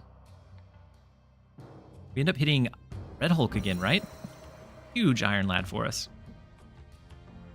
I think we go Claw into Sandman into like Red Hulk or something.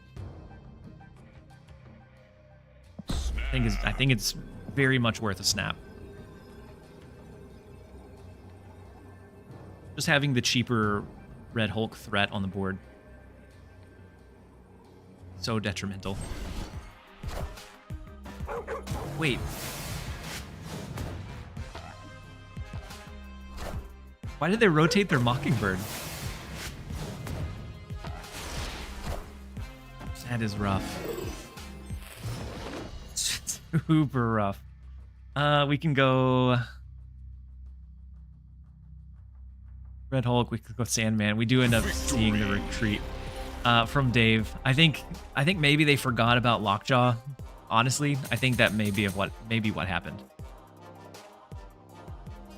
Or they were hoping that they rotate into like their good stuff and not Stone and Shang-Chi. And Uki said, since my daily is gone, I guess I'll wait for the alliance. Yeah, I'll connect with you here in a little bit, Ook. Forgot about Lockjaw all the time. Yeah, especially since it moved on them. Or no, they played it over left. I'm not sure what they were thinking. Next up, we have Cocoa Bird, rank 112. We have our Nebula to give us a little bit of information about their build. Stereo. We could be looking at. I've seen some Arisham stuff with Mysterio. That's really the most common home I've seen for him lately. It's a good deck for the move 7 cards. Anything with Heimdall and Hercules, you should be able to get it done. I use one that uses both. So we can go ahead and go speed. We have our Captain Marvel for the next turn. Maybe into Sandman, maybe into Red Hulk. So that we're continuing to scale in the big house. And then we're focusing on somewhere else in the meantime. So them skipping on 3, I think, is really big for us. Snap.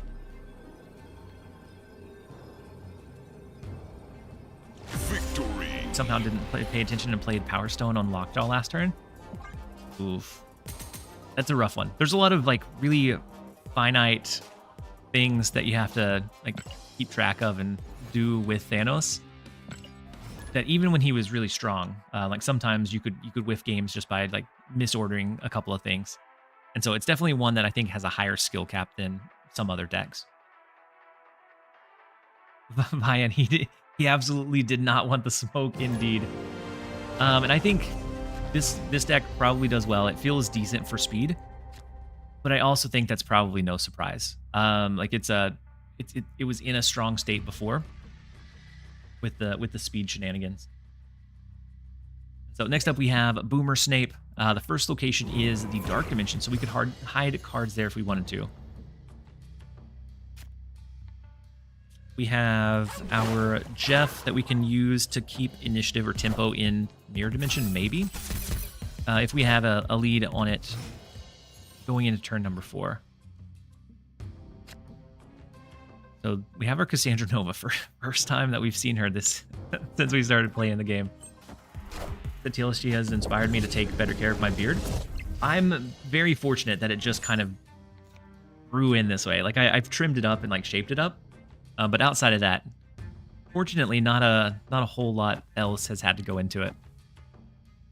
So we do have speed. We have Nebula into like Sandman line, which I think might be enough for us to find a way to win. Our Iron Lad hits Jeff, which is a huge Iron Lad hit for him. Let's go Sandman. And if we don't snap early, we end up probably getting retreat for 1. Depending on what they played over here. All systems go. They didn't play into Stark Tower, which feels All wild. systems go.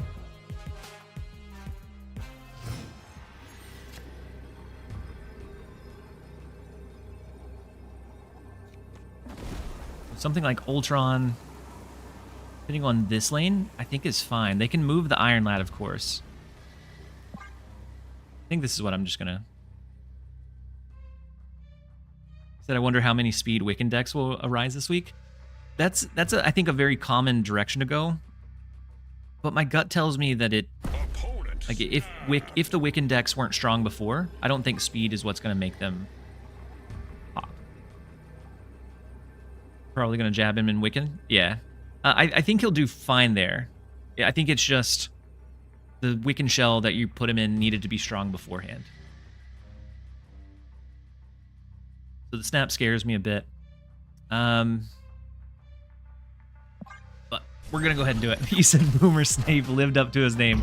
Absolutely lived up to his name. Let's see what he ended up dropping.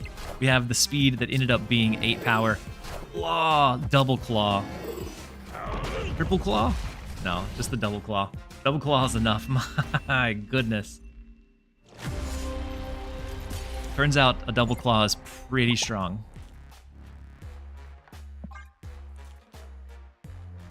Had we moved maybe Jeff over, played Ultron here, like there were ways to be able to win that one, but I was never anticipating the double claw.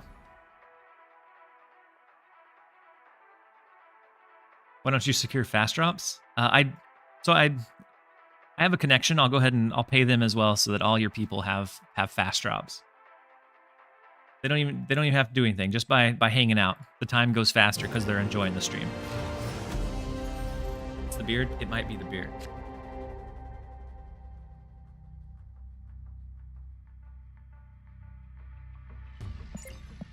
And so next up we have Jake, rank 260. We have Spider-Ham. For our start, we do have Jeff. Oh, we hit the Arisham.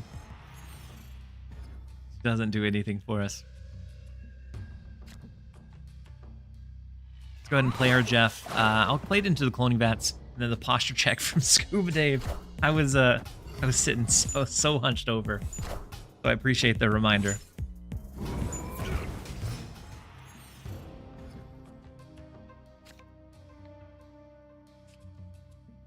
Always just continue playing Jeff. A double claw might be decent. How do you get the Venomized Jeff? Yeah, a lot of money. I think it's 5,000 tokens. Some streamers don't like the fast drop joke. I don't love it. Like I'm not gonna lean into it and have like a command for it, because I'm sure that there are some people that don't realize it's a joke. And so, even though I'm not crazy about it, I'm not. It doesn't upset me to any degree necessarily. It's just I'm not gonna lean into the joke either. Clear for takeoff.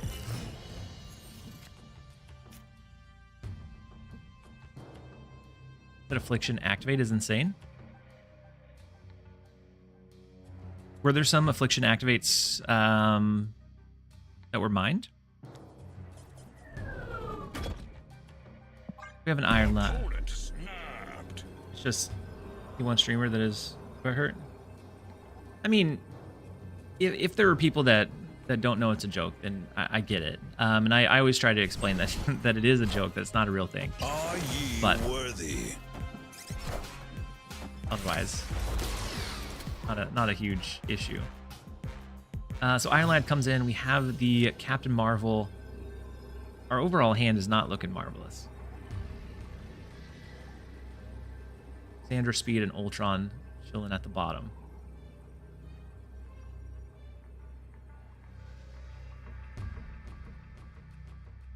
Red Hulk wins us one lane. Potentially Claw, move a Jeff. But then it really depends on how big they can go in the last turn. And with it being Arsham, I imagine they can probably go pretty big. And then Soup with the Hydrate reminder. I appreciate you.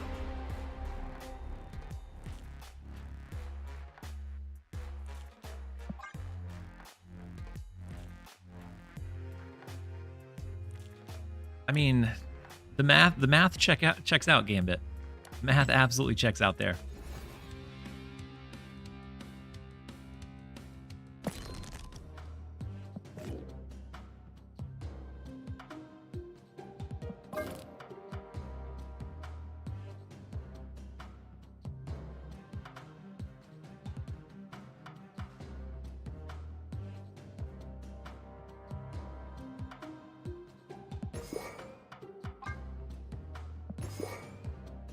think we're going to try it in lockdown. We've seen a lot less Nocturne. Still seeing Ultron, but if we can outpower the Ultron line, then I think something like Storm Lockdown might be all right. We can, or we can't. That is the question. I thought about doing the Wiccan build that I was running earlier. That one maintained pretty good stats with the like Man Thing line, the loot cage.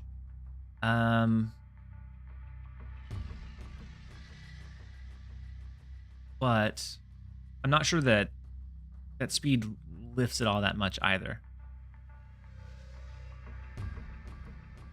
And so then, I don't know. I'm not sure that speed is the... I think he complements Wiccan, but I think there are probably some builds with him outside of it, just as a like good value card for playing on curve. First up, we have Chet. The first location is Fogwell's Gym, so we're never going to storm that location. I think that is the unwritten rule in Snap. You can't storm Fogwell's Gym. Yeah. I think the question is, because every deck is playing Cassandra locked in, and they probably also say Copycat Loki. Yeah, so he's taking up a really big slot there in either like a Copycat or a Loki line. I'm not sure. Not sure that he's worthwhile in it. Every deck, yep, because every deck is running the Cassandra, fight off like the Arisham stuff. So he definitely has hard shoes to fill. We can go Nebula Speed into Sandman Leader, but I'm not sure that we outpower a potential like Blue Marvel, Gilgamesh, whatever ends up being in these two lanes. Did you see that Legion into Fogwell's Gym? I did. Super excited that they made that change, because it's a really niche or rare interaction that I think is really cool that they leaned into. Yeah, he's genuinely so ends up being like 3/8 most games. From when I've dropped him, I think he's on average been like an 8 power 3 cost, which is just huge for a 3 cost card. He just has such big shoes to fill. So even with Blue Marvel, it's close. The leader play doesn't do it for us though. Leader play won't win us mid. We still lack just a touch. Gladiator in Shambles. I like Gladiator still. He's still one of my favorite 3 drops. He's just, sometimes if you're running against like a big body deck, he's going to hurt you more than he helps.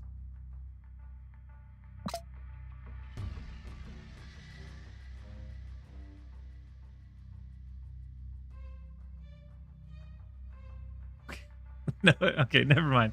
We lost. I thought KM found a hidden line.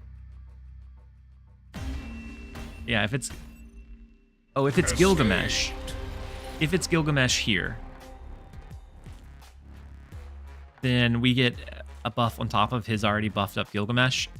So we would go over the top by 2. Then I think it would come down to a tie, because they had the Blue Marvel that leans into the Gilgamesh for the +1. So we get +1 also. So then it'd be, if you're washing it out, it'd be 8/8. Yeah.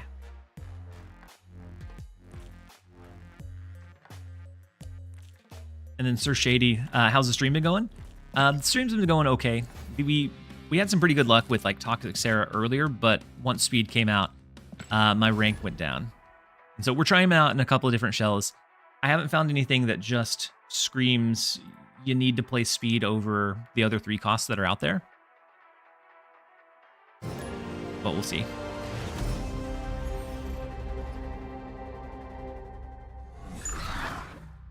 That I've had 4 hours of meeting stay. Oof, those are the worst days, Sir Shady. I'm glad that you finished the last one though. Hopefully you can hang out for a bit. So next up we have Satano with Iceman hitting our Miss Marvel. Hurts our curve a bit. We have the speed on 2, but we miss a huge part of our early cards. With him running Arsham, we don't have Sandman yet. I'd be afraid that they could outpace us with the Stormplay. I don't want to just fold to him. We're going to fold for the 1. Escaped. New Prism background. I do like the new Prism background. I think too many of them. Like if you had most of your cards as Prism, I think it's too much. Hello, you said the whole time I was reading speed is +1 energy. No, that's +1 power. +1 power for each turn that you've spent all of your energy. So you just flipped them. For giggles, I think this is going to be bad. But for giggles, I kind of want to try.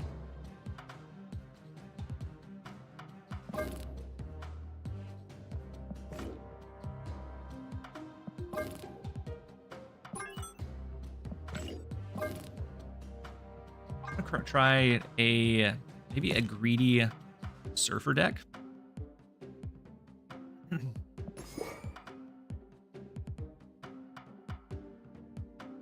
That tanks its first 2 turns for like a Quicksilver Domino. I think it's bad, especially without Sebastian Shaw. I think he becomes a pretty big role player in surfer builds. But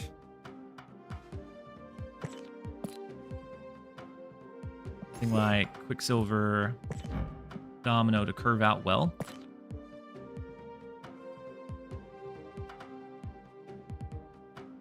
And it does look like it's time for a really quick ad break as well. So while I'm building this one out, I'm going to run to a quick set of ads, and then might I suggest Gwyn? Gwyn might be okay in like the Brood style. I regret skipping Shaw's season. Yeah, I was inactive then. I'll have to pull him soon, though. But we're going to run to a really quick set of ads as I build this one out, and then we'll jump into a few more games. See if maybe a greedy Silver Surfer deck ends up working out. We'll be right back, you guys.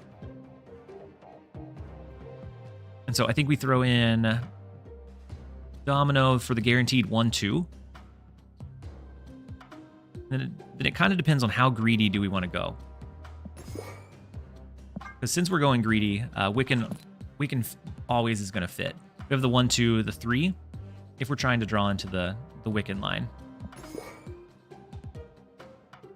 And then Crave said, no one tell my boss I got TLSG open at my desk. Your secret is safe with me. So being greedy, we also want the Absorbing Man, of course. And then Windpool may be all right, because it'll help with our curve a touch. So then we have the Absorbing Man. That leaves us with, I think Cassandra probably goes into it, because she's just good against Arsham right now.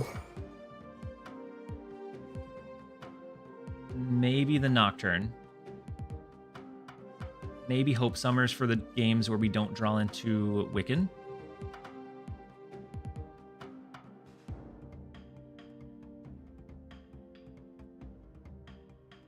So then we have speed. We could go copycat, but I don't think we need to. 3/4 costs, I think, is enough. Sandra, the Brood, Surfer. We could go Makari. We could go copycat. I think the 3-cost slots are pretty open. We could even go something like maybe Cosmo if we're finding the tech more valuable.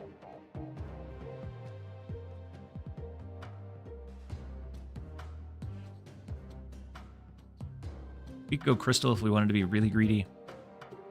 But I think instead, kind of like Copycat. Copycat is such solid information. And being that 3-cost, I think she'll be fine there. I can find Copycat. There it is. So we're missing 2. What are we thinking for the last 2? Magic? No, I don't want Magic. Because I think other people would benefit longer, like better for an extended game. Got what I wanted, Iron Lad and Jeff variant. Nice, blue. Is League next week? I know that it starts in a couple of days. I think it's soon. We could do Juggernaut as the finisher. I still kind of like Nocturne as that flexible power piece. Just in case there are other decks that are running Limbo, we can reach into harder to reach locations. Something like Red Guardian would be fine. I don't really want Hope because we don't have a lot that's going to stack on her anyways. It would give us a backup line if we don't get Wiccan. So maybe we go Hope Summers. Just in case we don't get Wiccan, we can go Hope into a 3-cost on 4 or 5 on 5 into like Surfer plus Absorbing Man. Killmonger Nova? But since we have the guaranteed Quicksilver, I feel like Killmonger Nova might be much. And then ideally, I think either any one of like these becomes Sebastian Shaw, but I don't own Sebastian Shaw. So Shaw would feed really well into the Gwynpool line. I didn't see this Legion. Kind of like it. Not about $90 worth of like, but I do like it. We have War Machine featured right now. We couldn't even cope and buy Sebastian Shaw. Let's try this. See if it even holds its own.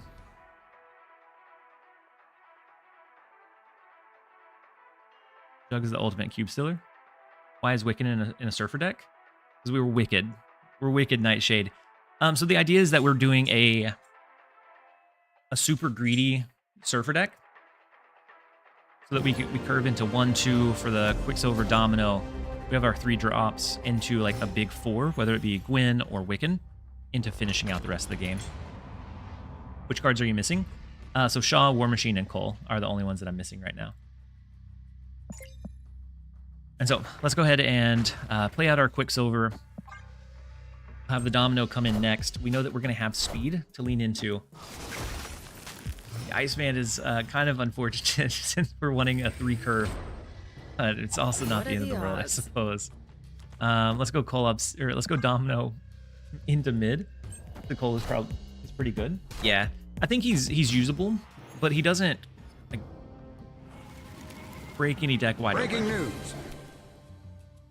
The Collector comes in. We get Copycat, which steals Kate Bishop. I think we go ahead and we'll play out our speed. It's a shame we don't have Old Chavez. Old Chavez would be pretty fun. They played out Hit Monkey on curve. Kind of crazy. So I assume that they're probably going to want to bounce it in eventually.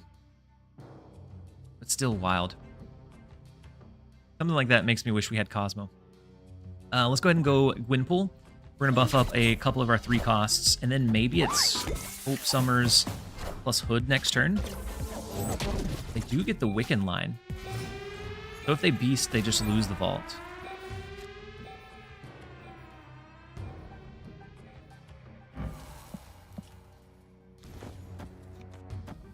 I think we Hood, Hope Summers, and then we might be able to bluff them with Surfer Absorbing Man threat. TLSG, how did you decide which letter to cut from your clan tag? So from all of my fake stories, G typically stood for gamer. And so since it was an alliance with multiple members, I figured we cut the singularity piece out and leave it open so that it's like the legendary snappers or whatever we end up calling the TLS. I think we cut the G, right? If we didn't cut the G, I'm embarrassed. But I think that's what I ended up cutting. That was the thought process behind it, though. We do end up forcing the retreat versus the Wiccan deck.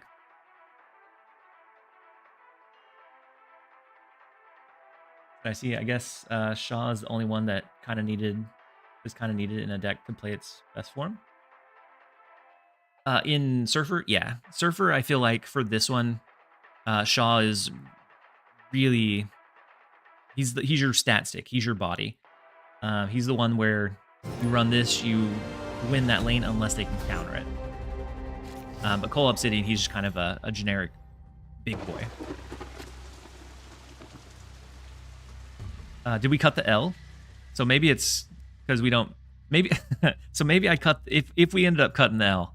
I cut the L because as an alliance we don't take any L's, only W's. Might have been the line. I don't know. I don't know what the reasoning was. All right, let's go ahead and go speed. We have Brood that we could use out on 3 maybe. Not speed. We have Quicksilver. My goodness. And then into Sakaar could be interesting. Really, any of these cards getting pulled into Sakaar is fine. So they go Zabu. They could be going Wiccan on 3, unless maybe it pulls in. Cassandra Nova is great a turn earlier. Wolverine tells me it's probably Galactus. I think is a fan favorite.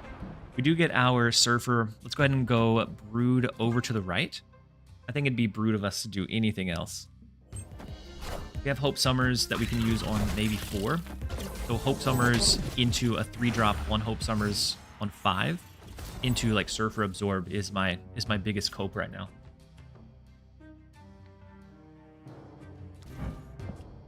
So they do have the Wiccan. Ends up getting pretty big. They have quite a bit of energy. They haven't dropped Kate Bishop, so we're not as worried about... I guess we're worried about goblins, right? A hobgoblin, and then we retreat. Yeah.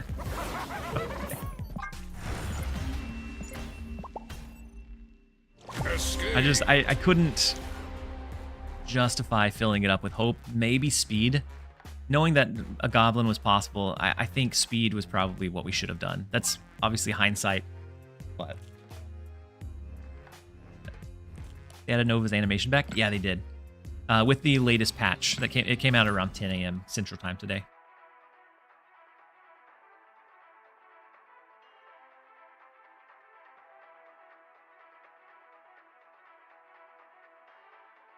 Zonky said I use Cole as a budget Sasquatch most of the time. And I think he works in that regard most of the time. Like he's good, but he's not irreplaceable in his builds. In most of them. I'm getting really sick of Loki Shim. Loki Shim is strong. How's speed so far? He's not bad. He's generally about a 3.8, 3.9 in like every shell that I've put him in. And so those are really curve conscious builds. So like 3.8, 3.9 has been fantastic. But he's taking a big slot in that 3-cost range of like a Loki, of a Copycat, of a Cassandra Nova. Right on so it's really tough to like justify him in there. And so let's go ahead and play, I guess, our Domino out. Rickety Bridge is a bit unfortunate. We have Cassandra Nova for 3. We have Gwynpool for 4. Maybe Absorbing Man for 5. And we do get speed as well. So let's go ahead and go Cassandra Nova now. I think that's our biggest kind of strength in negatively afflicting them as much as possible. I'd much rather play her early and then speed late.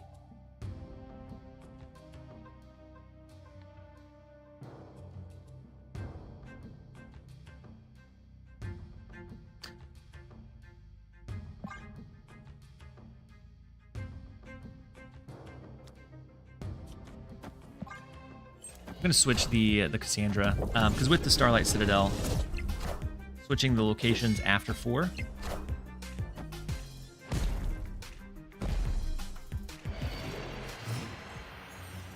And the Bifrost moving. I'm not sure if Cassandra gets destroyed or not, actually. Let's go Gwynpool. We have the Absorbing Man into maybe Speed Surfer. Rhino comes in, so our Cassandra is going to get bullied. That is a deck built out Rhino. I don't think I've ever seen that since beta. It's a gamer that's actually building in Rhino.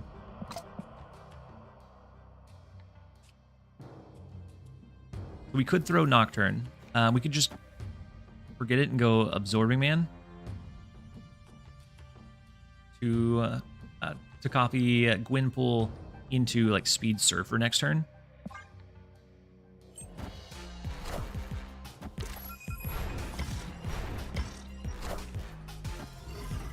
So Agent Coulson, we have the Kitty Pride. They're scaling their Angela quite a bit. And then into Quinjet. We're going to get cooked by a Rhino build. I think that says a lot.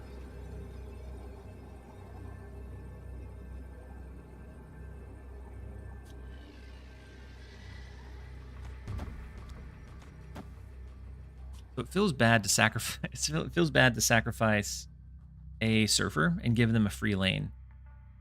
The other time, on the other hand, 4/6 only becomes 12 in the left, which isn't huge either. I actually think speed outpowers it, because if we get the, it ends up going to 10, 12. So it's the same as the Brood line.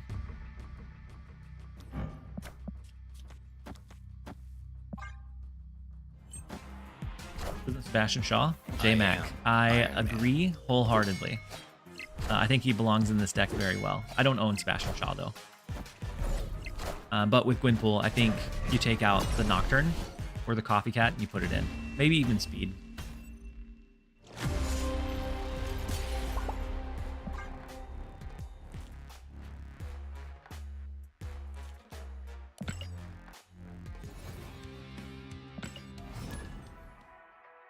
Without Shaw. Yeah. And that's, I typically stay away from Surfer decks. But I wanted to kind of fill out if Wiccan would curve into it well. And it doesn't feel like it does here. If Shaw in your shop, should I go for it? If you like Surfer. If you don't like Surfer, then no, absolutely not. So Shaw is one that he's really good, but he's only really good in that one shell. And so it's entirely up to you.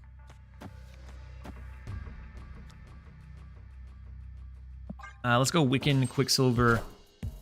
Oh my goodness.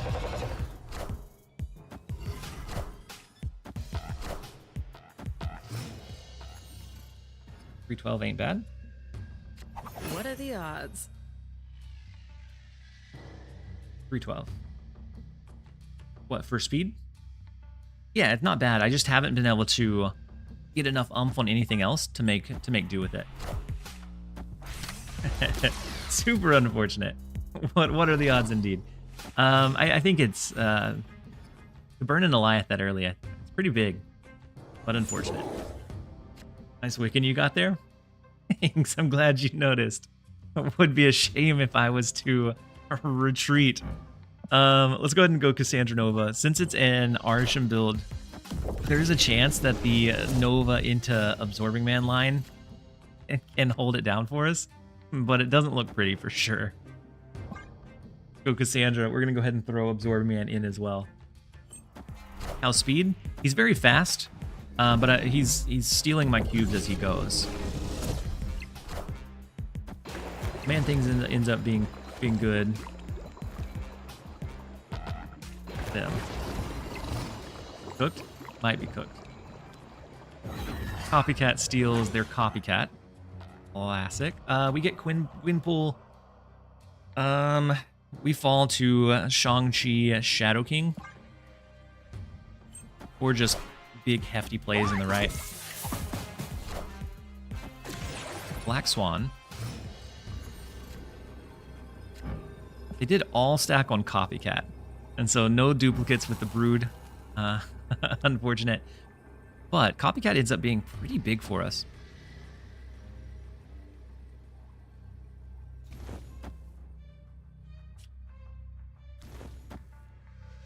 Classic Gwynpool. That's okay. Otherwise, Brood takes up a lot of space. So I'd rather it all stack on one, but that one I would have rather it been Brood. And then Stashinio TV, Hey, thank you so much welcome. for It the took you long Prime enough. sub and the support. I appreciate you being here. Hopefully you're having a fantastic day so far. So let's see what they end up with. The Spider-Ham Shadow King, big. The Lizard into Ghost Rider, big, but not big enough. They had a fantastic start. Oh, he didn't give up. And we were able to hold down the 2 against the Arsh filled with the Eliath on 1. Set in my Surfer base with Wiccan. I run Quicksilver, Zabu, and Domino.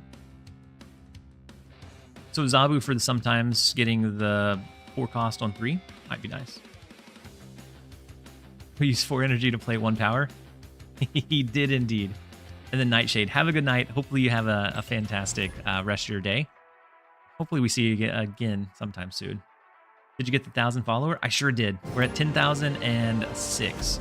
I don't know how often it updates, but we did get 10,000. We broke 10,000 a day.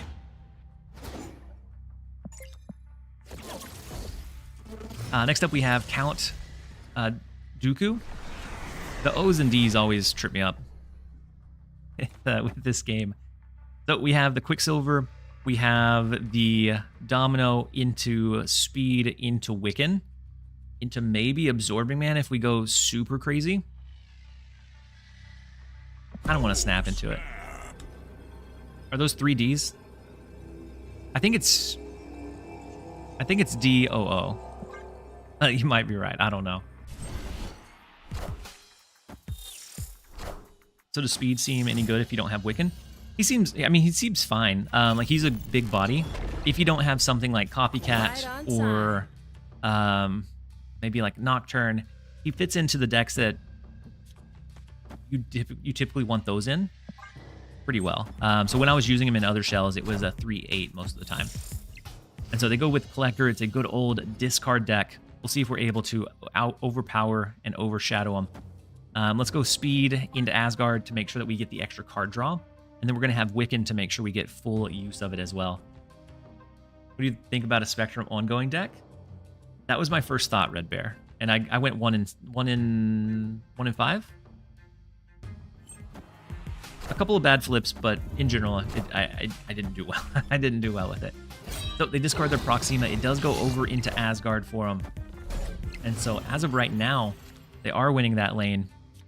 Let's go Wiccan, see if we can outshine the scaling of their Morbius.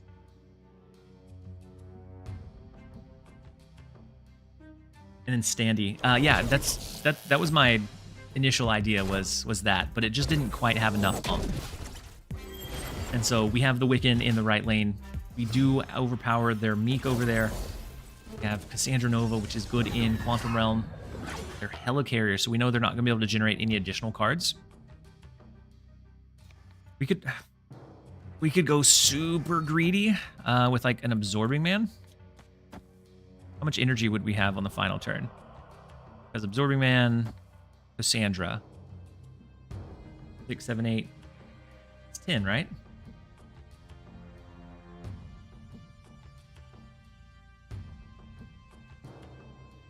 We could also go away from that and do Cassandra into Absorbing Man so that we don't, in case we don't need the extra energy. In our deck, we have Surfer left and Gwynpool, so it's a 50-50 between pulling into it. I think I'm going to save the Absorbing Man. We'll do Cassandra. Then I think we go Brood into mid. Big MODOK with the swarms. Let's see if it may fast forward. Let's see if they have the Apocalypse. I have no idea. We don't know. We don't know if they have the Apocalypse or not, unfortunately. I guess they have 3 cards left in hand, so they have to have it. But we are holding up and scaling over them in the left. In the right, we're holding up to their Morbius. And so something like Surfer... I think Surfer, Absorbing Man is the direction we go. I think we can keep pace in the left, even with their swarms. Depending on where Apocalypse comes down at, we might be all right. So Apocalypse in the right, the double swarm. It shouldn't be able to stand up against the double Surfer, I hope. We have another 6. Maybe it's an exact tie. Oh, and we do beat him in the right lane. So win left, win right. Hey, welcome. It took you long enough. We will take it. When you high roll with the greedy deck, you can put out some good power. But is it consistent? I don't know yet. And then EGAD, thank you so much for the Prime sub and the support. I appreciate it. Hopefully you're having a fantastic day so far. That pushes us to 15 for the day, which is quite the support after the craziness that we had yesterday. So I appreciate each and every one of you for being here and hanging out.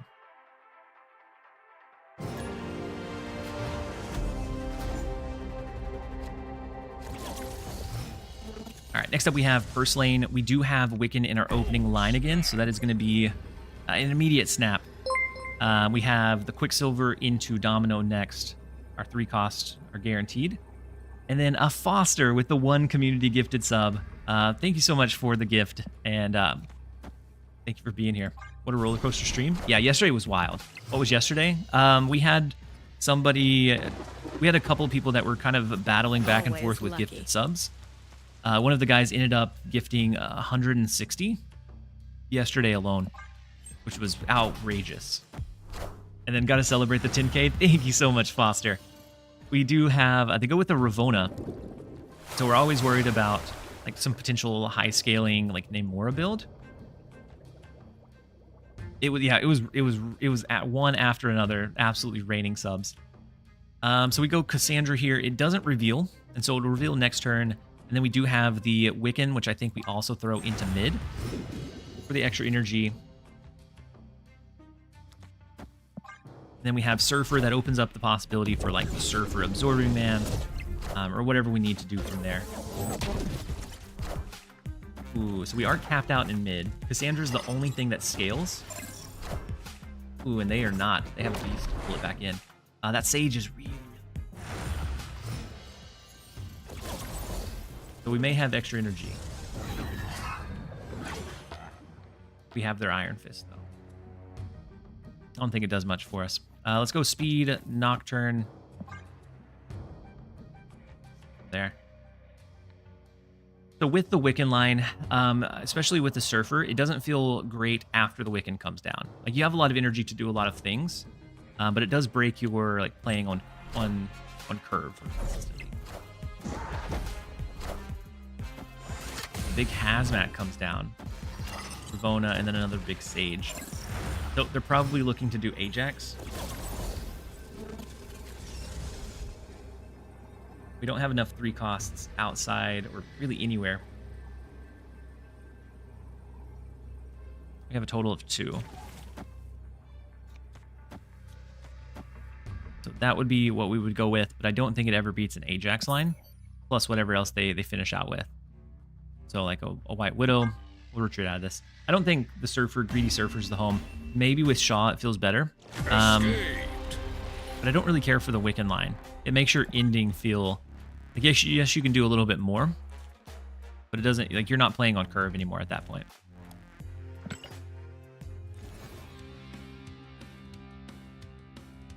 What else do we try with good old Speed?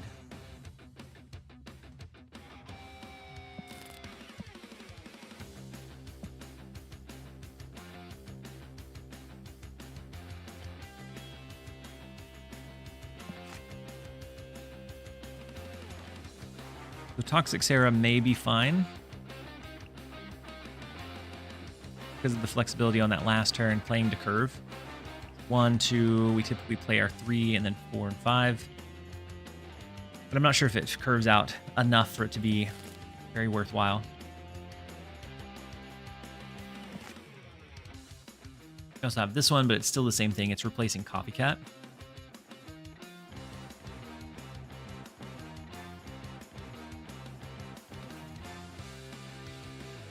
I'm not sure what else we do. How many keys do you use? I use 2. Did you try speed autofill?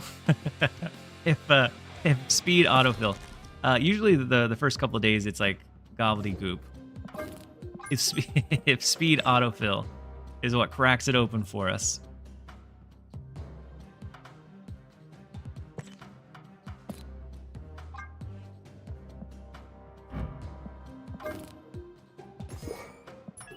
I'd be very surprised.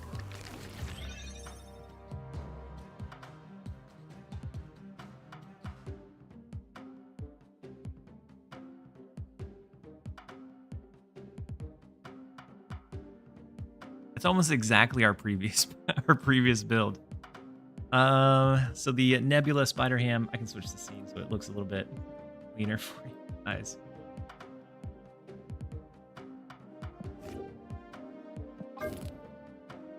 Pick out Widow and put in Nocturne. Pick out Iron Lad. Put in Copycat. Your turn 4 is usually pretty rough for playing on curve, but maybe that's not an issue. Try him in a Nihilus Cersei. I don't really enjoy a Nihilus Cersei. Like I think a Nihilus Cersei's strong, or at least a Nihilus Sentry, but I just can't bring myself to play it very much.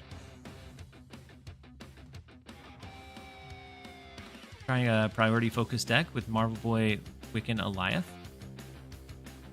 Why not ongoing? So I tried ongoing first.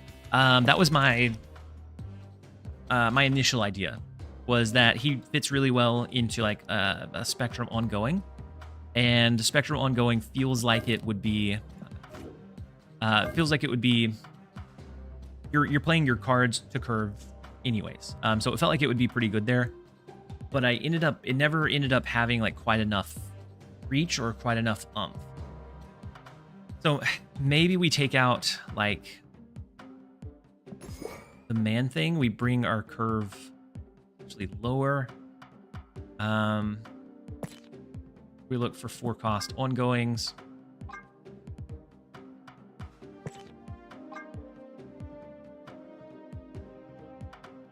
We have Typhoid Mary, could be a backup line to Luke Cage. Miss Marvel could be okay. Omega Red is also all right. But it always felt like we could win the lane that we were playing our ongoings into, but outside of that, we kind of struggled.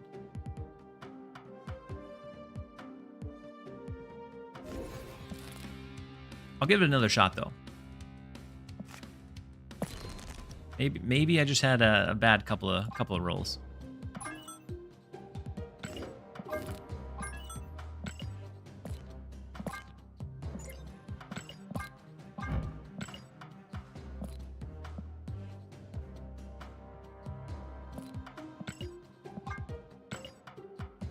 All right, give it a shot.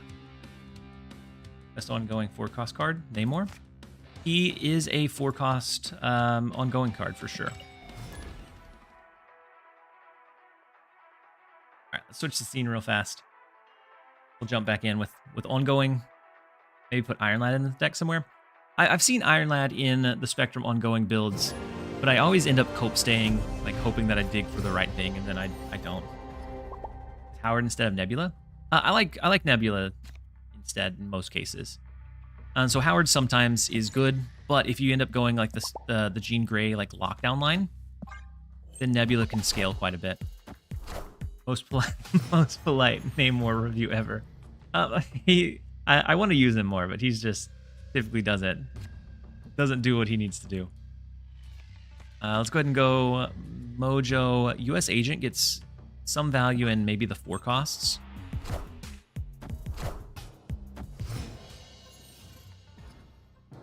What about speed in a big dumb deck?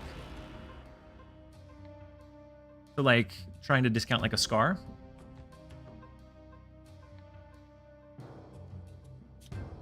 Let's go Luke Cage. We could always do something silly like Omega Red. It'll be 4 Omega Reds into pulling over here.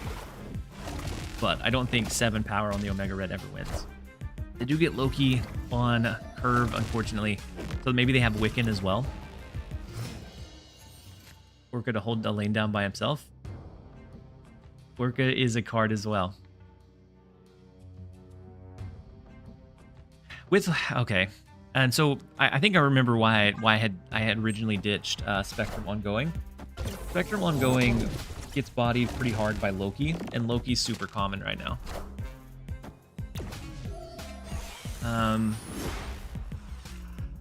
Because of the card reduction, they can play multiple cards pretty easily.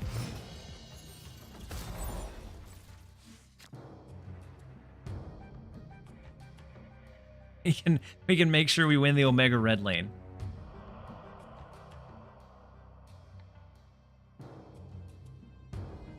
US agent to win left last. We might get slapped with like an Eliath. Note speed, tempo, Sandman. Speed, tempo, Sandman, I think was the best performer out of them. But I don't think that's much of a surprise because it does well outside of Spectrum left might win. I don't know that it would win Baxter Building though. So the claw here. Oh no, I missed.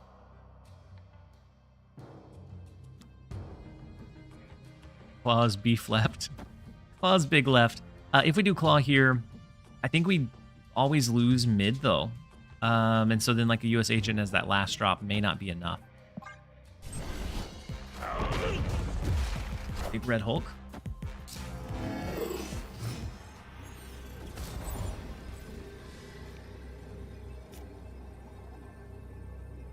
Get the Spectrum, and so now we have decisions to make.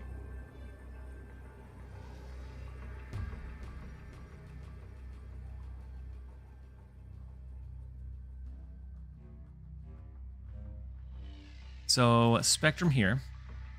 So if they fart, it's GG. Yeah. So Spectrum here is only one trigger. So then there's a chance that we lose here. I think it would have to be like Valk would work well with speed. I think you may be right. You got the touch. Boring is to retreat. Fun is to Spectrum left. But we always lose Baxter Building, right?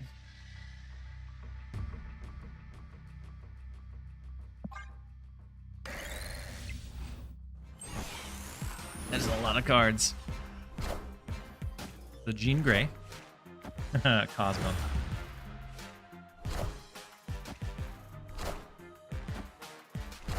Our own bestest of boys. Yeah. Our own bestest of boys stabs us in the back. Alright. And Sandroken's a pretty high ranked player. Hey, they're usually welcome. around It took you long enough. Like 100s, 200s. And then Lavina, HS, thank you so much for the Prime sub and the support. I appreciate you being here. Hopefully you're having a fantastic day so far. If it goes though, it's like 1 billion points everywhere. But it's really only 1 billion points in mid though, right? Because that's where all of our ongoings are. But it does look like it's time for a really quick set of ads, and then I think I'll play it into like the Spectrum Sandman or the Sandman Ultron stuff.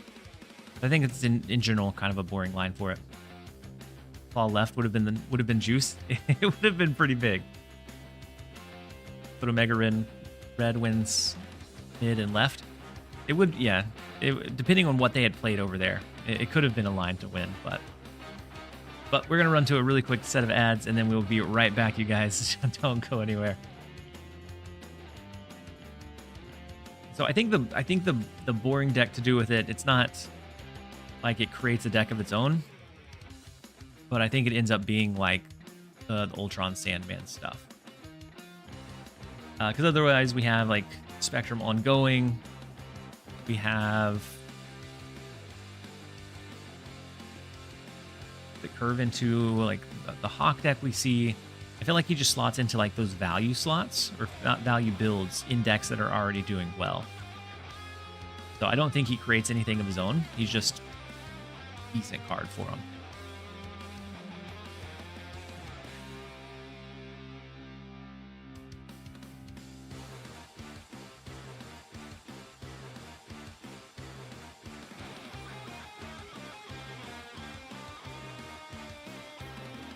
We have the Spider Ham. I like the White Widow line better though than what the autofill generated, because that was the autofill speed deck. But I do like the White Widow a bit more. We could probably cut maybe the Jeff.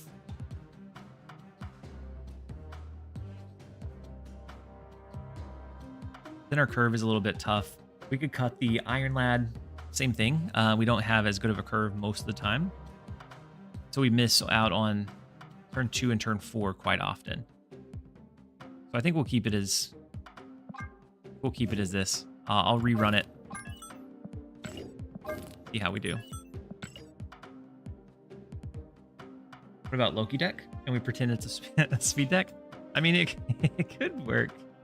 Like an Angela Athena deck, he does fine in, but is he a better speed in that one? Probably, or a better copycat in that one? Probably not. If we run an Arsham deck, we could have he could have speed every time. And so I like whenever I brew a build, I like to create something that wasn't already there most of the time. So like if a card can bring up a deck that wasn't popular before, but I think speed is just maybe not in that spot. Young Avengers all in deck. We could go all Young Avengers. I don't know if it'd be great, but it may not be awful. Because Kate Bishop helps curve into the 3 into Wiccan on 4. And so first up we have Bully Enjoyer. We don't start with one of our 1 costs, but we do have White Widow. We have Jeff on curve as well. We're going to get a copy of our Ultron. So we have to be careful going into the final turn. We get a copy of their Red Hulk though, which is nice to see. Let's go White Widow into the Onslaught Citadel. And then challenge of Chip. So I made sure that everybody, as soon as they enter the chat room, has fast drops activated. You don't even have to type anything. It just happens. And so we have the Nebula, we have the Jeff. Into Captain Marvel on 4. They did draw their speed, which ends up being pretty good in Onslaught Citadel, I assume. We don't have ours. We're kind of struggling a bit. We do just a bit late.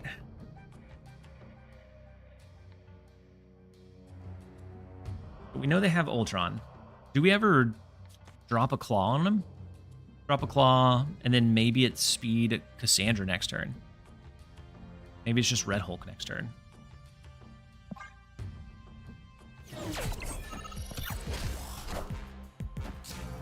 Oh, challenge of Chip. No, no, you don't have to. You don't have to apologize. So activate fast drops is just. It's just something that's floating around. It's not an actual thing. So we can go Red Hulk. They can move their Nocturne. They can go something big. They do have an Ultron, so maybe it's Ultron 2, 4, 6, 8. Brings them up to 24. End up being a tie.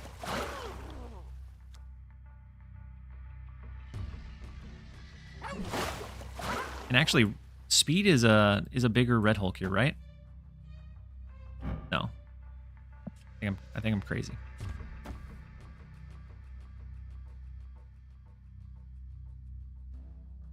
Locked in. You can also Ultron here, and I think it wins over to the right.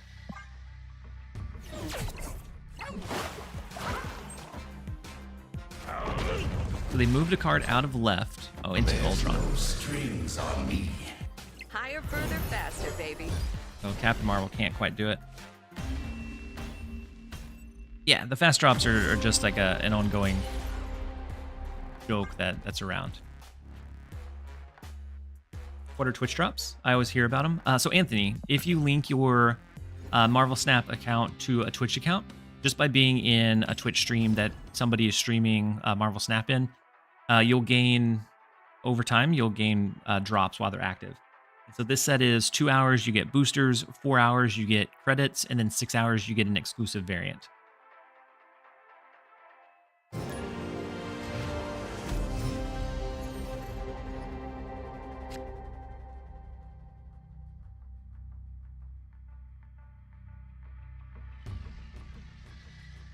Can we get the drops from this one? So Lucky, it's only on Twitch that they're able to enable them. And so unfortunately, we can't. I would like it if we could. Let's go ahead and drop Nebula on 1. Hey, Double man, Korg is cool. big. Hey, you found a rook. Speed is good. My tube, I don't know. He's not awful. Like, he's decent value. It's just,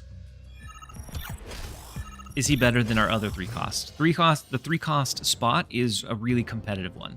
And so I don't know that I have a good answer for it.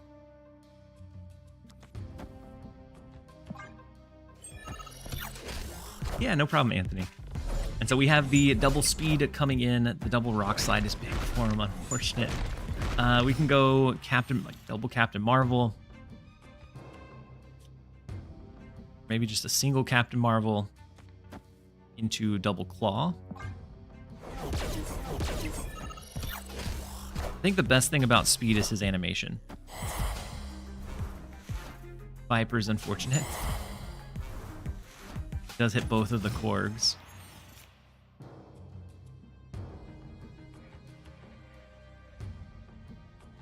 Go Sandman. Their Hawk is already pretty big.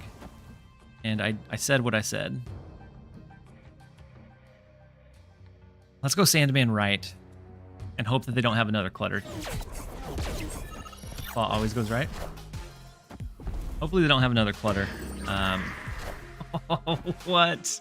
That is the worst 5-cost rotation we could have asked Systems for. go.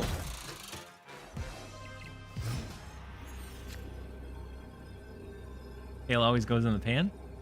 Kale for me always ends up going into the blender for like a mixed up drink, a protein drink.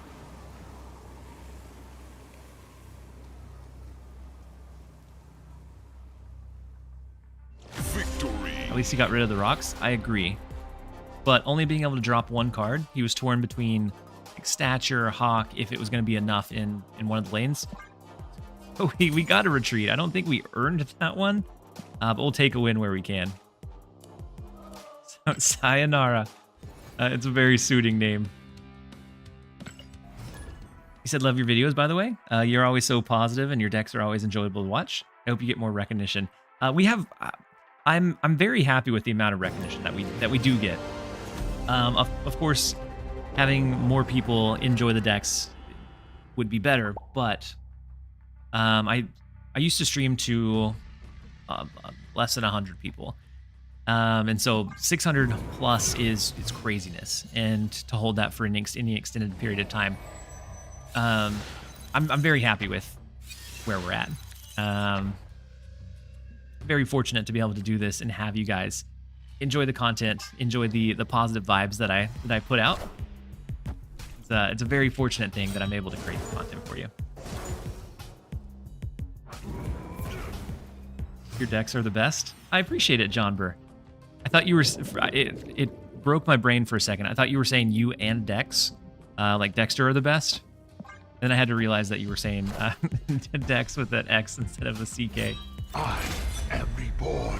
I got the Storm variant, Red Bear. Congratulations. If you break open Storm and make her relevant again, then let me know. So they do have the Swarms. They have the Apocalypse. Looking a little apocalyptic for us. The Captain Marvel. Iron Lad's not going to be amazing, but I guess it wouldn't be awful either.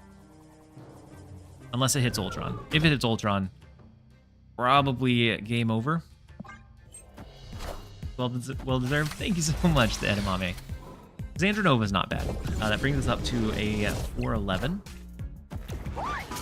And the Wind Pool comes into play.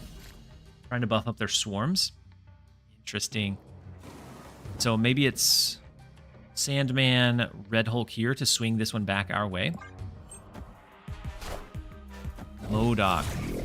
So they lose the Red Hulk. Swarms. They have the Apocalypse, which comes in and is really big as well.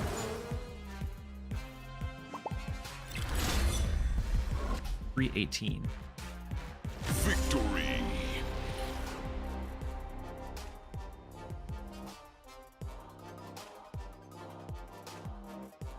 Did he know that I dropped Sandman?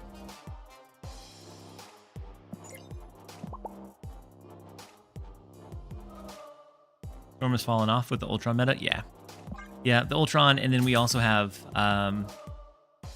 Arisham, which can just outvalue and outpace what the Storm can do.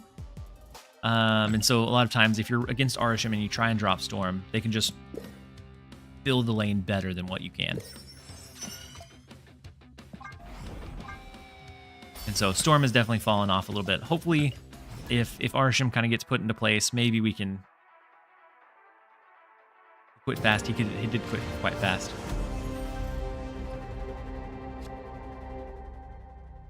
I think Storm is relevant in the Legion lockdown. Yeah, Legion lockdown a lot of times ends up being pretty niche though. Like it's hard to, I think, get really good consistent stats with it. I think with Blink, we've started seeing where it can be a little more consistent. But you didn't get him in caches. How many did you have, Red Bear? So Arsham with Cable on 1 is unfortunate. If we see a Loki on 2, we just go ahead and tuck tail and run right now.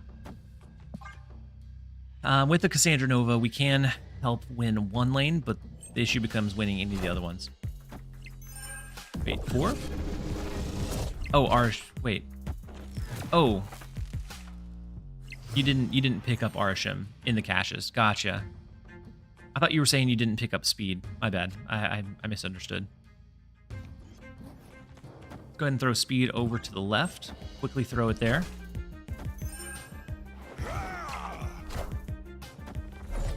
What are your thoughts on the current meta of, or the current state of the Inevitable one?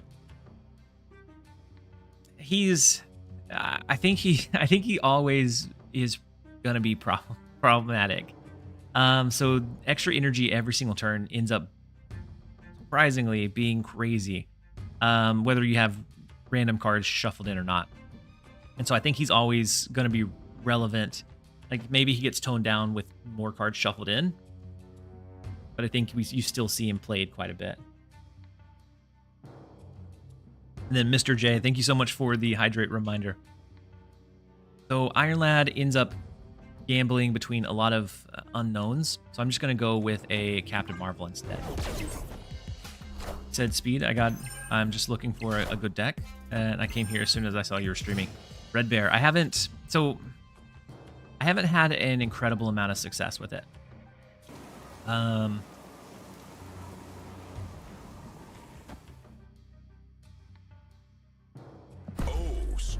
haven't had an incredible amount of success with it. It feels like speed, he does good.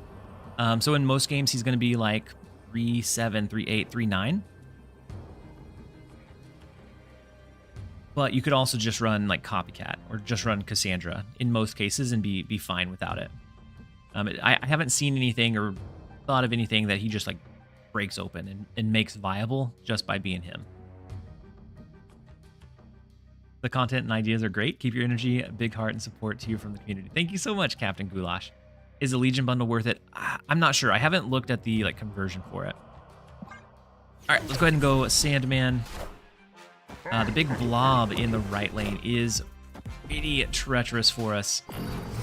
They can move additional cards over. Something like Ultron only ends up being 13. This becomes 5 more. So we would beat it by 1 if they didn't move anything. But I think it's a little bit too tricky to potentially win here. We could also go just like a Red Hulk.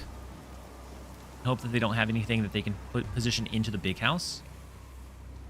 See if we can scale with the Red Hulk, if Captain Marvel can kind of save us with that scalability. Not sure if that's the perfect line, though, because it really depends on where they're playing at. And they position straight into the right. So we're not able to overcome the big 30 power over there. And then Ook, I hope you have a great rest of your night. Hopefully we'll catch you around in another one soon. And then Boofin with the emote only. I saw it and then forgot about it immediately. And so we're going to enable it for you, and then we'll see. You think speed will ultimately be best in a goose shell? See, I don't know that goose is super viable though. I mean, maybe, but I'm not sure I see it. Like what? I can't think of a good goose shell that I've seen recently. Let's see. So goose decks, we have a Spectrum ongoing Ajax build. We have Cerebro 2. There's a goose in like a Dakin discard, but it just performs kind of okay.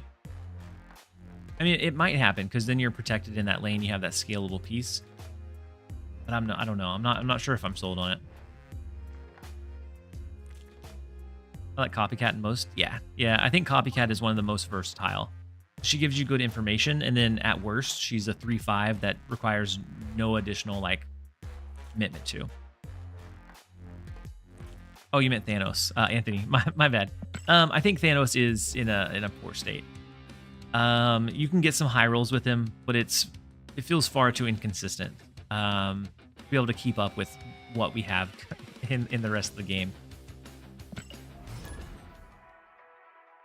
And so I may have to sleep on speed to see if I can generate anything else, but I've burned through my initial ideas and nothing really held up or like sparked my interest incredibly.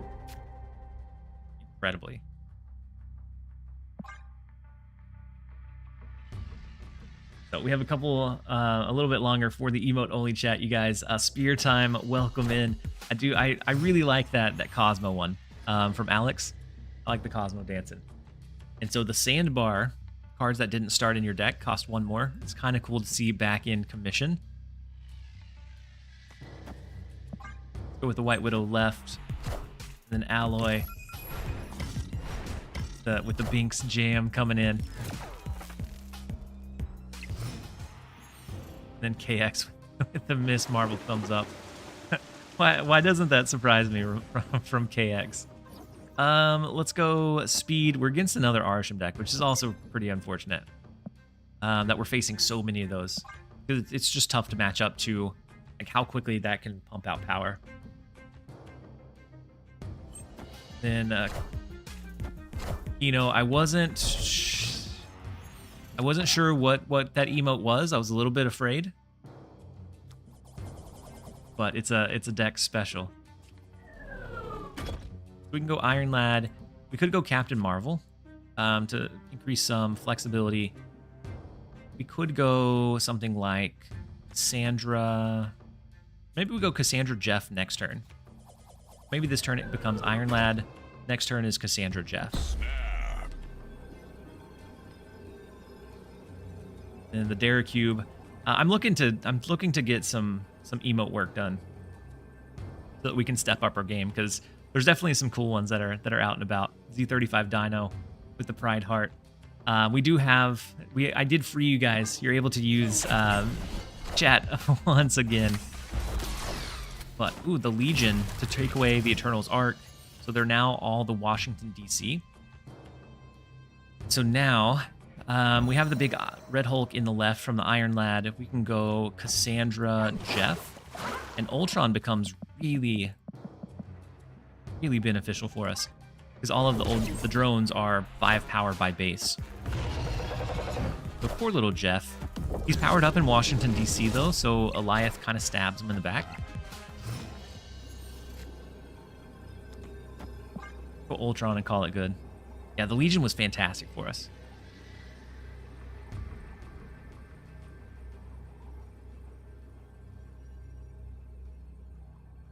Speed might work in a Zoo Shell. And so would speed in that one be better than like Victory. counter card? So I'm not sure. We were thinking about putting him into a Patriot Surfer hybrid Mockingbird. It might end up being able to work, but for now, I do think I'm gonna head out. I'm gonna get some things fixed up around the house. And then I'm going to prep a video. Since I didn't find one for speed, I'm going to upload... Oh, I don't know. We'll see. Any viable sub for White Widow? You can, instead of White Widow... At one point, I did have a couple of ones built in. You could go with something like Dazzler, since most of the time you're going to fill up your board. You could go Nocturne for the flexible power. There's a couple of other good solid 2-drops that you could switch into. But we're going to go ahead and in the stream, I'm going to go back to the drawing board on trying to brew something for speed. I think in general he's just kind of okay. I don't think he's... I'm not sure where he ultimately finds his home, that he's better than like the high bar that's set for him in those other 3-cost cards. But let's see who we should raid over into. Then we'll catch you guys around in the next one. We have Dara still going strong. We have Jeff, Alex, Nina's on.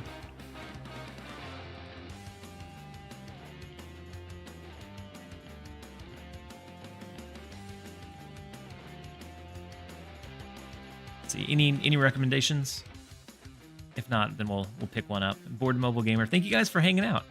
Hopefully we catch you again in one really soon. I'm gonna try maybe to sneak one in. Maybe I can fit one in Thursday, but Friday I'm gonna be pulled away, so I won't be able to do anything. Nina, all right, we can send you guys over into Nina if she hasn't been live too long, because I don't want it to go over there and then she ends immediately. So let's see. She's been going 3 hours. We can go ahead and send over to. We can go ahead and send this to Jeff. I think Jeff's been going for quite a while. He usually ends around like 4:30 or 5. So let's see for Jeff. Yeah, Jeff's been going live for 9 hours, so I doubt he's going much longer. So we'll do Nina this time to get you guys over somewhere. And then we will catch you again real soon. I appreciate you guys hanging out. Thank you guys always for all of the positivity and just allowing me to be able to do this and create the content that I enjoyed to make and enjoy to play. But we're going to go ahead and launch over to Nina. We will catch you guys around next time. We have 5 seconds before I can raid. My bad. I jumped the gun a little bit.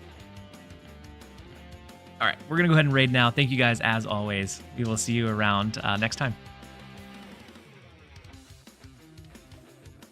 Why? Can I show speed?